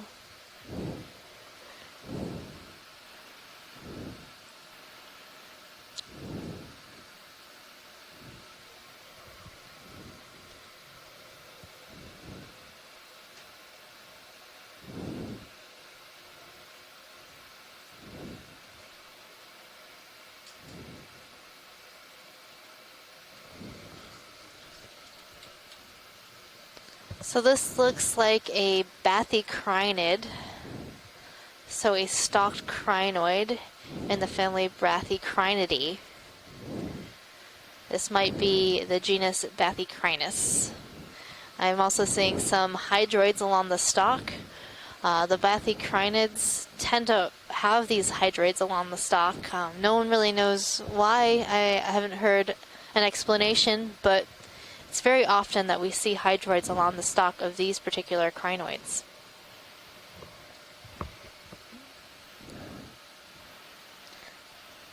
Probably just a good place in the water column, right? For them to be. That's good, thank you.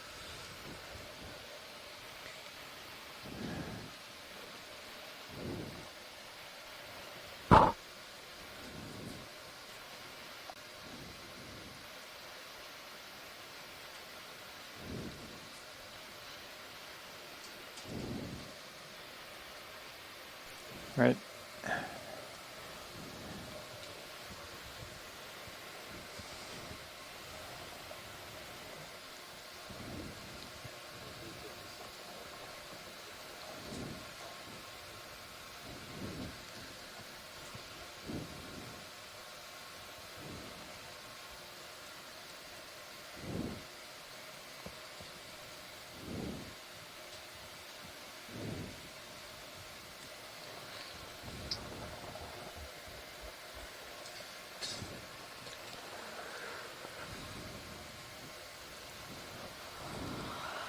All right, well, seeing quite a bit of geology and some dead sponges, but along the way we've seen a lot of different types of animals. So not very dense community in terms of what we saw yesterday, but we have seen so many different types of things. A lot of diversity here. Yeah.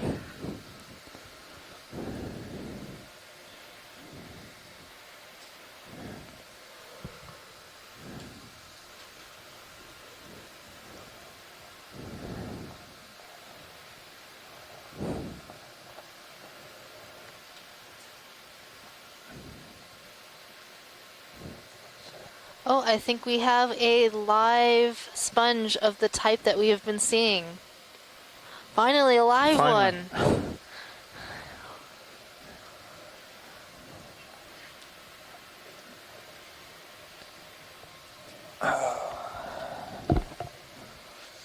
So, I think that this sponge is a Farreid sponge. That's a type of glass sponge. And I believe that this is a young version of all of those dead sponges we've been seeing throughout the entire of dive today. You can see those sort of scoops along the main axis of this sponge. This is a very young version. So this might be a Farreid, perhaps in the genus Aspidoscopulia, and it's going to be a very young version of whatever sponge this is. Yes, let's see the top.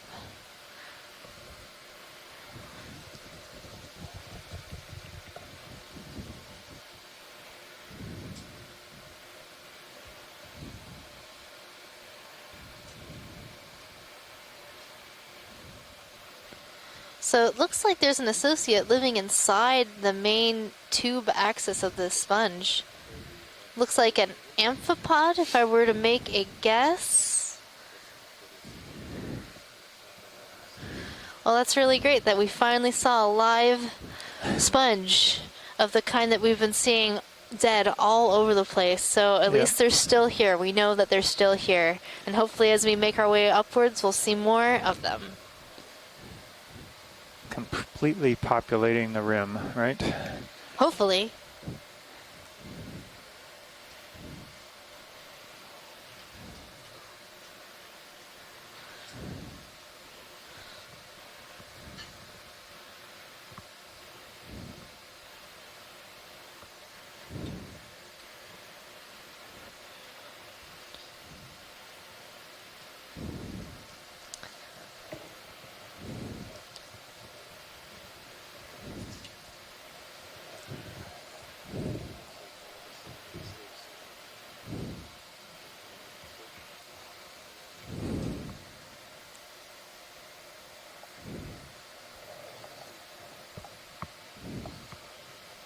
Yeah, there's a dead sponge stalk.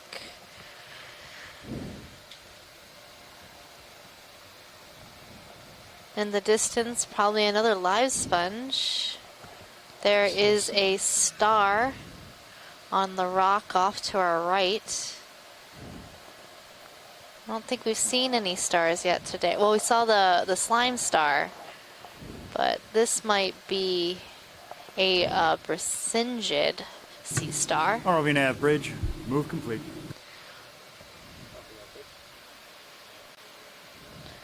There's a number of legs on this star. Yeah, this one looks like a Brisingid, perhaps in the genus Brisingia. We saw it yesterday. Looks like the 3 of his legs have been chopped. Yeah. Chomped on, or more, or maybe even, no, maybe just those But 3. they will grow back, so this star will be just fine. Bonus legs.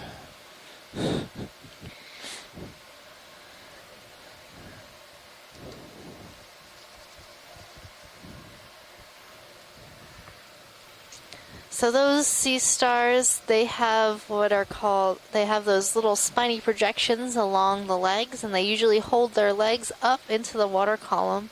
And as things swim by or pass by, those little spines or pedicelaria will capture prey, capture food that the star can then eat. We're moving up this gentle slope. We're seeing a very large Aspidoscopulia. This one also appears like it might be dead, but it's much larger. To tell if a sponge is alive or dead, the live ones tend to appear very white, like the one we just looked at, almost translucent. And this one appears brown and sedimented. So after the sponge dies, that sediment gets trapped inside the sponge skeletal matrix, and it gives it this brown color. But while the sponge is still alive, like the one that's in the background right now, it appears sort of, it appears white and a little more translucent.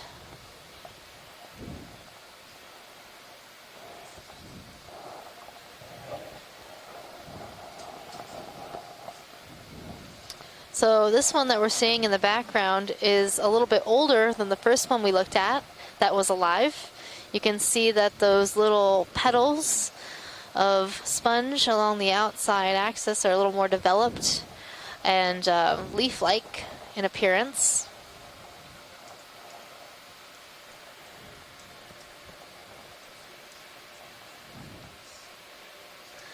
So this is a type of glass sponge. We call them glass sponges because the sponges have what are called spicules that are made up of glass. And these different spicules can be used to identify the sponge. Every species of sponge has a very unique set of different spicules. They're very small, so we need to use a microscope to be able to see them. So this is a really nice view of this Aspidoscopulia farreid sponge.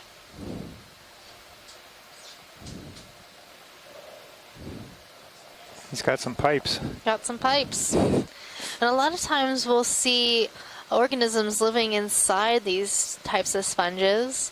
So the last one we saw, there was definitely another animal living inside the main axis of the sponge.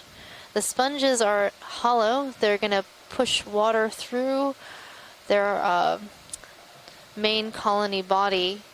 And that's how the different animals, this is a colony, are going to get food.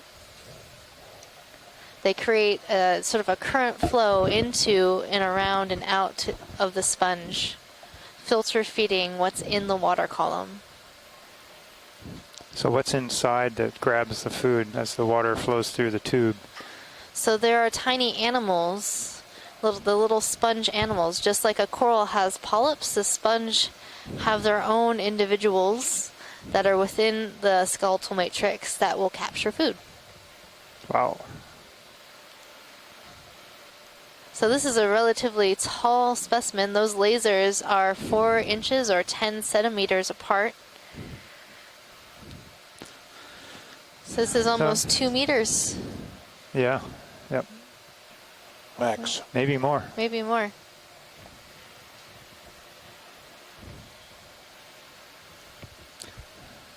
Looks like a spine.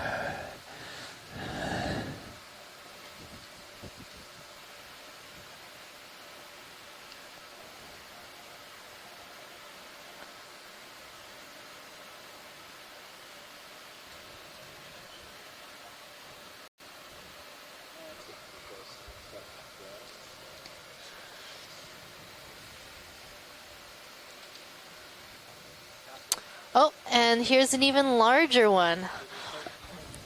Just like we predicted, the further up this slope we've gone, we're seeing more of these sponges that we saw dead lower down. Right. This is even older than the one we just looked at. You can see that the different parts of the sponge are longer, more developed.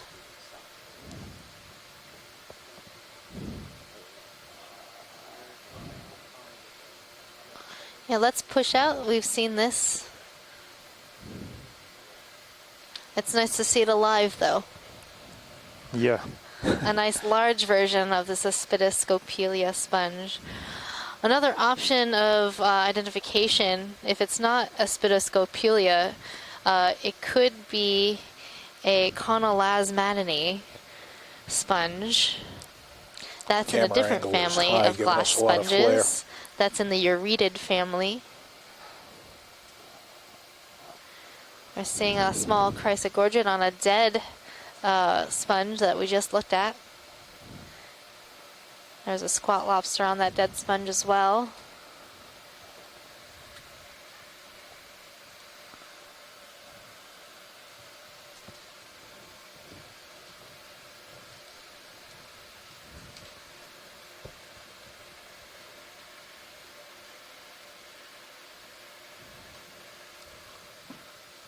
Well, I thought John's comment that they looked like a spine was interesting because the first time that I saw one of these sponges dead on the bottom was quite a large one. I got excited because I thought, wow, it looks like a vertebrae of a dolphin or porpoise or even a small whale. And so when they're dead, they certainly do have that appearance. Ship move, please. Sure. Let's do 40 That's an meters, interesting point. It does kind of look like a vertebra. 2 tenths to knot, please.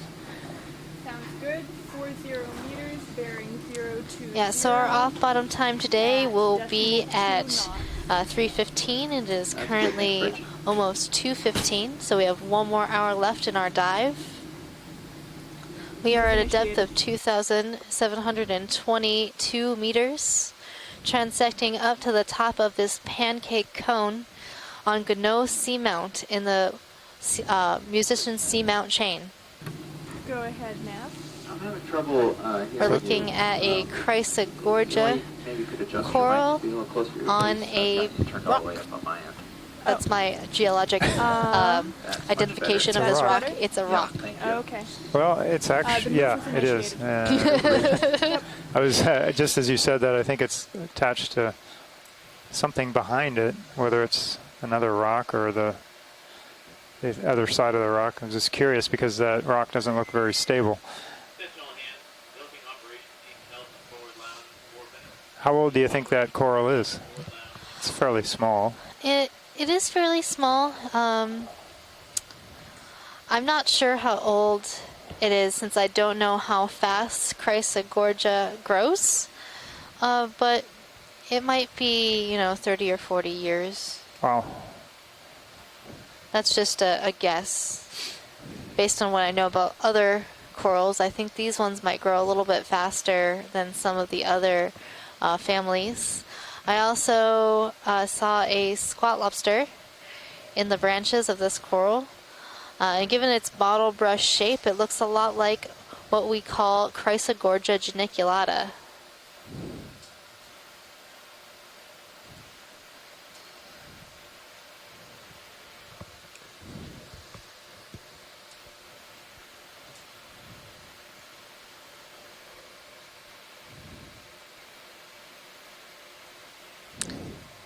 So Les Watling, who knows a lot about these chrysogorgic corals, says that he thinks it must be Chrysogorgia geniculata, but he's going to check on that.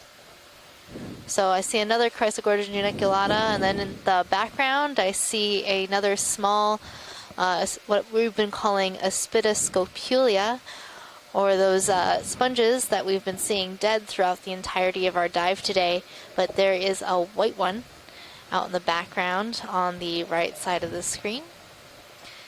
And then there's also a Crinoid, I believe, on the rock straight in the middle. It would be good if we could get a snap zoom on this real quick. So it is a Crinoid coral. It is probably in the genus Narella. The way to tell Narella genus is that they have 3 main body scales on their polyps. Holothelian right below it.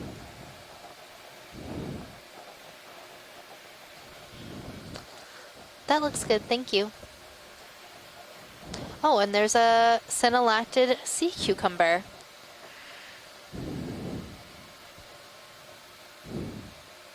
So we haven't seen this sea cucumber today, but we did see a really purple one earlier.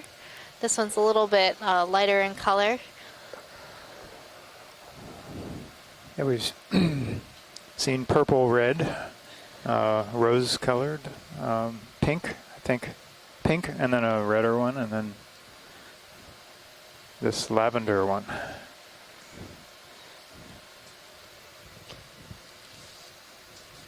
That was a neat find. Another sponge to the right. Video. This is forward lounge. No, move we've on. seen that Just one. calling it out. So. Yeah. Yep. We've seen a number of those today.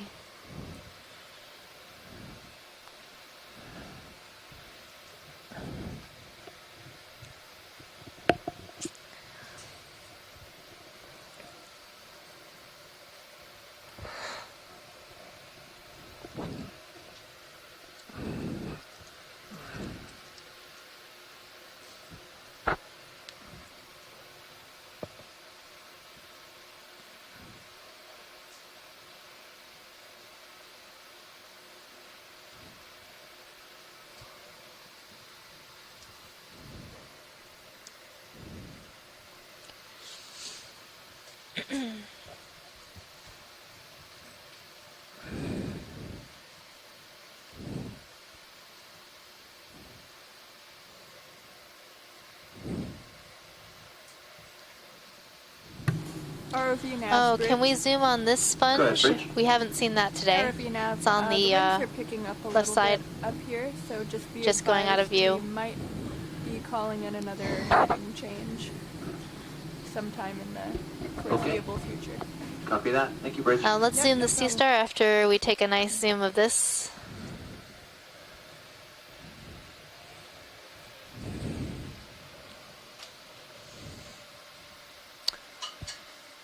So this looks like the sponge Poliopogon.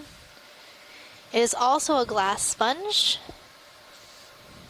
And you can tell Poliopogon because of the way it attaches to the rock. It has these little threads at the base of the colony that are coming out and attaching to the rock.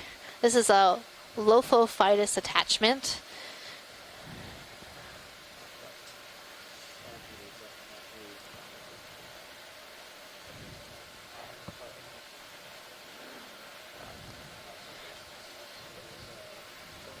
I think that's good. So these sponges are actually pretty common at these depths, but this is the first time we've seen the sponge today, so that's pretty cool. And then there was a star around here somewhere.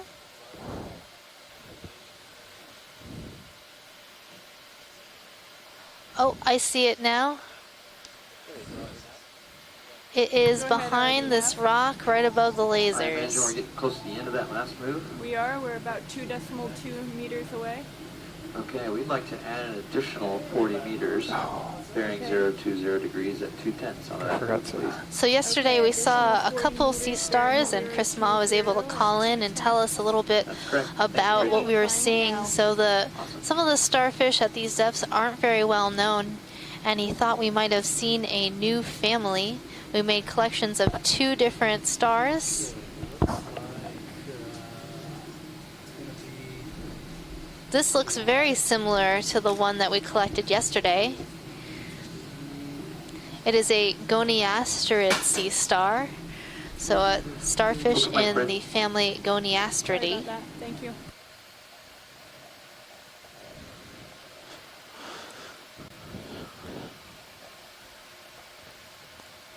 So that's very interesting. It's hard to collect these sea stars because they are so small, and our wonderful pilots worked very hard to get the sea star samples that we collected yesterday. But it's also good to have these good shots of starfish like this, so we can document where we've seen similar individuals, and we can't always pick up every starfish we see. So thank you, pilot, for this nice zoom. Let's move on.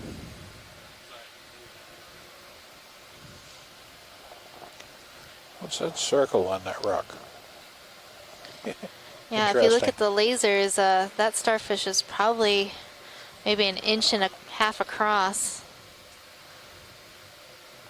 Oh, just stuff.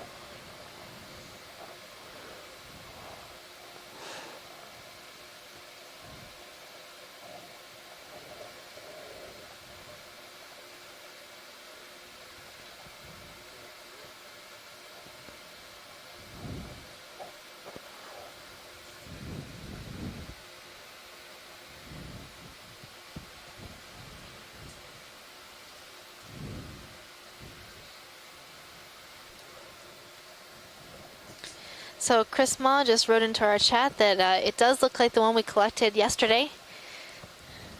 So it's really interesting that we're seeing the same, likely the same species on 2 different seamounts within this musician seamounts chain.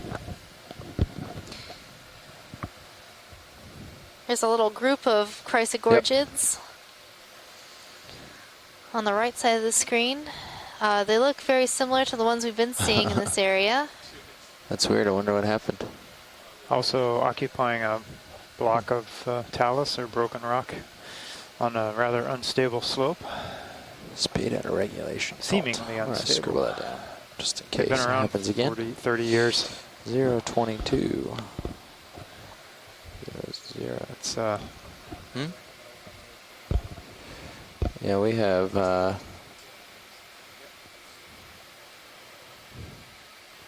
There's another sponge upper left. Yeah, upper roughly. left center. You have roughly 20 meters left in that move. So the sponge that's coming into center screen looks to me to be a Poliopogon. We just looked at this sponge earlier. And next to it is a Pleurogorgia militaris. That's a different type of chrysogorgid coral. It has a very distinctive branching pattern where all of the branches are coming off one side and in a row.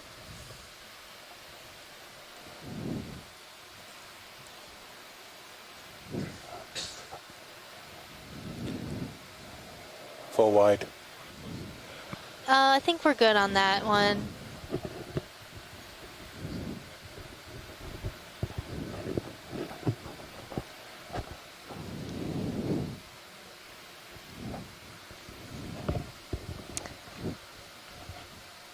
Here is a black coral.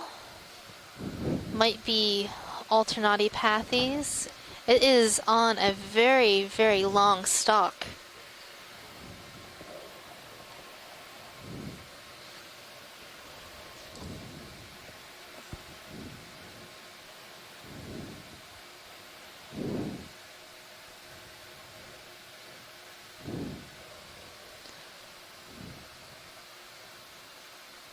That's a beautiful coral. Perhaps it grew this long stalk in order to get further up in the water column and have more chance of collecting food.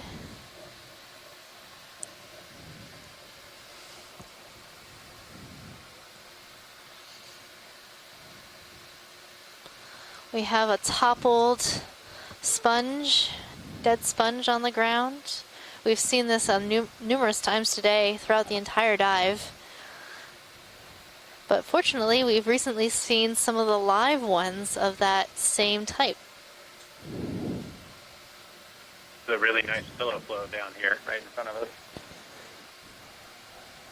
Yeah, thanks for pointing that out. It's really kind of a classic one right over this, well, right over or the talus being around the pillowed flows. These long tubular cylindrical forms moving downslope. So we're almost to the top of this cone feature, and that might be why we're seeing more pillow flows? Yeah, that would make sense if they've overflowed the lip of the cone. There's another bracingid on the rock, and then I'm seeing a lot more sponges coming into view. Bolosomini. Looks like there's a starfish on this Bolosomini. Can we get a snap zoom of that? Yeah, that big like mushroom looking one.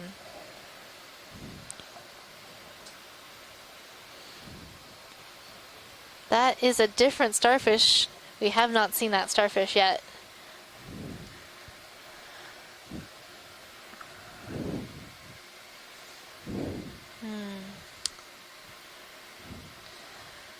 So I'm trying to figure this one out. I think it might be, oh no, I don't know if I can hazard a guess on this given the view.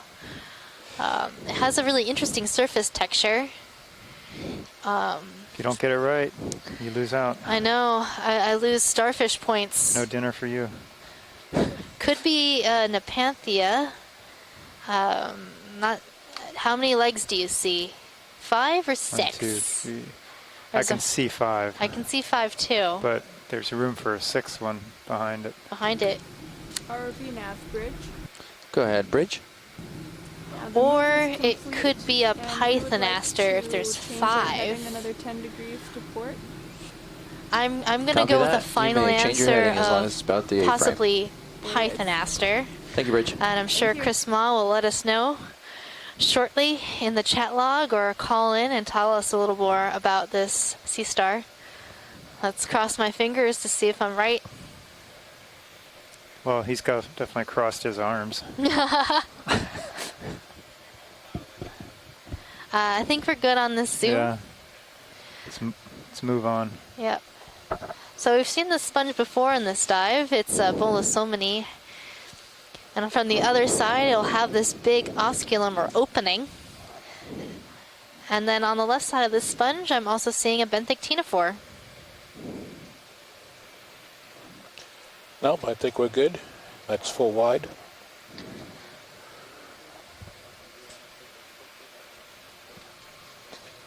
Ship is stopped. I think we're good here. Just so you guys know. I'd like to see something so further on. So that's just serial settling that you're seeing. Yep. And don't forget to readjust your lights once he's done with the shot.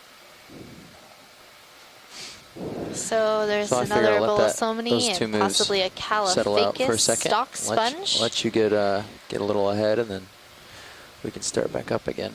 Yep. We're getting into Sponge Town.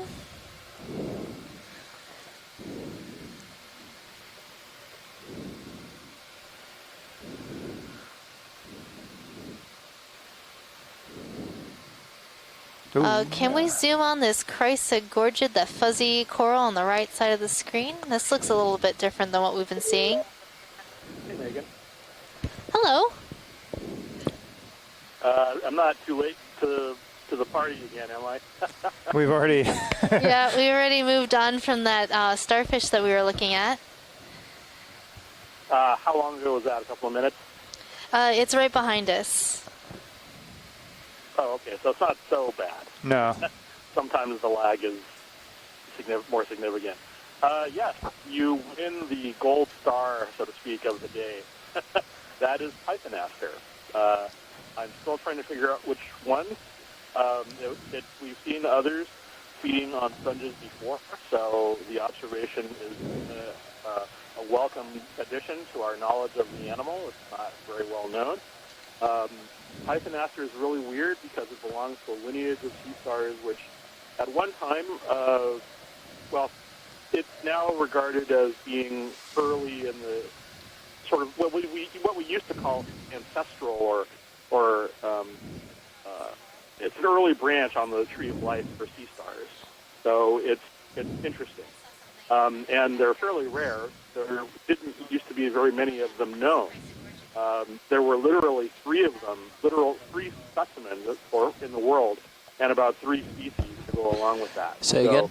And then when we started doing a lot of these deep dives, we started discovering that, in fact, ROV distance even though is they're 151 not abundant, meters right now. they're actually not as it's rare active. as we thought. And I think we see maybe 1 or 2 of them at this depth per dive every time the Okeanos goes out. I'm not entirely sure if the one that we're seeing in the Pacific is the same one that we see on the coast of North America, or the same one that's in the Atlantic. There are a lot of significant differences, but it's a really, and it's always welcome to see one munching on a sponge like that. It's probably good for the sponges that they're keeping them well. They're keeping my starfish well fed. So, and yes, earlier you saw a very nice goniasterid. That is one of the 2 new goniasterids that I've seen at this depth so far. So, in addition to the one that you saw yesterday, the one you saw just a moment ago, goniasterid, was one that I think I gave you pictures of on the last cruise before I left Honolulu. So. There's all sorts of stuff down here, and even I'm surprised how many sea stars we're seeing. Honestly, it's kind of bewildering. So, thank you very much. It's the bottom. Thanks. Thank you for calling in. Thanks, Chris. And in a little bit, you'll see a Brisingid.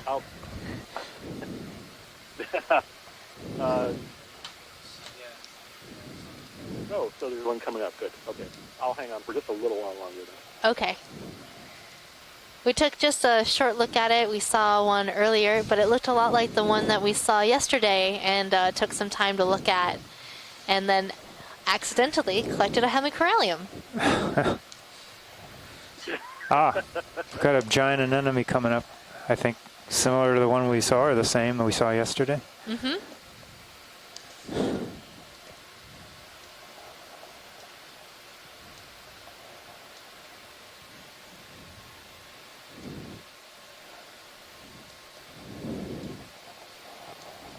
Oh, okay, I just heard. Okay, so you guys didn't actually zoom. Okay, couldn't see on my end which kind of plates it had, but I'm sure there will be more later. Thank you. Good night. Yep, good night. Thanks. That is a large anemone. Yeah. Are the lasers in view? I don't see them. Are we too close? Oh wow, that is huge. So for those folks at home, those lasers are about 4 inches apart, or 10 centimeters. That is a big anemone. Like, over a foot across, yeah. Yeah, dinner plate sized. So we've been calling this anemone Actinus stolidi, quote unquote, bulb, because of the little bulbs at the ends of the tentacles. But we don't have actual identification for this particular anemone. But we did see it yesterday. In the same place, the edge of a ledge. Must be a good place to live. Must be. All right, I think we can move on. Thanks, pilots. That's wide.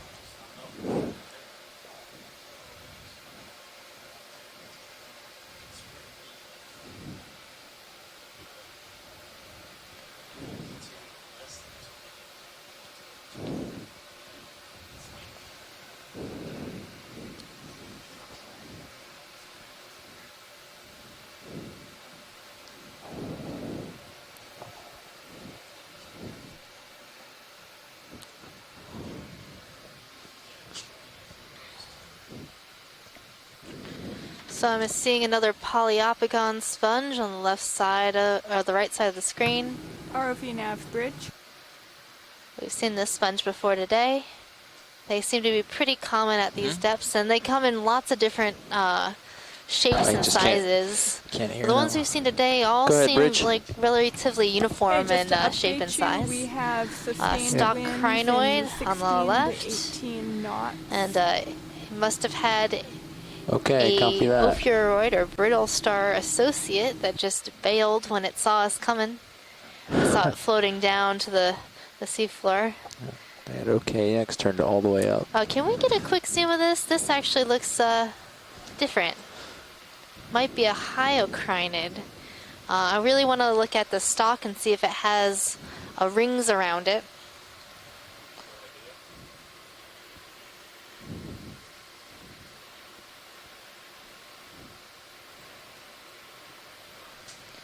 So this one does not have any rings. That's really interesting.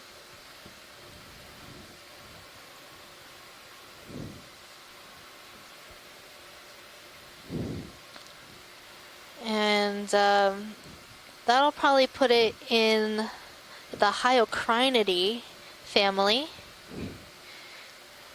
A type A, and possibly Hyocrinus. So that is the genus. So this is the first time we've seen this on this expedition. Oh yeah.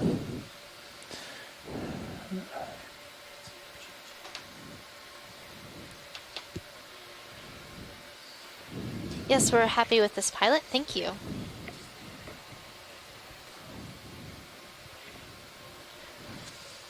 So a new stock crinoid for us on this expedition, Hyocrinidae. They're pretty distinctive with their bright yellow color and 5 feather arms.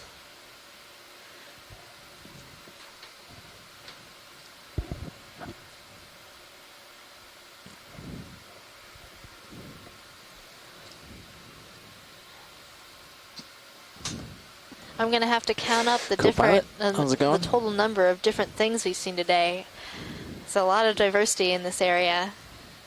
But not a lot of density, right? Not a lot of density in comparison to what we've seen in the last couple days, but we're a bit deeper today. So that this is a pretty decent community for these steps. Should level out pretty quickly. Come upon a little nose here, but.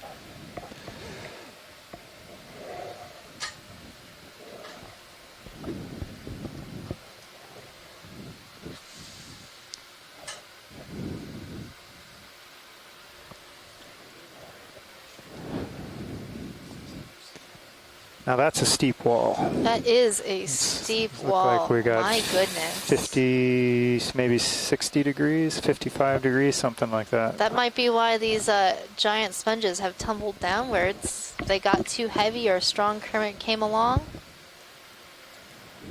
Guys, be advised, winds and so 15 there are plus some, knots and looks like fractured pillows right here in the foreground. So this kind of radial crack pattern.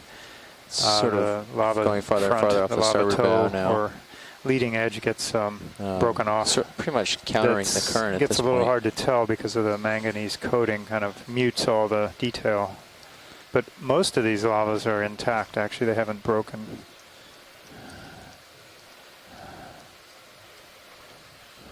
These ones appear to be dead as well. Dead or dying? Or dying. Yeah, I think it's hard to say, but I would. Pretty dead. Pretty dead. That is a bummer for those sponges, but they look pretty old. I don't know how old they could be, but. Would you guess they came out of the same settlement and? Since they're all about the same size, same place. Probably. Dying at the same time. Maybe there was an event that occurred that killed them off all at the same time. Could they be from the same larva litter? Maybe. I don't know. You're asking me hard questions. Making me guess. I don't want to tell the folks at home the wrong thing. Oh, here's a new sponge. This looks like a hyalnematid sponge. It's a potbelly sponge. That's our nice nickname for it, given its sort of roundish shape in the top osculum. They have a basiphytus or a lophophytus attachment as well.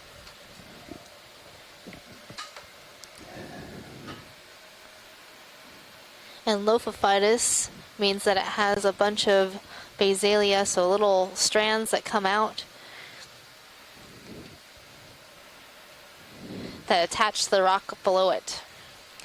Now we're seeing a Caulophacus oxydiscus sponge. That sponge on that really, really long stalk and sort of lumpy face.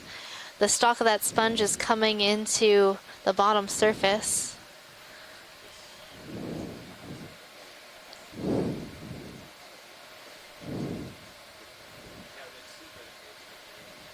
Yeah, this is definitely not expected. I thought that this would be very flat. I have a feeling it may suddenly transition to a flat top.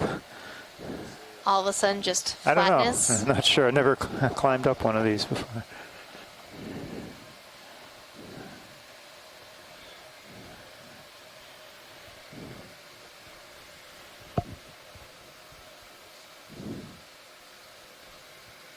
Oh, okay, here we go. Oh, that's another one of those Caulophacus oxydiscus. A lot of dead stalks, sponge stalks here. Yeah, there's a lot of sponge going on in this area.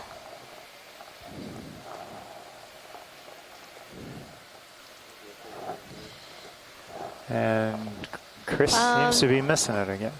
So it looks like there's a Metallogorgia right in front of us, pilots, just to the, yep, that sort of fuzzy looking coral. There is some interest in collecting a specimen like this.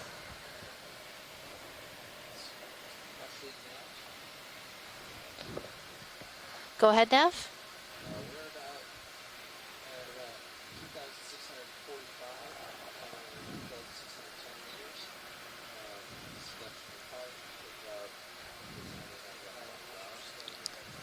Okay, that's good to know.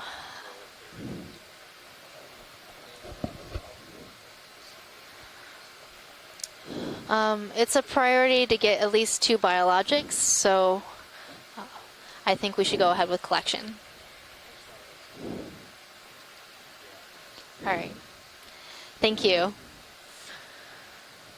All right, so there was interest in zooming in onto the stalk of this coral before collecting it.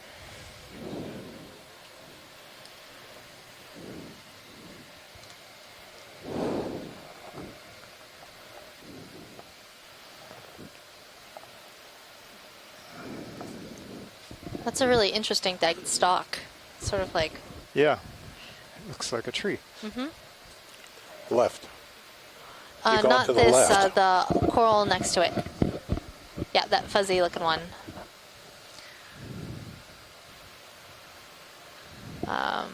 Can't really see the stalk.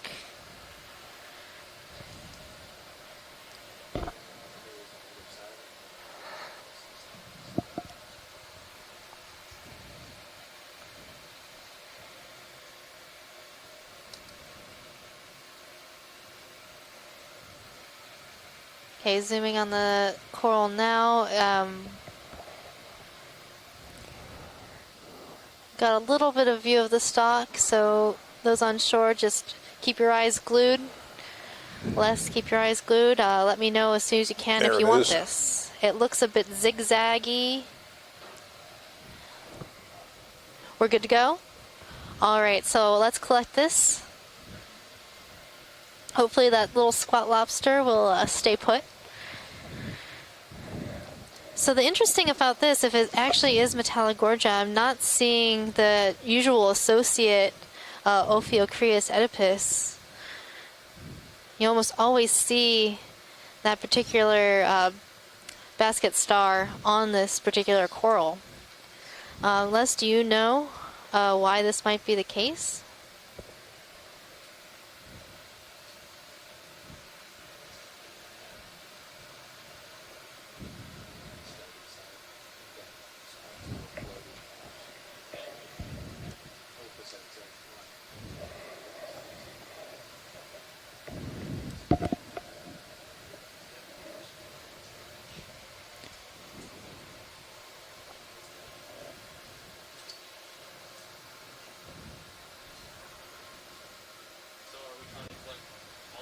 Yeah, just grab it somewhere along the stalk.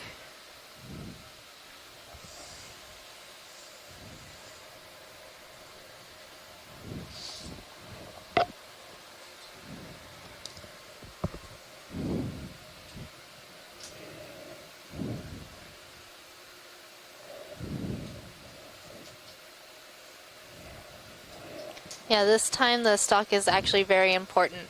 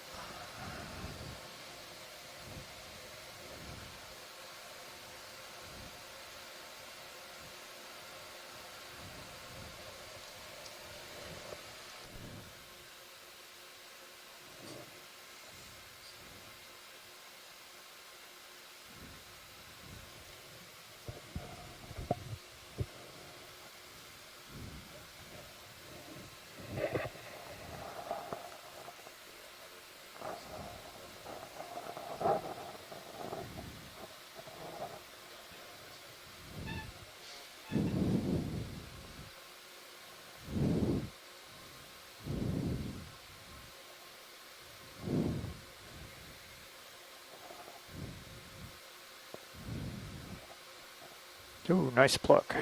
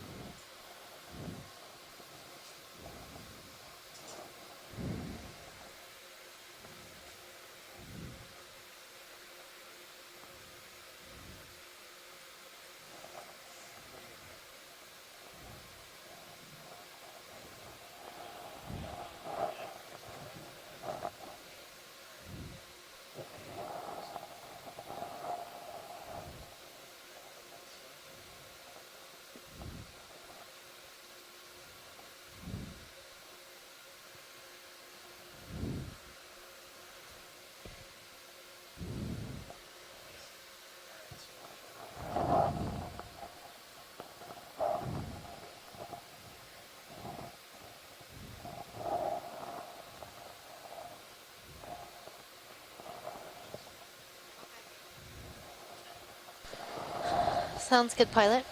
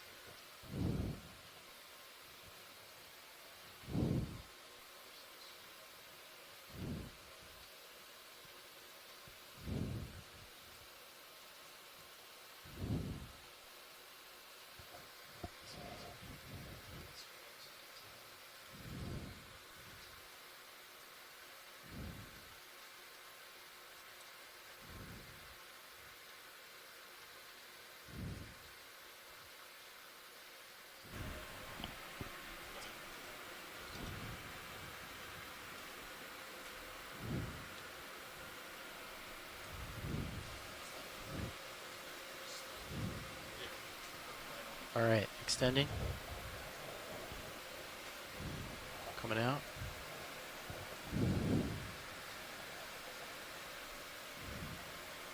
Wait, it's a little slow. That's max speed.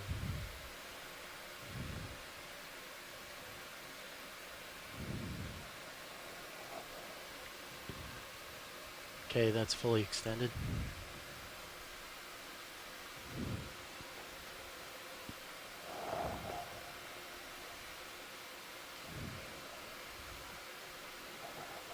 Looking good, pilot. You got some time.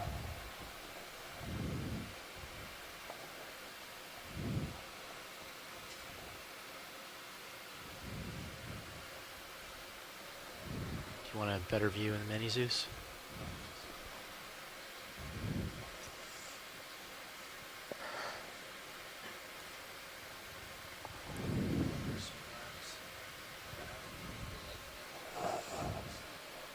Okay.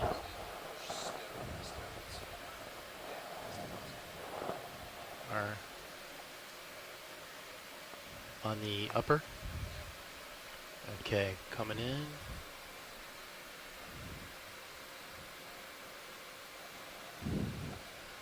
And down.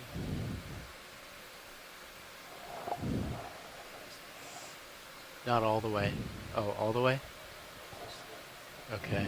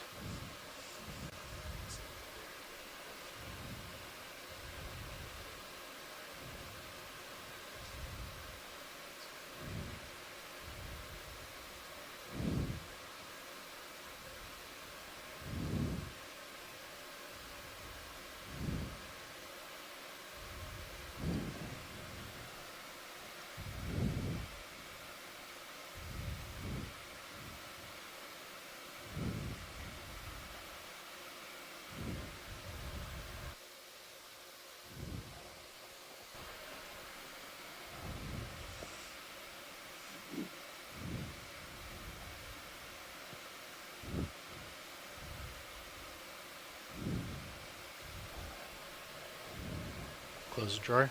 Yes. Alright, closing.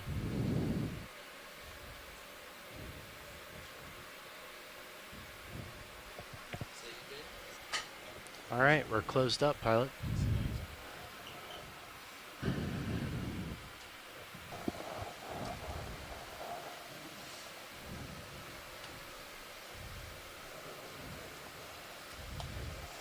Okay, I'm going to center up the Mini Zeus. That was a great collection. A little bit challenging getting it into the box.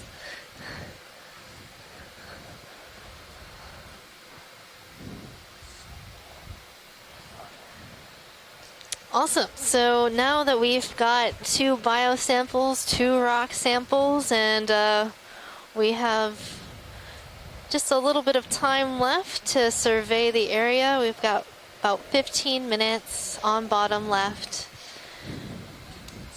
9 minutes? I thought we had until 2:15.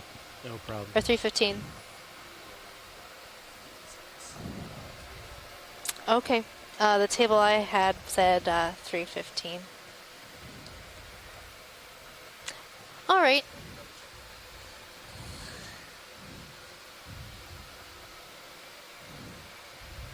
That's a really interesting. That's a sponge. I thought that was a rock. I was like, that's weird. Dead sponge. Yeah, I've seen a few of those and kind of had to do a double take a few times. It's like, that's a really strange looking geologic formation. That's a black. Over by the dead sponge. Yeah, don't know what that is. Just sort of a clean, very clean rock. A very clean rock. There's a metacarcinus shrimp. What else is in this area? A little small Aspidoscopulia sponge.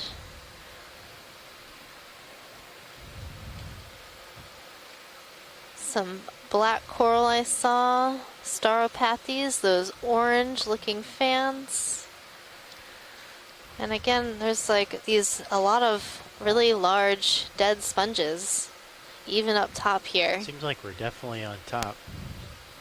Now we see a bunch of, Would you just like minimize live it, ones Nav? coming up. I want to disable it Yep, later. a lot of live sponges in the background.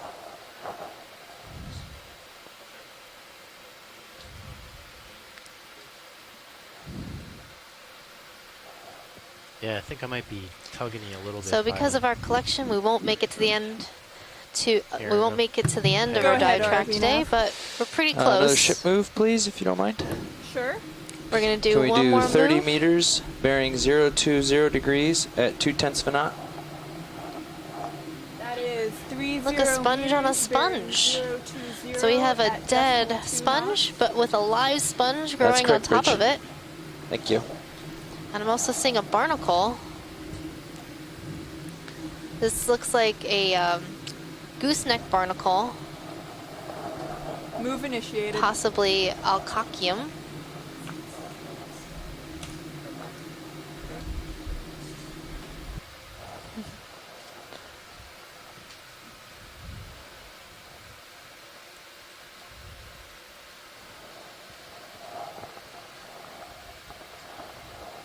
That's really cool. So when the ROV got close, the barnacle retracted, and that could be because it felt the vibrations from the ROV. And this looks like a Caliphacus sponge, but it's a small one.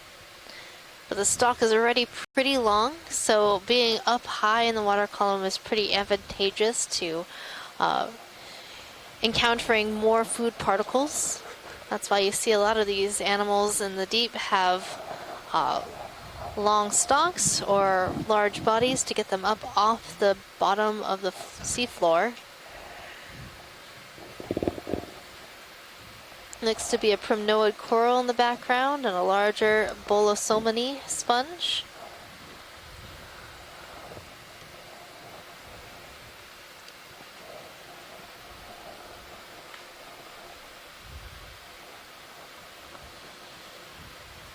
And a huge sponge. And a huge live sponge.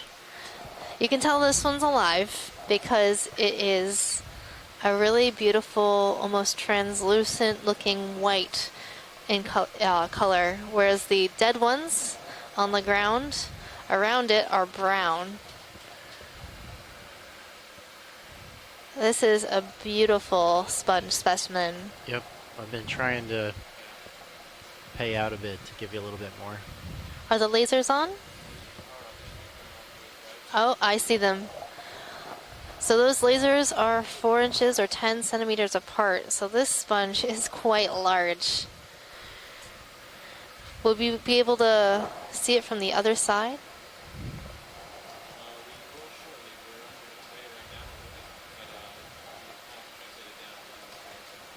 Okay.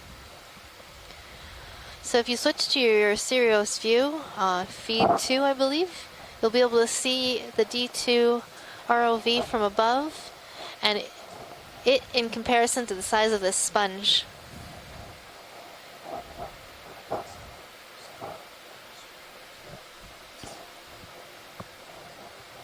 Copy that. Should I do that right now? We'd kind of lose some light. Want me to go ahead?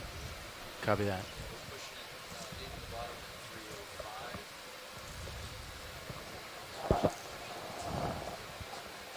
Copy.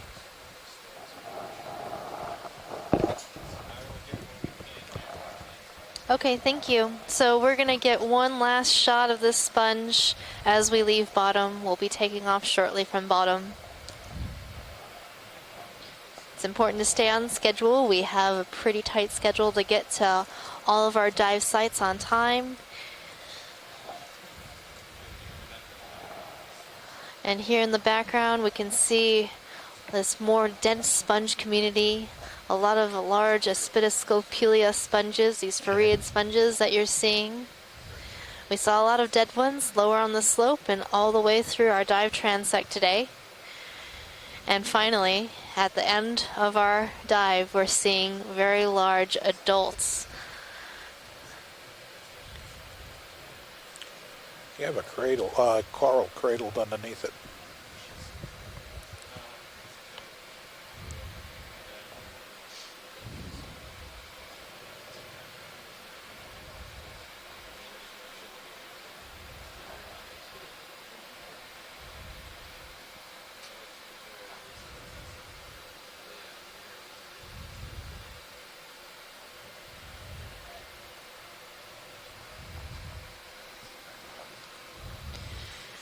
So if we had a little more time on bottom, maybe we'd see more dense sponge communities at the top of this feature. But today we saw a high diversity of organisms, so many different kinds of things along our way, even though it wasn't as dense as some of our previous dives in this expedition. We did see a lot of stuff. Following you. What was your favorite thing that you saw today, John? Besides rocks. ROV nav bridge. I was like that anemone. The giant one? The giant anemone, yeah. Position move is complete. Thank you, Bridge. Or these ribbed sponges, or some of these big sponges, yeah. Yeah, these sponges are pretty neat.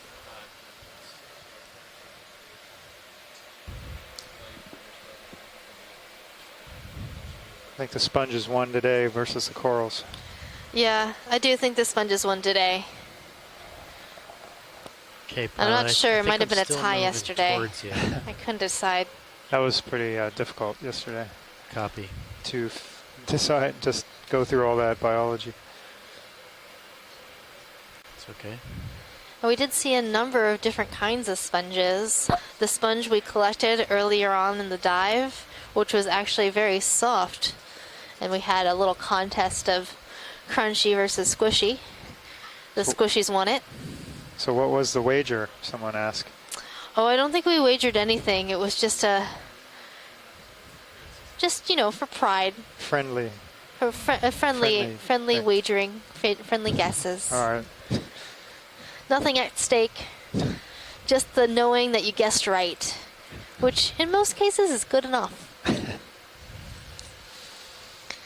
Then we saw these Aspidoscopelia sponges, some Bolosomini sponges, Caliphacus sponges. Yep, a lot of those. In terms of corals, we saw a number of chrysogorgids. We collected a chrysogorgid coral today. A Metallogorgia. We also saw some bamboo corals and some primnoid corals.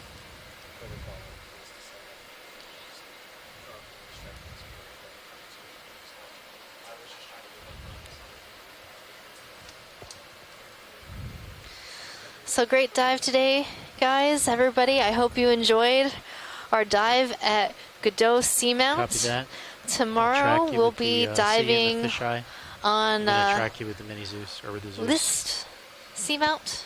Did I pronounce that correctly? I think pretty close. Pretty close. So join us tomorrow for more exciting times at the bottom of the ocean. Yes, tomorrow's dive, the Seamount is, I believe, right on a fracture zone, part of the fracture zone. So that'll be interesting got a good delta, as far as the geology goes, and maybe even the biology. Well, that's all, folks. Enjoy the last views of the bottom, seeing these sponges as we surface. If you'd like, stay tuned. You might see some really interesting stuff in the water column. Later in our dive series, we'll have a full day of water column dives exploring the different things in the largest biome on the planet. Bye-bye.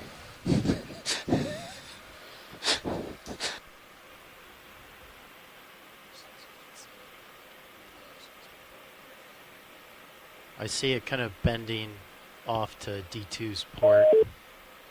I can see it. Yeah, it's not near the vehicle. Yeah.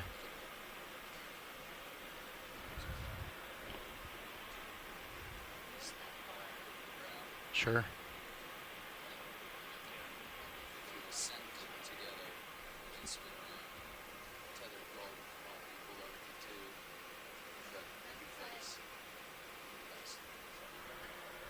All right, yeah, and when you turned around, I saw it got kind of close to the brow, so pilot, with your permission, I'll grab Mini Zeus and take a look at it. Or I could do it with Titan, maybe. Would it be better Mini Zeus or Titan now?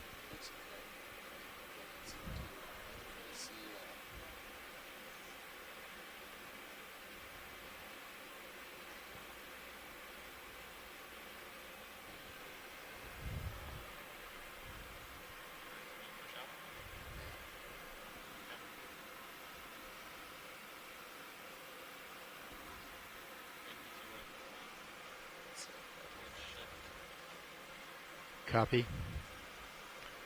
So I will come around to starboard. Actually, yep.